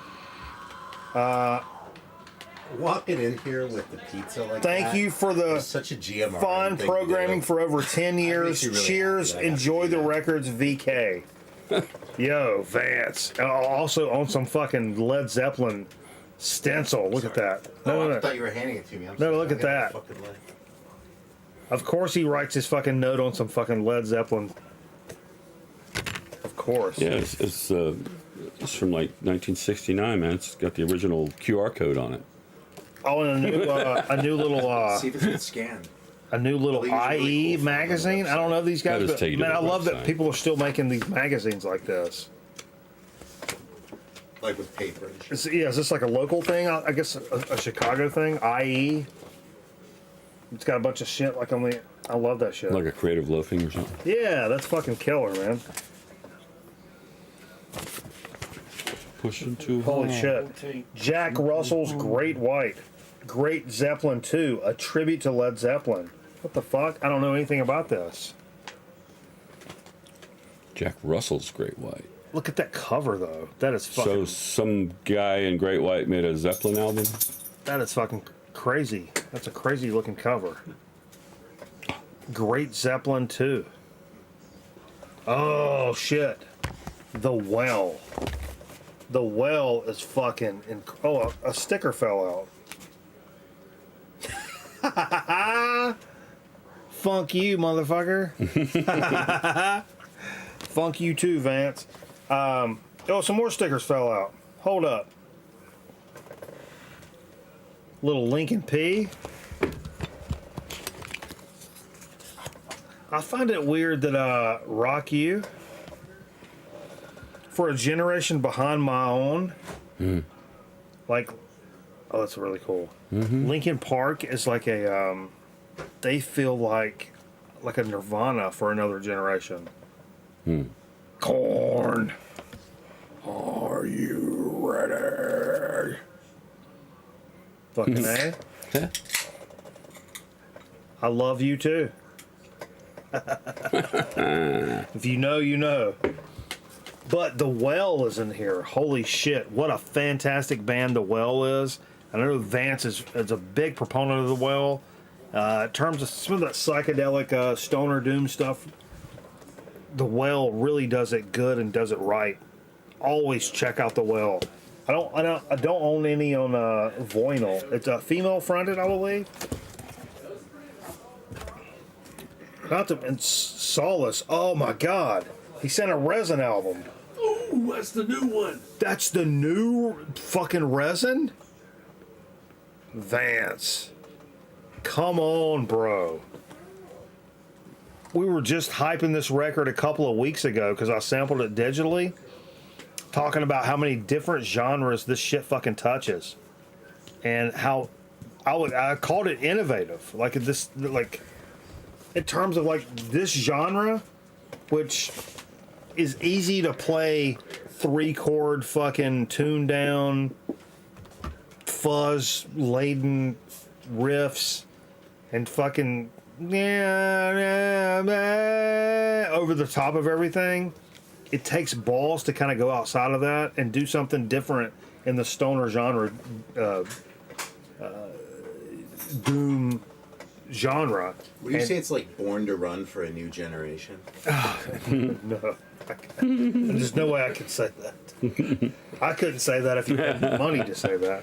But I heard 3/4 of this record probably streaming wise, and it was I was blown away by it. Actually, one of my favorite records of the year so far, and I really appreciate what these guys are doing, taking some of my favorite thick, gnarly elements of like stoner doom, that genre, and combining it with like the psychedelic, we're gonna trip out for a few minutes and just like, you know, vibe for a few minutes on a record kind of thing, and making it kind of work. And I've heard other bands attempt similar kind of things, and I know what they're kind of going for, and it never really like it never really meshes right with like what the whole, if you combine the whole record together, it never really meshes right. I think on this one, Resin, for whatever reason, they really do this pretty goddamn well, and all of those things combine. So when the riffs come in, they're thick, they're gnarly, they're head bopping. You're fucking feeling it. And when the fucking super psychedelic parts come in, you're feeling those as well, but in a much, much different kind of way. And those kind of flow together in a unique kind of way that, which made me want to say this is one of the, like, my candidates for record of the year so far. I mean, what are we, April? Yeah. It's one of the best records I've heard this year so far. 100%. So, Vance, thank you so much. What else we got down there? Next box. Get off your phone, Steve! What are you fucking playing, Candy Crush, for fuck's sake? No, I was messaging Vance. Okay. You know when you can do that? You know when you can do that? Tomorrow. Well, come back to me in 10 minutes. I'll have this next one. Go ahead and pre-score the next one. Toward your aorta. I don't pre-score it. Pre-score. It's more fun this way. Pre-scoring 4 years ago. Too much pre-score. Or My Name Is It Abraham Lincoln. Too much score. What movie is that from? Nobody. I know what it is from. I know you know. Too much score. Waste scored. Waste scored.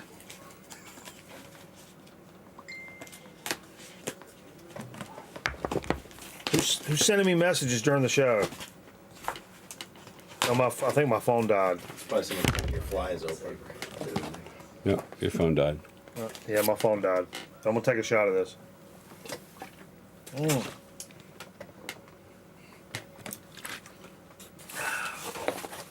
This is from Nebulous Prowler. I love he always puts Rosin Box Productions on the front, which is a during the week record night inside joke from watching $25,000 Pyramid, super fucking drunk. So, God bless his cotton socks. Who's this from? Oh, this is Mary. He said open that one last. Okay, I'm gonna pre-score it. Don't score too far. Don't peek. Unscore. Oh, I can tell you what happens when you peek.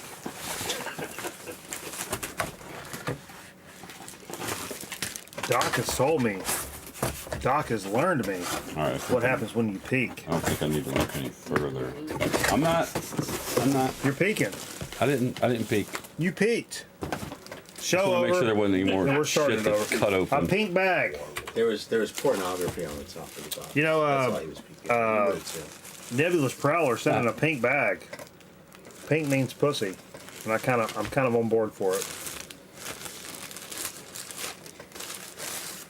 I don't know, but I've been told a big fat woman got a pink asshole.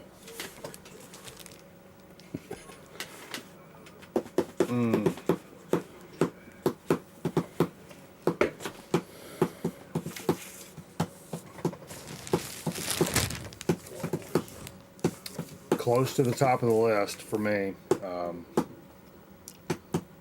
Roadrunner pressings, music on vinyl pressing.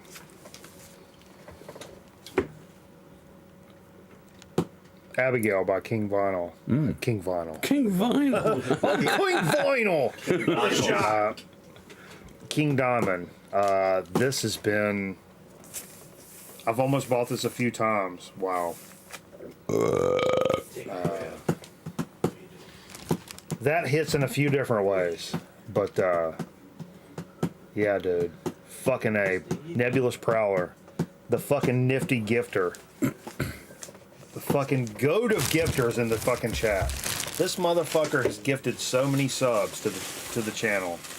And send shit like this on top of that. Holy shit, man. Thank you so much, dude. And that is, I mean, for real. That hits on a lot of different levels, and you know it. And you know it. You know it when you send it, and you know it. So I appreciate you, brother. I appreciate it. What a killer record that is, though. Got one more box here. Holy shit. Hopefully. Box.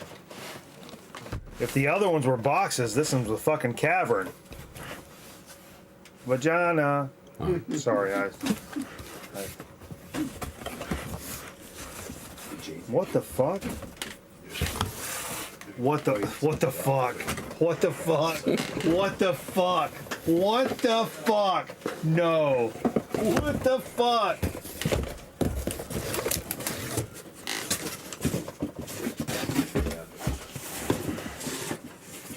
Oh! Yeah.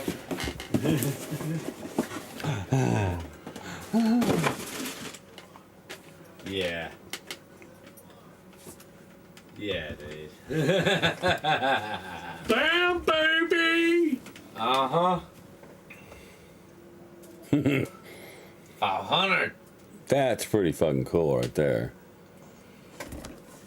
I don't think you should show them. Just don't show the audience.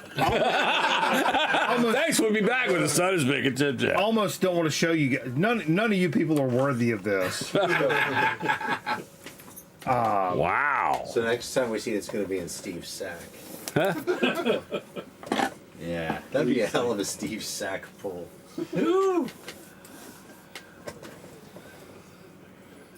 We may never get the fucking million subscriber fucking thing from YouTube or whatever, but we have a fucking gold record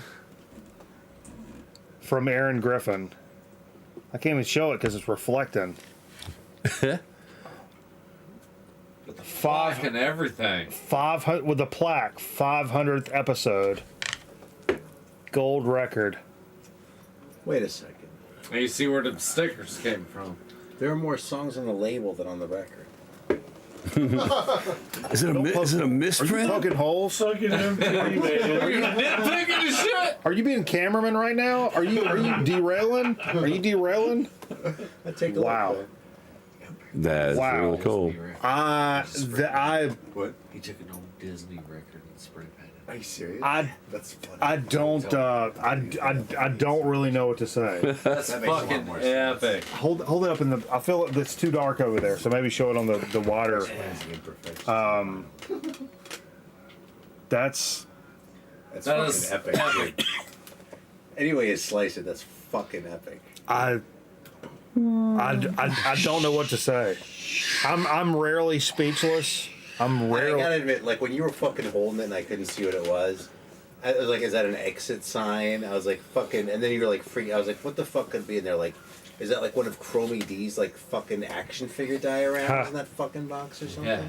Obviously not, but it's very something similar. Like so it lived up to the hype. Yeah, lived up to the fucking hype. Epic. That's epic. Put it in the living room, Scotty says, which will eventually be the studio, right? Yeah. Wow. I mean, that's a big. We're gonna plot that out tomorrow, man. We're gonna draw it out on paper. Get you a plan. Apparently, you can buy these at Michael's. That's my name. That's my name, dude. It looks like a look at that. I don't like that mouth. Look at that face. What, this? No, I don't like that. I totally see it. I don't care for that. Cool, dude. That's so fucking cool. That's man. That's some next level shit right there. This whole shit's been fucking next level. Featuring songs on here is number 1, Jerry. Yep. Fever Pissing in the Yard. That's gonna be a single, right? Jay's Knee. What's Carl Think? And Shot a Pop Off. It sounds like a damn good idea right now. Hit it, Carl. Banana. Where'd he go? Oh, hit it. No. Let's. No, just hit it off the bottom. Set us up some glasses. No, just mouth it. Belt off the bottom. We're all in about. Dude, the bottom of the bottle's really dirty, by the way. Yeah, so it's like everything you set down around here comes up with the cat hair trail. So the moral of the story is, if you're gonna take a shot, don't put your mouth on the bottom of the bottle. Put it up where the opening is, where you can get the liquid from it. Boogie boogie. Boogity boogity. So everybody with flappy gum. Boogity boogity. Let's do some racing. All right, let's take a quick commercial break. We're going to come back with a soda speak and chat. That's everything, right? Well, yeah, and you got another guest to come Yeah, up. we got another guest. Hang on. That's No. guest. We're going Chip chat. We're going break, and then we got the Zonk man coming up. Bring him in for soda speak and chip chat. I know. That's the plan. Okay. We got a rundown. Yeah. I wrote this out fucking 4 days ago. Dude. People trying to tell me my fucking business. Dude, he's got a fucking chicken. He knows. Oh yeah, we also got to play marbles. We already played for marbles. Another marbles. We got another marbles to play. All right, we'll be right bark with Grown Man Record bark. Set up.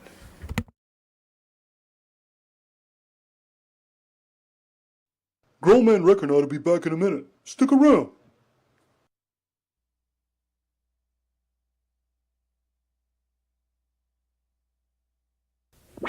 There's a great new taste you can't put down. Conn's corn dogs, they just hit town. Hey, Mom, we want Conn's corn dogs.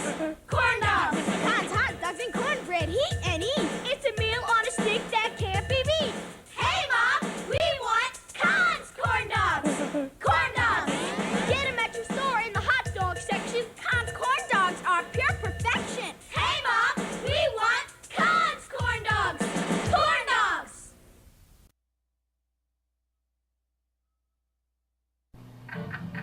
I got this last-minute call to work the 7 a.m. flight, and wouldn't you know it, everything went wrong. I was even out of my antiperspirant. But am I worried?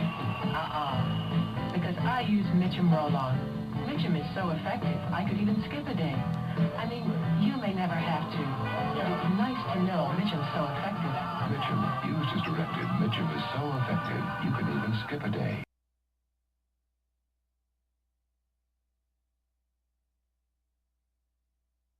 Dennis looks left and rolls right. It's a pass to Burley. Touchdown! I'm gonna call Pete. Hey, make sure you dial 10-10-3-2-1 first. Why? Because it saves me moolah. Really? Yeah, and it's half price for all calls over 20 minutes. Half price? That's a lot. What about monthly fees? No fees, no hidden charges. Here, look how low my phone bill is. Wow, 10-10-3-2-1 does save a lot. Don't bother calling. Why not? You just lost. Dial 10-10-3-2-1.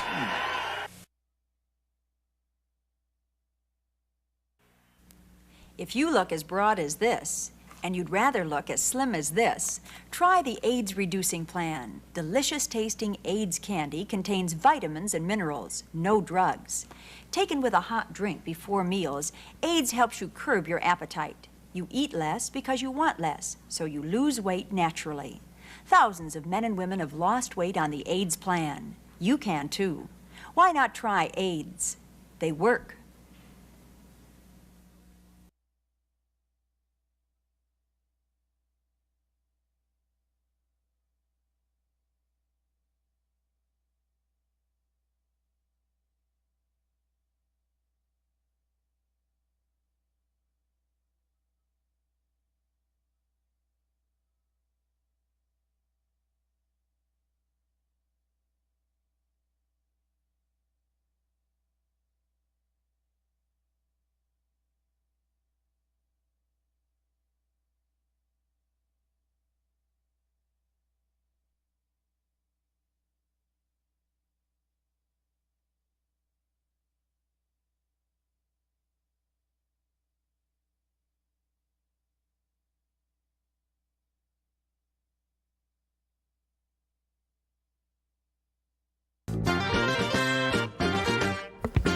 Standard bottle.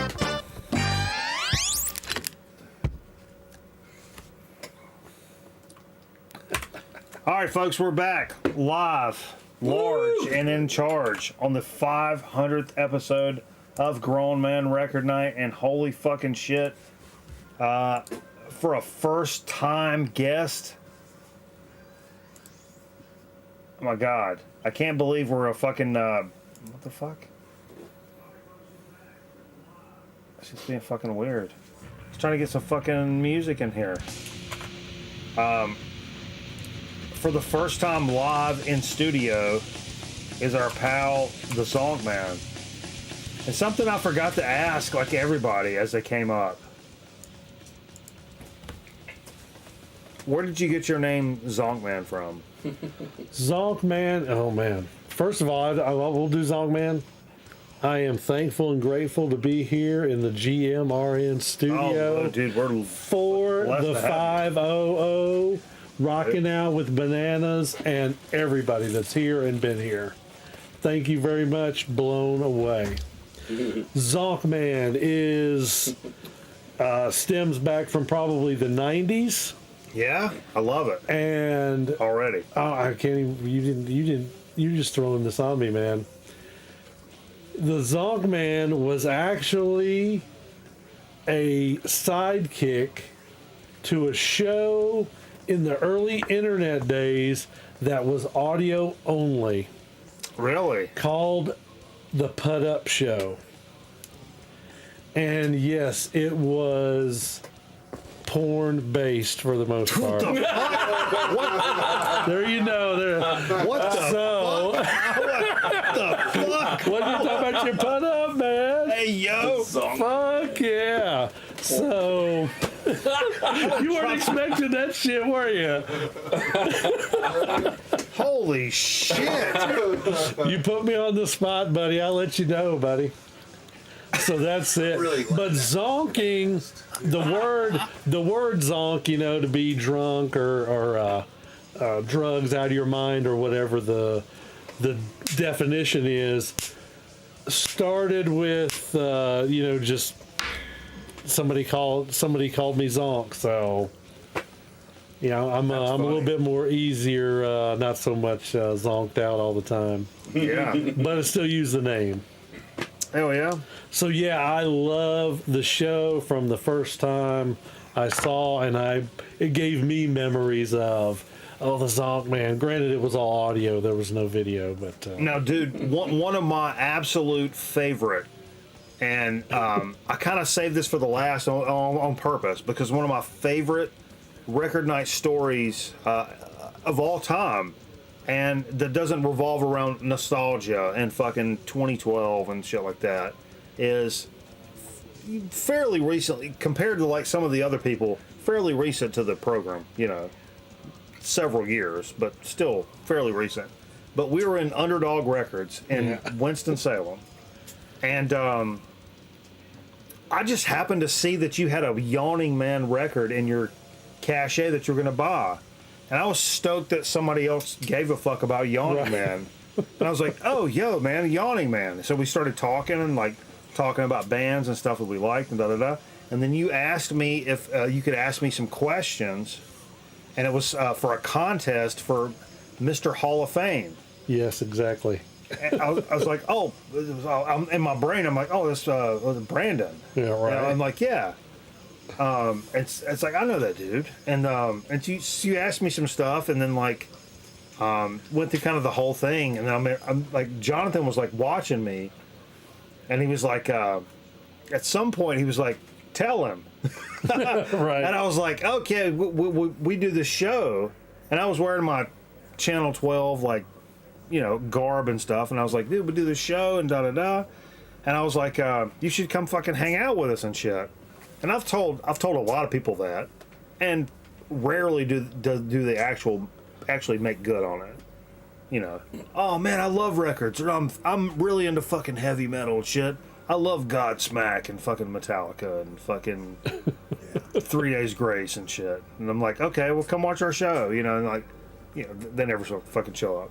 And I was like, I remember telling you, like, because we had a nice little conversation. I was like, okay, but when I get on the show, I'll probably be a little different than I am on the right now.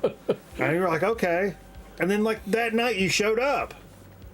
Why the fuck not, man? And it was a random encounter, and I was like, it's like somebody that was in the VC that was actually in my local area that I ran into in a record store, and then like showed up in the show and literally never fucking left. And like thankfully so. And like that's so fucking cool to me. That's one of my favorite fucking record night stories ever. Like it's and how that whole conversation started, how it fucking evolved and shit. It was just fucking, it was so fucking cool to me, man. I've always loved that fucking that fucking story. And we went and saw Holy Roller last week. And, hell yeah. We've dug at a couple different places before too. So previous years. So, yeah, dude, awesome. Yeah, that story blows my mind, man. It really does, man. And how that fucking started, and you know. And here we are. the universe and all the stars were aligning. Yeah, man. I mean, it's crazy. Now, Metal Theologian just handed me these extra digs. I've been looking for this for a while, and I want it. Bon Jovi's New Jersey. God, I love this so much. Man, this makes my fucking nips so hard. I just can't even explain how hard this makes my nips. I love this record, and I had a fucking super in my school, and I don't mean after school. I mean like during a class, come in, and I didn't go to a Christian school. It was a public school, Guilford County Public Schools. Come into a class in the middle and talk about how Bon Jovi in this time it was a devil band. Because he was on a catwalk, and all these people were worshiping him, and they were reaching up to him. Oh, John Bon Jovi! Oh, John Bon Jovi! He was on a catwalk, worshiping him like he was a god. This was during the school day, and I remember thinking, like, I think this is a violation of some sort of. Is there some sort of ordinance that we can? Like, I mean, as a time, I was like, probably not in North Carolina, right? But I remember. We always joke in high school what they did was they would send like, you know, like the power team to like rip phone books and blow up fucking hot water bottles and shit during the school day. Woo! crazy fucking shit. It was like, yo, we've had a lot of fucking crazy fun here tonight, but if you want to see some really crazy shit, come back here tonight. And we got another program at 6:30 tonight when school's over, and you come back and it's a straight up Christian altar call thing. But God bless them. But like, That's a fucking ripoff, dude. it's a ripoff. It's a ripoff. You promised me a crazy shit. And this Yeah. But they would bring us to the auditorium and see this crazy show, and then they would be like, okay, we've had a lot of fun here tonight, but like, come back tonight and we got another show that's like, it's got the same kind of energy, but we got some super cool stuff we want to share with you. And then you come back, it's like, I don't know if you guys know who your Lord and Savior is, and you're like, well, I rip open the phone book. Hey, you fucking idiot! Hey, rip the phone book. Oh, boo! But yeah, that's how that shit went. Anyway, also this from Metal Theologian, Los Natas, Sarnerigros. That it's got negro at the end. I can't say negro. Rosario Negro. No, negro. I can't. I know. I can't say negro on the program, or I It's get Spanish, man. no. Speak again. You're speaking Spanish. Well, negro gets you popped on Twitch because look, I'm trying to be inclusive of. We love all peoples here on Grown Man Record Night, even the Dude, how about that Corsanero Negros. Corsario Negro. Corsanio Negros. Corsario Negro. Black Brothers. Is that what that means? I love them too. Black Brothers. What is this? It's like stoner shit from Argentina. Stoner shit from Argentina? No cap? No cap on a stack? I recognize Hey Jimmy. Really? Solitary Planet. Holy shit, man. That's What a the really fuck? fucking good record, dude. And look at this cover. I mean, that's some serious fucking shit. These guys aren't fucking around. You don't put shit like this on a cover if you're like, oh yeah, we're in a band and we're kind of fucking around. No, this kind of cover means like, we got some shit to say. Why don't you take a little seat for a little while? Ease back, and we got something to tell you. That's what that tells me right there. And there's a plate of plantains over there. Okay. If you want to be racist about it, Steve. No. Racist Steve. Ladies and gentlemen, racist Steve. And this is from the Black Jazz label, which I'm a big fan of. Inappropriate. No, that's the name of the album. And he wouldn't say negro. Yeah, but I would say negro. Non-negro. The other time it was just the adjective. This time it was Yeah. the noun. Don't be adjective That's about the now. theologian, man. It's the theology. Chester Thompson Powerhouse on the Black Jazz label. You tell me this cat don't know what's going on. I'd be willing to bet he does. Honey, hush. Honey, hush. It's gonna be a 4-hour show. 4-hour show. Let's get into Soda Speak.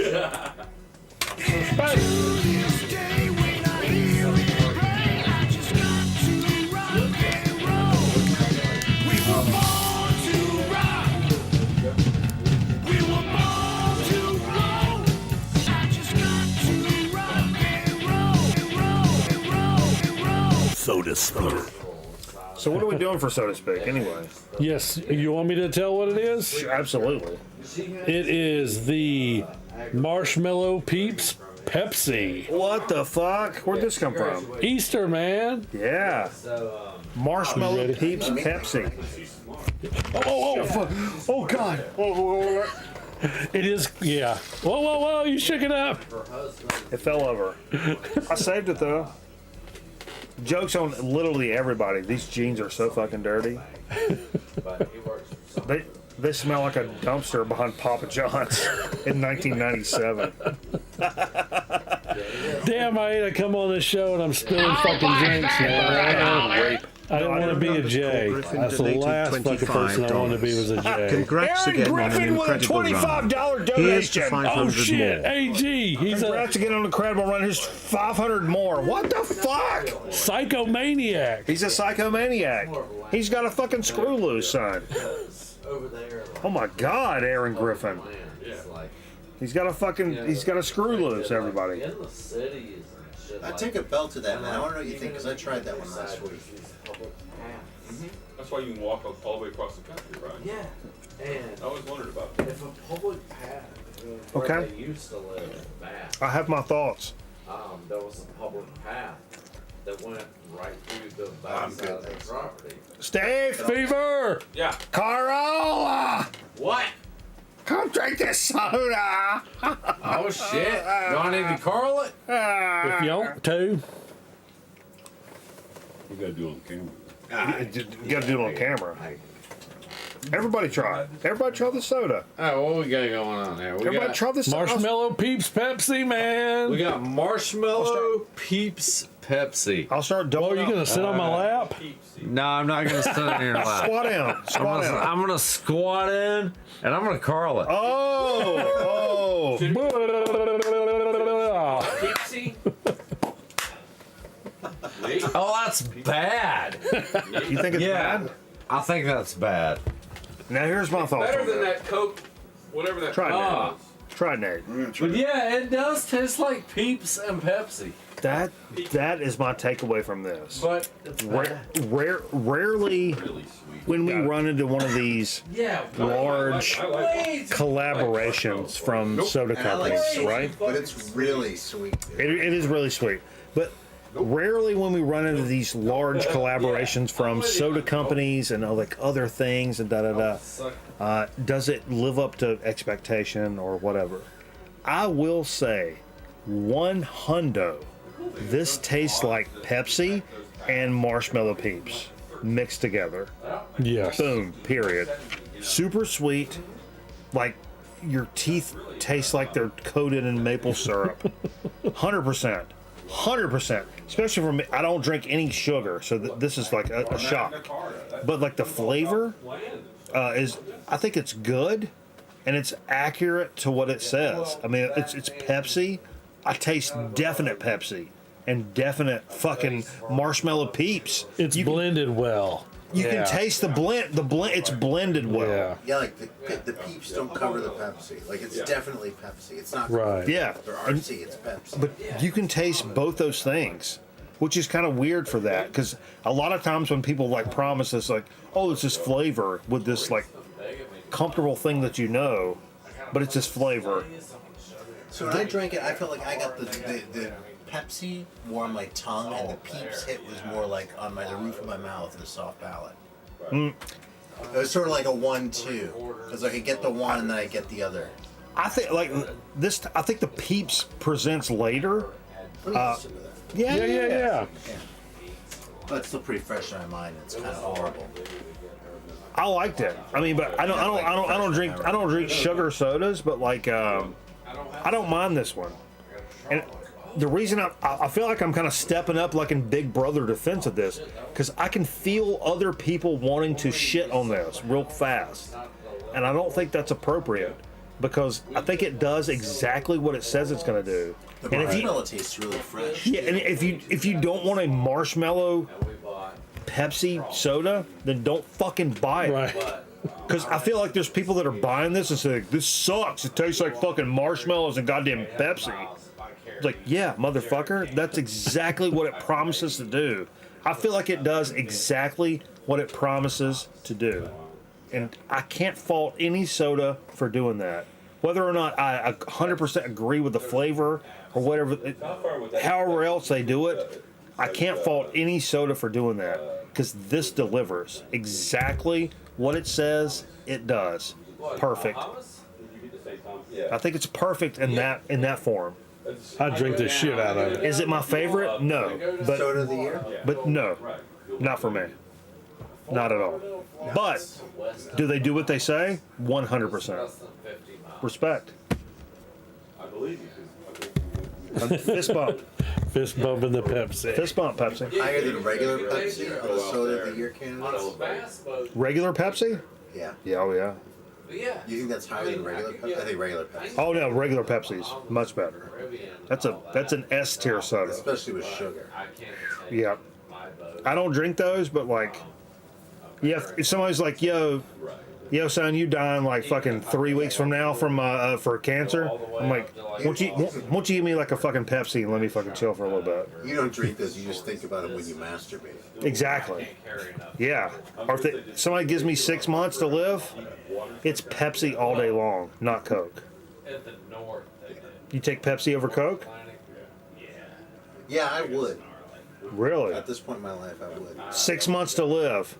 You're going to have a hamburger and a French fry. You getting a Pepsi or a The Coke? thing is, I've had a lot of fucking Coke. Because Coke's kind of the default in my house all the time. Yeah. Because that's what my wife drinks, and I don't care. Sure. So now I'm like, now Pepsi's sort of like a treat. Especially one of those fucking nitro Pepsis. Oh, those are fantastic. I mean, just giving the straight up Pepsi, I see the chat popping off right now. Coke over Pepsi? You're gonna kick me out. I'm Coke over Pepsi, and I'm in the Carolinas. Kakalaki. I like entertaining those ideas. Because I think I joined. I've been different variants of that in different points of my life. Actually, I like both. It's fucking Georgia, right? Like when it comes to Coke versus Pepsi, I don't think you're dealing with like the regional differences, like with barbecue. Like, if you tell me that like Georgia and like North Carolina barbecue are different, that's one thing. But Coke and Pepsi, I'm kind of. But I think like also I'm mature enough to say like barbecue sandwich and some French fries. Maybe I want a fucking Coke, and when I want a fucking peanut butter and jelly, maybe I want a Pepsi. They're not the same thing necessarily. I could choose one over the other, which I'm not going to do here. But I think there's some points where certain ones weigh in over the other one. Salty foods over sweet foods. I think Pepsi is much sweeter, so maybe it would go with more like savory stuff, whereas Coke would go better with sweet stuff because Coke is not as sweet. Because you don't want to do like super sweet coffee with like pancakes and syrup. You want to do black coffee with fucking pancakes and syrup. Dude, you know what's whack? You're never gonna know if you don't drink Pepsi. I do both. What would you drink? I don't drink either. Yeah, so you're just speculating. You're never gonna like.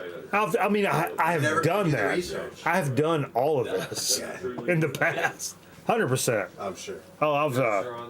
What are you gonna drink, Coke or Pepsi? Let's say after hiking Half Dome in Yosemite National Park. It's not really the sort of thing I do. Oh, I don't think I could do that. Like with a soda. I did do a few miles on down in Raleigh, and then I stopped at a store and bought a 2 liter of is it Brisk? No, Nest tea. The 2 liter of tea. Oh, from Lipton. What is that? Yeah, Brisk Lipton tea. You used to buy those cans in the convenient and in the drink machines. You know something? One time I was standing around like in a fucking tunnel too, just like drinking a Coke. And like fucking refrigerator Perry comes up, and he drinks a fucking Coke, and it turns out they're filming a commercial, and I'm on TV. What the fuck? You're on TV? Yeah, that was me in that commercial. Yeah. What the fuck? I was a little kid. Man. I was in the Jimmy V story. It's a true story. Me and cameraman and a few guys were in the Jimmy V story. Dude, I walked out. It's funny. We were extras, right? You'll understand. I'm telling you this specifically because nobody else gives a fuck. But we were extras in this, and but the guy. This is the story, the Jimmy V story, and he comes out and does the "Don't give up, don't ever give up" that speech. Okay. So we're in the crowd when he's doing that. There's 1,000 people, whatever, 500 people, whatever. But we took a break from doing that. The guy that introduces him, ladies and gentlemen, Coach Jimmy Valvano, whatever. The guy that introduces him, that's Enos from fucking Dukes of Hazzard, right? So we're out in the fucking parking lot, fucking smoking cigarettes and shit, and we keep edging toward fucking Enos, like we're fucking edging, son, and we get real close, and I call my bass player in my band. There's this fucking cabinet, God rest his soul, Bo. He's fucking dead as a fucking door now. But he loved fucking Smoking the Bandit and fucking Burt Reynolds and Dukes of Hazzard, like, you know, the shit we grew up with. I called him. I was like, "Yo, Bo." He's like, "What's up?" And I was like, "Yo, son."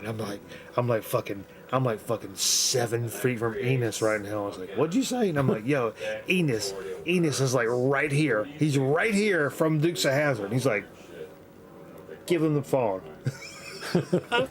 And I'm trying to give him the phone. He ends up walking away. But I was trying to give Enos the phone so he could talk to Bo. Because Bo's initial reaction was not like, "Oh, wow, that's so cool." He's like, "Give him the phone. Shit. Give him the phone." Dude, I'll bet Enos feels bad now. Yeah. Enos. It was yeah, but I'm in that movie somewhere in the crowd. I think cameraman too. Football. Touchdown. Ah. What are we doing? Oh, chip chat. Oh yeah. Potato chips. How my mouth does it. Potato chips. How my mouth does it. Excesso calorious. Big Burly broke into the Excesso. There's a lot of chasing the stuff on classics. Brad, my man, who's a fucking legend. Compass. Fucking legend. Nebulous Prowler gave out, look at that, 5 subs Delicioso. 17 minutes ago. God damn it, Nebulous Prowler. I'm so sorry. I missed that. Fuck. 3:30 in the morning. Yeah, it is late. The Enos show was pure gold. All right, I brought this up because Zonkman gave us this chip like literally when we went to that show like a week ago. It's like, yo, let's do this one. Betskis. I'll let you. I don't know. I can't read nothing. Yeah, I can't. It's a foreign language. What you know what country is it from? America. I got it at the Family Dollar. I got raped at the Family Dollar. That's an upcoming song. Some of you guys know that. Some of you don't. I got raped at the Family Dollar. Carl knows. Carl knows. That's been a hidden secret for a couple of years.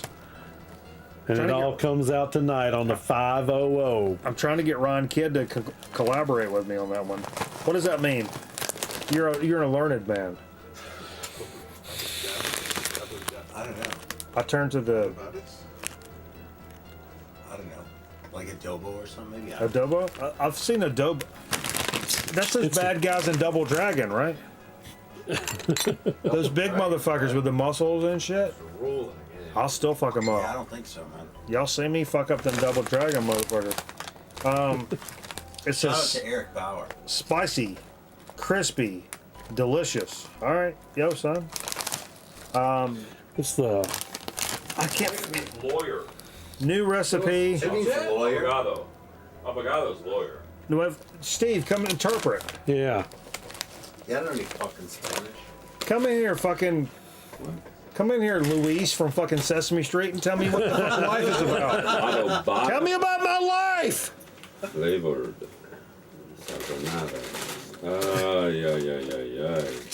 Tell me I'm not in a 4 quarters situation right Yeah. A recipe. Smoky, spicy, crispy, delicious. We even stumped MT. MT can pronounce that. I'll tell you what it is. I'm tired of trying to figure this out. Build that fucking wall. Oh, I can pronounce it. Build the wall. I'm over it. Except for chips. No, this I'm it's Mexican terrible. chips have come through I don't know what it means, strong though. lately. No. That's what it is. It's a new Lay's. Abadubados. It is smoky. It's like Chipotle. Or Okay, go ahead. Take a little nosh and go ahead. Okay. I dropped a bunch of mine. There's plenty more. That's okay. These are gonna have cat hair on them, but I like that.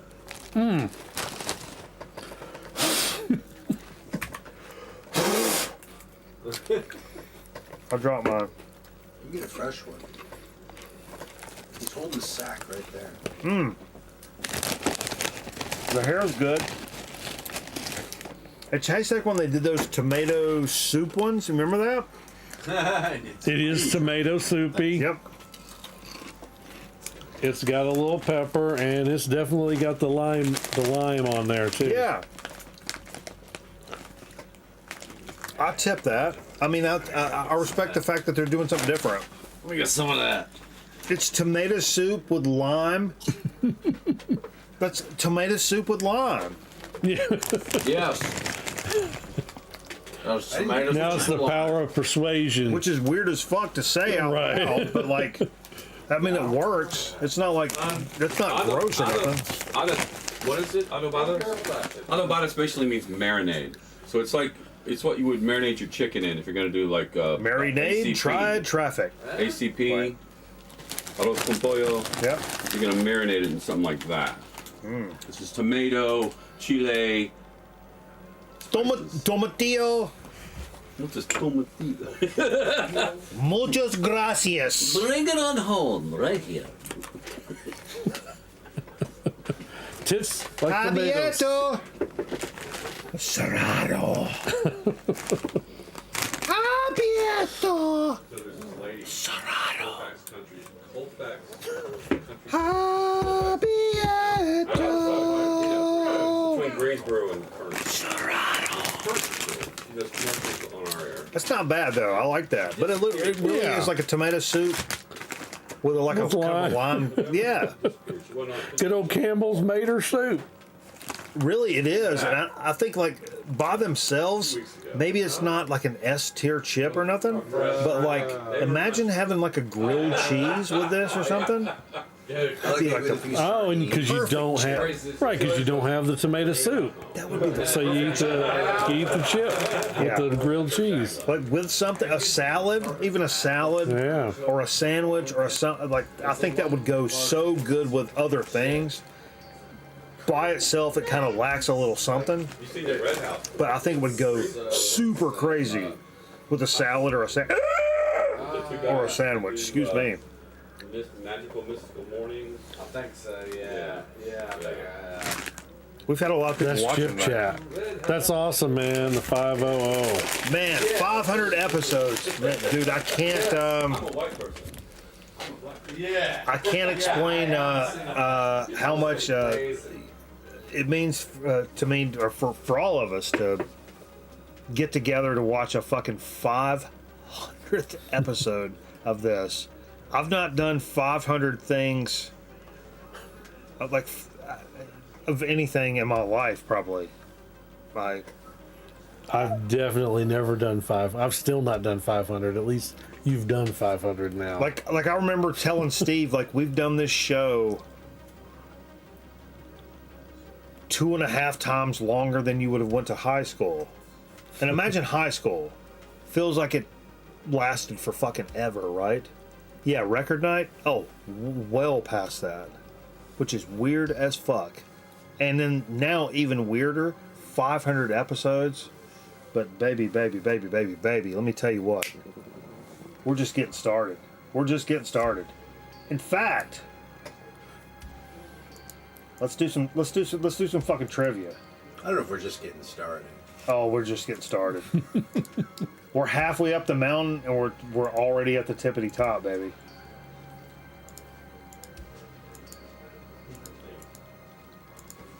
Did we already do this one? We did that one, didn't we? Hold up. This is internet gold. Okay, here we go. Early in So to Speak, Bananas recommends what drink with Chinese food? Coke with peanuts, Sunkissed, or grape soda? Yes, I know this one. You know this one? You know this one? Hands down. Even Nate didn't even have to tell me. Okay. I see a lot of the right answer here. You just said this last week. Yeah, I did. Some of the stuff I mentioned, I was like, okay, pay close attention. This may come back up, like a teacher does. Yeah. This might be on the quiz next week. If you remember, and you're not a fucking idiot, and you remember that. Yes, it's grape soda. Grape soda with Chinese food goes fucking extra fucking hard. Did we do this one? The very first chip shown on Chip Chat? He's gone. He left. He's back to Charleston. He went with Jay. He left his something about He left with Jay. something about docking. I don't know what that means. I think they're big fans of docking. The Dream Warrior. Docking? Yeah. Tooth and nail. 80s band? I don't know if we've done those. First chip shown on Chip Chat: plain Lay's, Doritos, or the Utz Kettle Classic Smokin' Sweet. Clueless. Is it something? I got a guess, but I do not know for Is it something specific, or is it something fucking basic? For the very first one.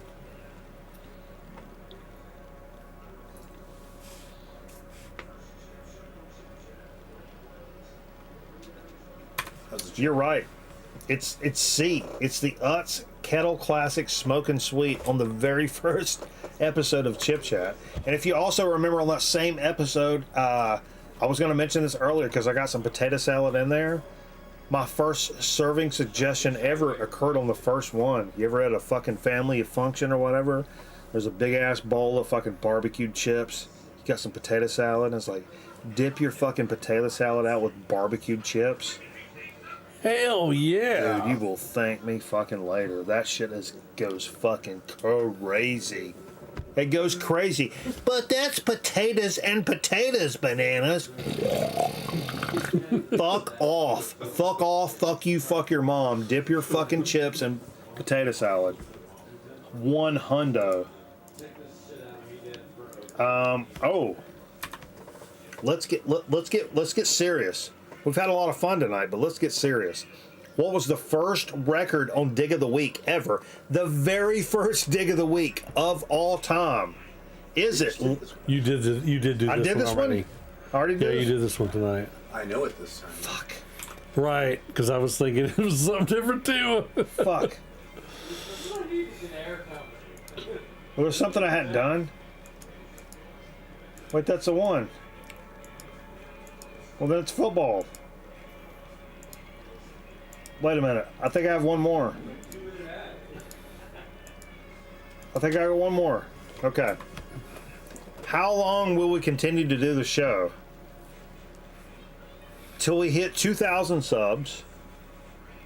Till Fever's funeral.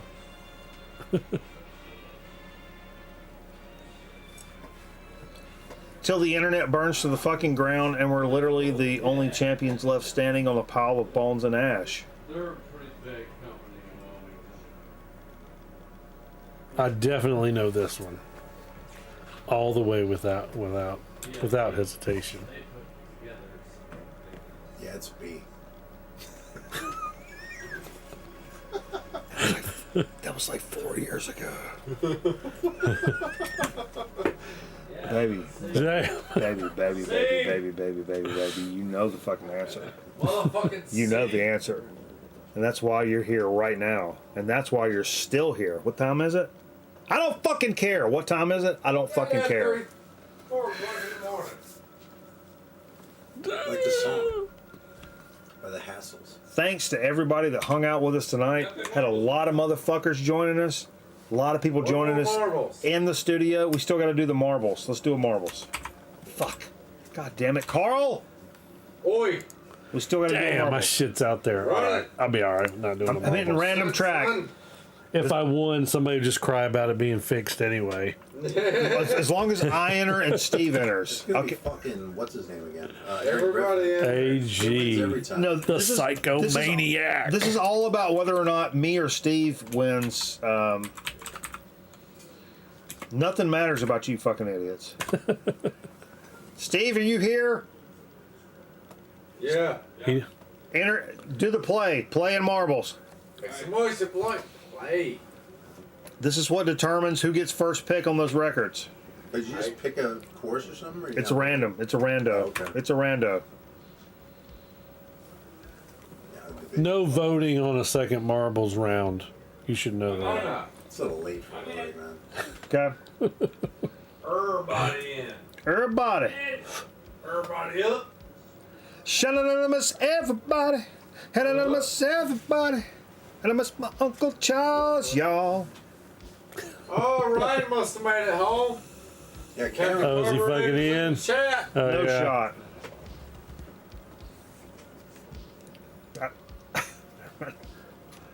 I'm gonna make a prediction. Okay. Grown Man Record Night is gonna beat out Fever. Oh shit! Sorry, Steve. Let's I know go. Steve on Steve crimes are horrible, man. Steve on Steve crimes. I hate to be the Steve that gives Steve's a bad name. You give Steve's a bad name. Well, you're halfway there. Big bad Luke. Look at Luke coming in here. Good to see you, Luke. Late night. It's like pushing 4 in the morning. I think Luke got a little bit too much fucking chocolate ice cream at the Golden Corral tonight. That's why he's up late. Ooh yeah. I love to see it. I love Luke coming in here on the 500. Whoa! Come on. Am I not in this? No, there's more people. There's bullshit. Grown Man Record Night, nor Fever even in the top 10. Run it.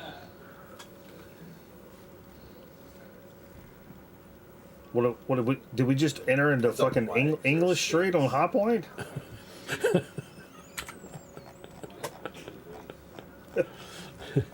Jump the pothole. Oh, look at I can't watch the Carl up in this pit.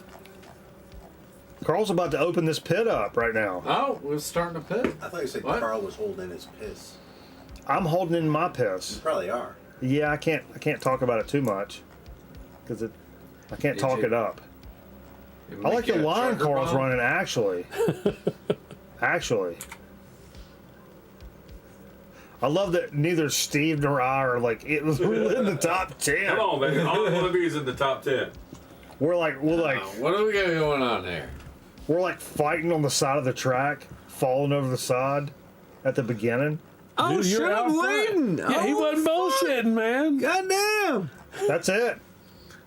Is that it? No. Nah, that's not it. Okay, sorry. That is not it. Scotty Stricknine's right behind it. What the fuck is that fucking... Oh! Envelopes in... Oh, it's close. It's not like this. This is a fucking walk. Nah, I'm being chased. Hunker, hey, Carl, lock in. Let's go. I'm locking in. Let's go. I'm downshifting. I like that line.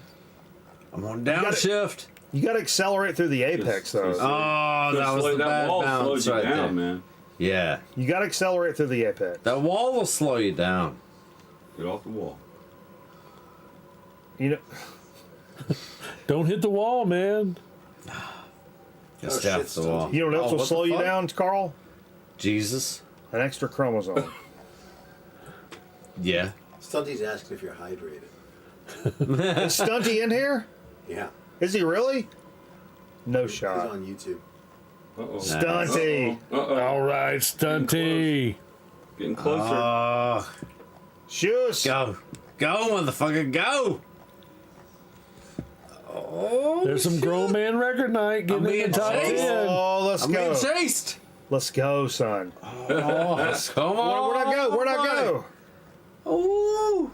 There was some jockeying for position. Oh, I don't care for that.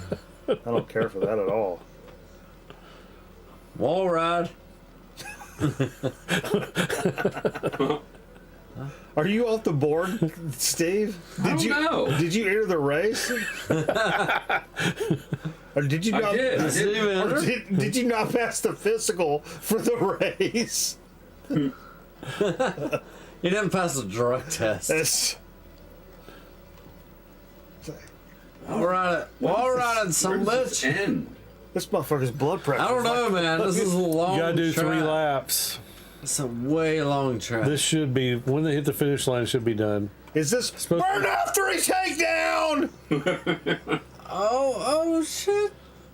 You gotta get the green white checker. Oh, Scotty's the closest. he's so gaining on me. Go, motherfucker, go! Why are you at 4? We're at 4 minutes. There's 3 laps. Is the record like 20 minutes on this one? No, 149 is the record. We're at like Jesus Christ! 4 minutes. What the fuck? Are we on the senior track? Did we? Yeah. Did we hit from I think we hit from the senior tees. I was gonna say we hit from the bitch tees. Oh, I could Yeah, go. grown man's moving up. Let's go. Let's go. Where the hell am I? Go, motherfucker, go! Oh, I gotta pee so bad though. Goddamn end. It's never gonna end, dude. What is happening? It's gonna be finish. 7, you're still gonna be holding your piss. It'll be 7 a.m. Suck. Yeah. Still watching it. That's All right, right. well, I can use my piss as hydration though. By reabsorbing it. Still Yeah. I tried that. What the fuck? Very well. What the fuck? Where's the finish line? You ever tried that? Like when you I don't drive, know. see if you can reabsorb your piss. I mean, just from the concentrate inside. real This is hard. it, right here, right here. Not orally. Not peeing. Bam! Is that it? Not peeing in your own mouth. Oh! Apparently I have to be in the studio to win a fucking marbles race. That's what it is. Damn. Carl, the envelope. Woohoo! Holy shit. Yeah. Power moves with shower shoes. But Steve Fever literally 16th, the last place. Record night is 7th. Damn. So I get first pick on those records. We can talk about it. We can wager something. We can come up with something. Wager out? So okay. I know. I'm in your camera Yeah, shot. get I know. get out of it. Get out of it. Get the fuck out of the way. I know. Folks, super seriously, thank you so much for participating with the 500th episode of Grown Man Record Night. Who would have thunk it? Man, coming from just like playing shows every weekend and being in bands and playing shows and shit. And next thing you know, I'm doing 500 episodes of some fucking retarded internet fucking nonsense. It's stupid, but I've enjoyed the fuck out of it, and it's great nonsense. I wouldn't have met any of you fucking idiots without it, and my life would have been incomplete, 100%. So, fucking A, man. 500 episodes. Let's go for 1,000, and we'll celebrate that one at fucking Steve's funeral. And that that one will be fucking dope too, man. I'm a proud Grown Man Record Night idiot. Man. There's so many morons, and I love every single fucking last one of you. But let's finish up. Something neat. We're not going to go back over and listen to any more Bless music. your cotton socks. Bless your cotton socks. Let's do tonight the last 2 best of record night shits. Right? And then we'll fucking back it down. Appreciate you guys. What? And we'll see you. Peace! But it's legendary. Oh my god, I just spilled grapey co on some 45. Meat, you like meat grease? Yeah. Take a steak, Okay. like fat from a steak and smear it on the Okay. microphone. Meat grease always has a certain je ne sais quoi. Stand by. Here's what's happening. Oh my god. Oh my god. Got some grapey co. At least they're not mine. They're cameraman's. State of Randy, California. Yeah. Hey, somebody go grab the thing out of Kitty's mouth. It's a dead animal. He's got an animal? She got an animal? Yep. She's Uh-oh. meowing about it.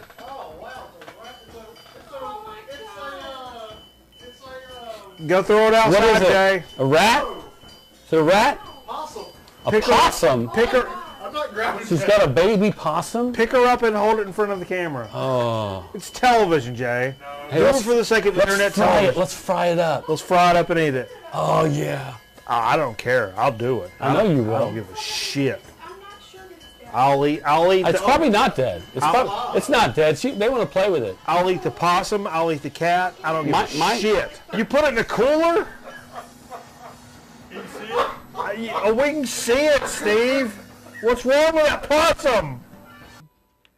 Contains the 3. Whoa. Oh my God. It seems like any hole I got blood coming out of it nowadays. You know. I like skin tags because I've always been of the theory that if I saved up enough of them, I could make another mic. Make a little mic that I would like to use follow. them as punching bags for my fingers. Huh? So for the High Society's Golden Dildo Award, I give it to Bob Seger for being the worst rock and roll musician of all time. Lord, I hope my sister don't get that abortion. That baby deserves a damn chance. Lord, you know what I regret? Well, there's a lot, but making her grave so shallow. What's the difference between a bag of cocaine and a baby? I don't know, but that's on you, dumbass. Eric Clapton would never let a bag of cocaine fall off a balcony. Oh. Changing my name to Pizzone. I want to be, from now on, be known as Pizzone Miller. I think Pizzone, and that's P apostrophe. He's a Dakota Indian with stage 4 cancer. Yeah. Fighting for his life and his people. Oh. Kimo Sabe.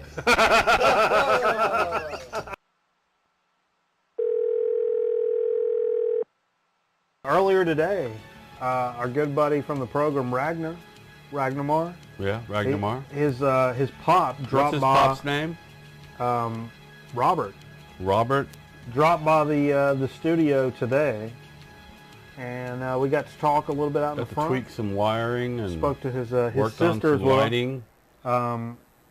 And we had a good conversation. He gave me some records, and I gave him some records, and that was crazy. I mean, it was we literally, it was basically like it was a relayed high five across the ocean, and reach, and two, and reach, and two, and reach. Denise Austin. You guys like Denise Austin? I really like Denise Austin. She's a lucky woman. I'll tell you what. We just step after the show. It would take me. Let me tell you what. It wouldn't take me long to get in trouble around Denise Austin. That's a wide shot. That's what I said. It would. I like pepperoni and sausage on mine. Oh, what are you gonna get on your tombstone? Hey, Tony, what are you on your tombstone? I like pepperoni on mine. Oh, this guy, Italian pie. This guy, Italian pie. 'Cause I fell on black days. I fell on black days.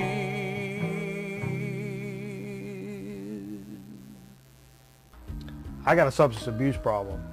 I'm gonna eventually need a little help with it. And I appreciate all you standing by me. Not right now. I can't get any closer. My favorite part of July 4th are the news clips where they show the dangers of fireworks. Yes. I eat, it is a root. I eat a lot of sushi during the week, and I eat it from a grocery store. No, real dark.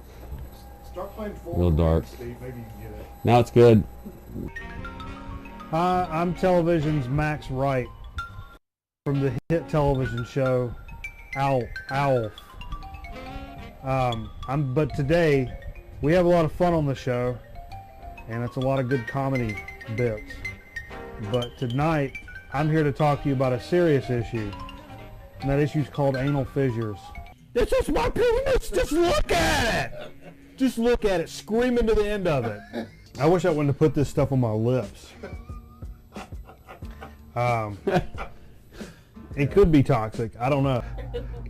Fraud apropos a la commode. Heck yeah. But You've got the time. But you're moving away. Moving away. Moving away. We're going to have to do remotes. We'll do remotes. We got your boy Tone on. Yeah. So. And you looked up on the intrawebs. They got a couple record stores there. They got a couple record stores. We're on the 1982, 1984? 85 VHS camera. Yeah, the next time you see us, we're going to be doing the talk show portion of Grown Man Record Night. We're going to be streaming that live on YouTube.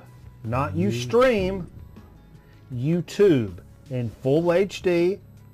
OHD! Magic of iNet. Hey, look at this. Look at this. Isn't this crazy? It's a little nuts. It's a little nuts. We done gone into Duck Dodgers in the 24th and a half century. Well, you said you were doing this, so I thought I'd dress up kind of special. I appreciate it. Hey, wait. Imagine a 40-year-old Beavis and Butthead show. You're looking at it. You're fucking looking at it. I got my urethra split open. I got it pinned back with toothpicks. Urethra Franklin. Spreading love everywhere. All the way over it. Took me 10 minutes to find a goddamn graphic, and now I gotta show Wawa Sheriff. You guys really keep me on my toes around here. I'll kill everybody in this room. Boom, motherfucker! Woo! Popping in the boom, boom, boom, boom. And I don't eat carbs.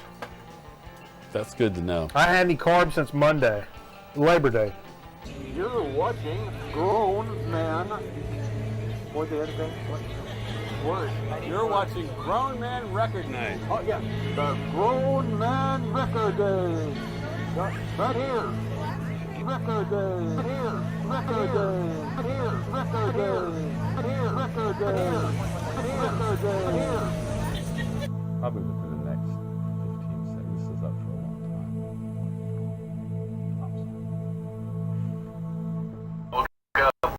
Later in the morning, my maple tree's down across my driveway. Wow.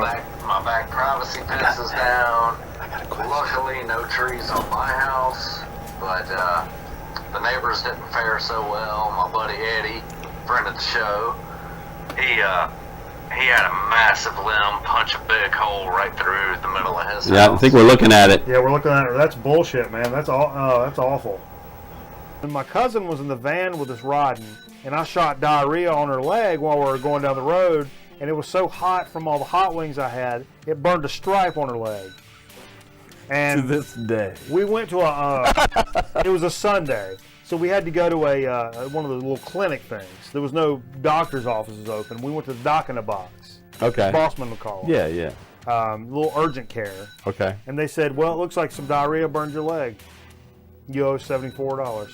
You could be going out to Outback and carrying around one of those glow-in-the-dark hockey pucks you keep in your pants that vibrates when your steak's ready to go. But no, you decided to come here and hang out with a couple of shitballs on Grown Man Record Night. Grown Man Record Night is horrible audio. I can't watch that program. Are you calling people out now? I'm not a part of an amateur organization. Record Night? This is a fucking pro situation here. I want to picket Bob Seger coming to North Carolina. America's #1 finger. That's terrific. Neither one of you fuckers got weed in them. Y'all stupid. My dick hurt from not pissing on it.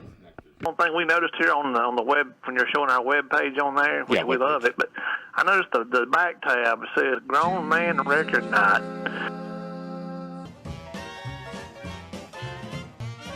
If they see a penis, they automatically zoom in to penis. Retroactive. We're like the fucking government. This ain't it's like church. This ain't church. Come on! Put it on my tombstone. It was funny to us. How are his balls that far over? Definitely one of I thought they're separated. They're like, his balls are like in his pocket. I already got to pee about it. But what? Have I announced that yet, Jay? You think I've been building up to this shit for 15 minutes for fucking giggles? Right on up there, Steve. We're turning it. We're twisting it. We're making it hard. Whoop! Belong to the Danes. The hammer is stuck. I can't get the let me pull the button. I'll pull it. There's a button on the side. If you hold that one and pull it down, it's I can't get it's stuck. I like music, but I don't like it served to me on a dick-shaped plate. Sterile.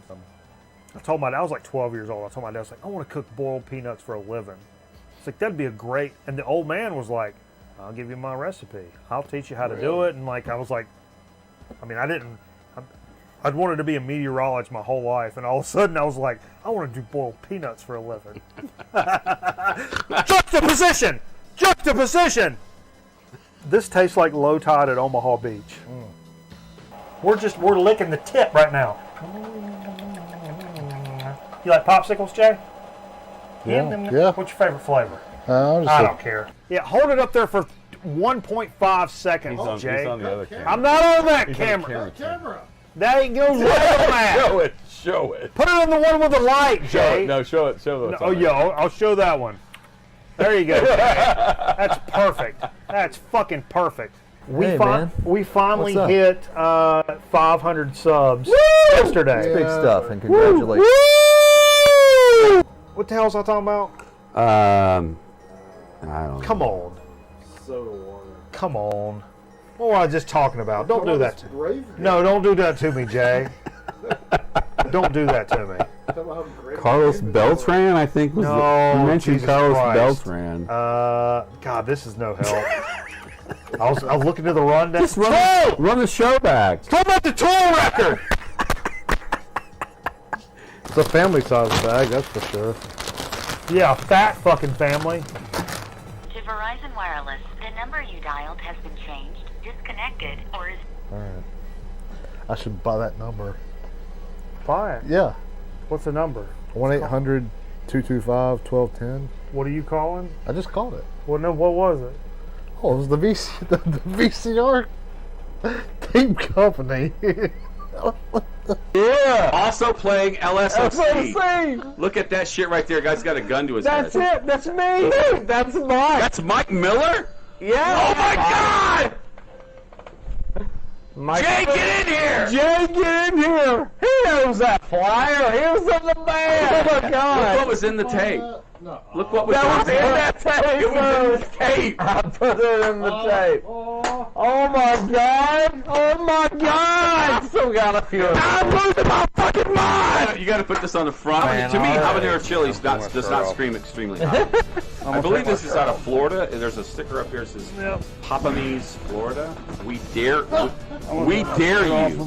Oh Lord, look out! What's happening? Wait. No. This is the most aggressive show ever. Mike was about to take his shirt off for that chip. Thanks, dude. I appreciate you, bro.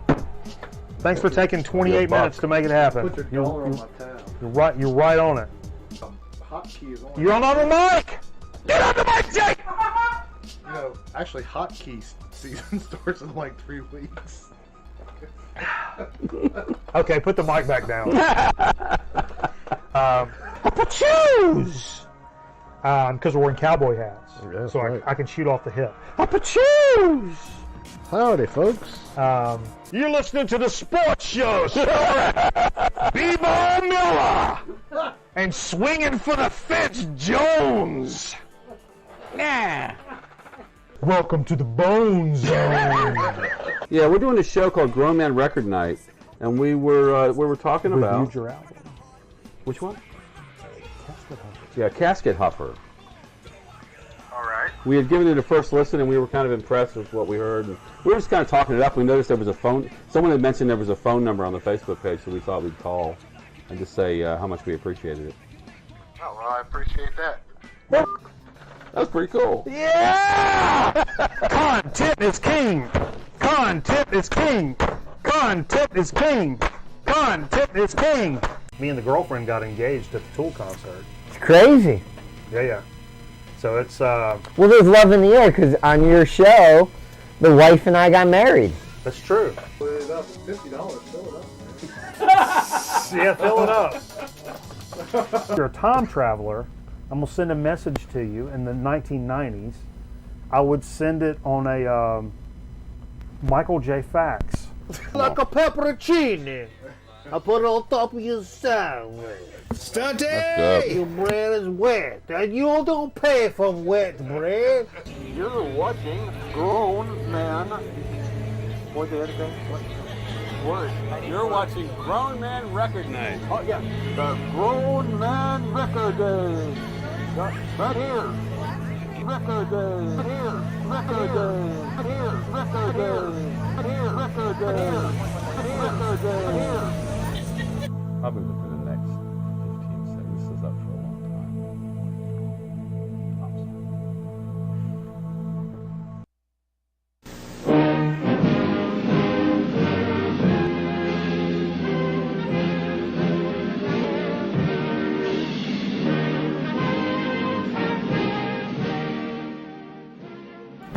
Grown Man Record Night is broadcast on twitch.tv/Grown Man Record Night and youtube.com/Machete Miller. Grown Man Record Night is broadcast at 4,000 kilowatts visual, 400 watts oral. This concludes our broadcast day. Grown Man Record Night is an equal opportunity employer. 3 watts of anal.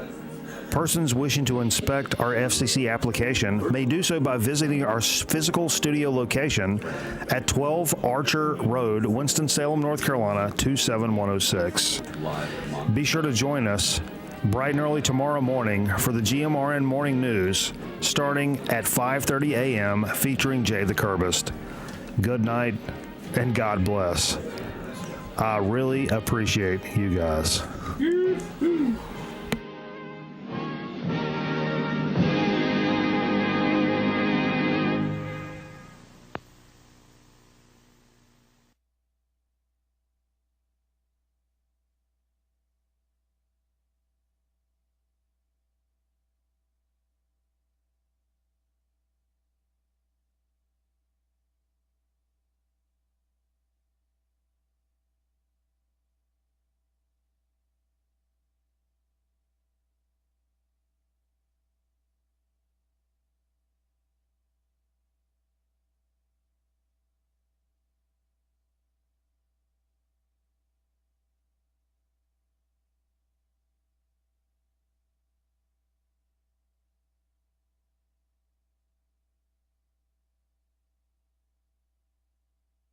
Phase up. You can do it too.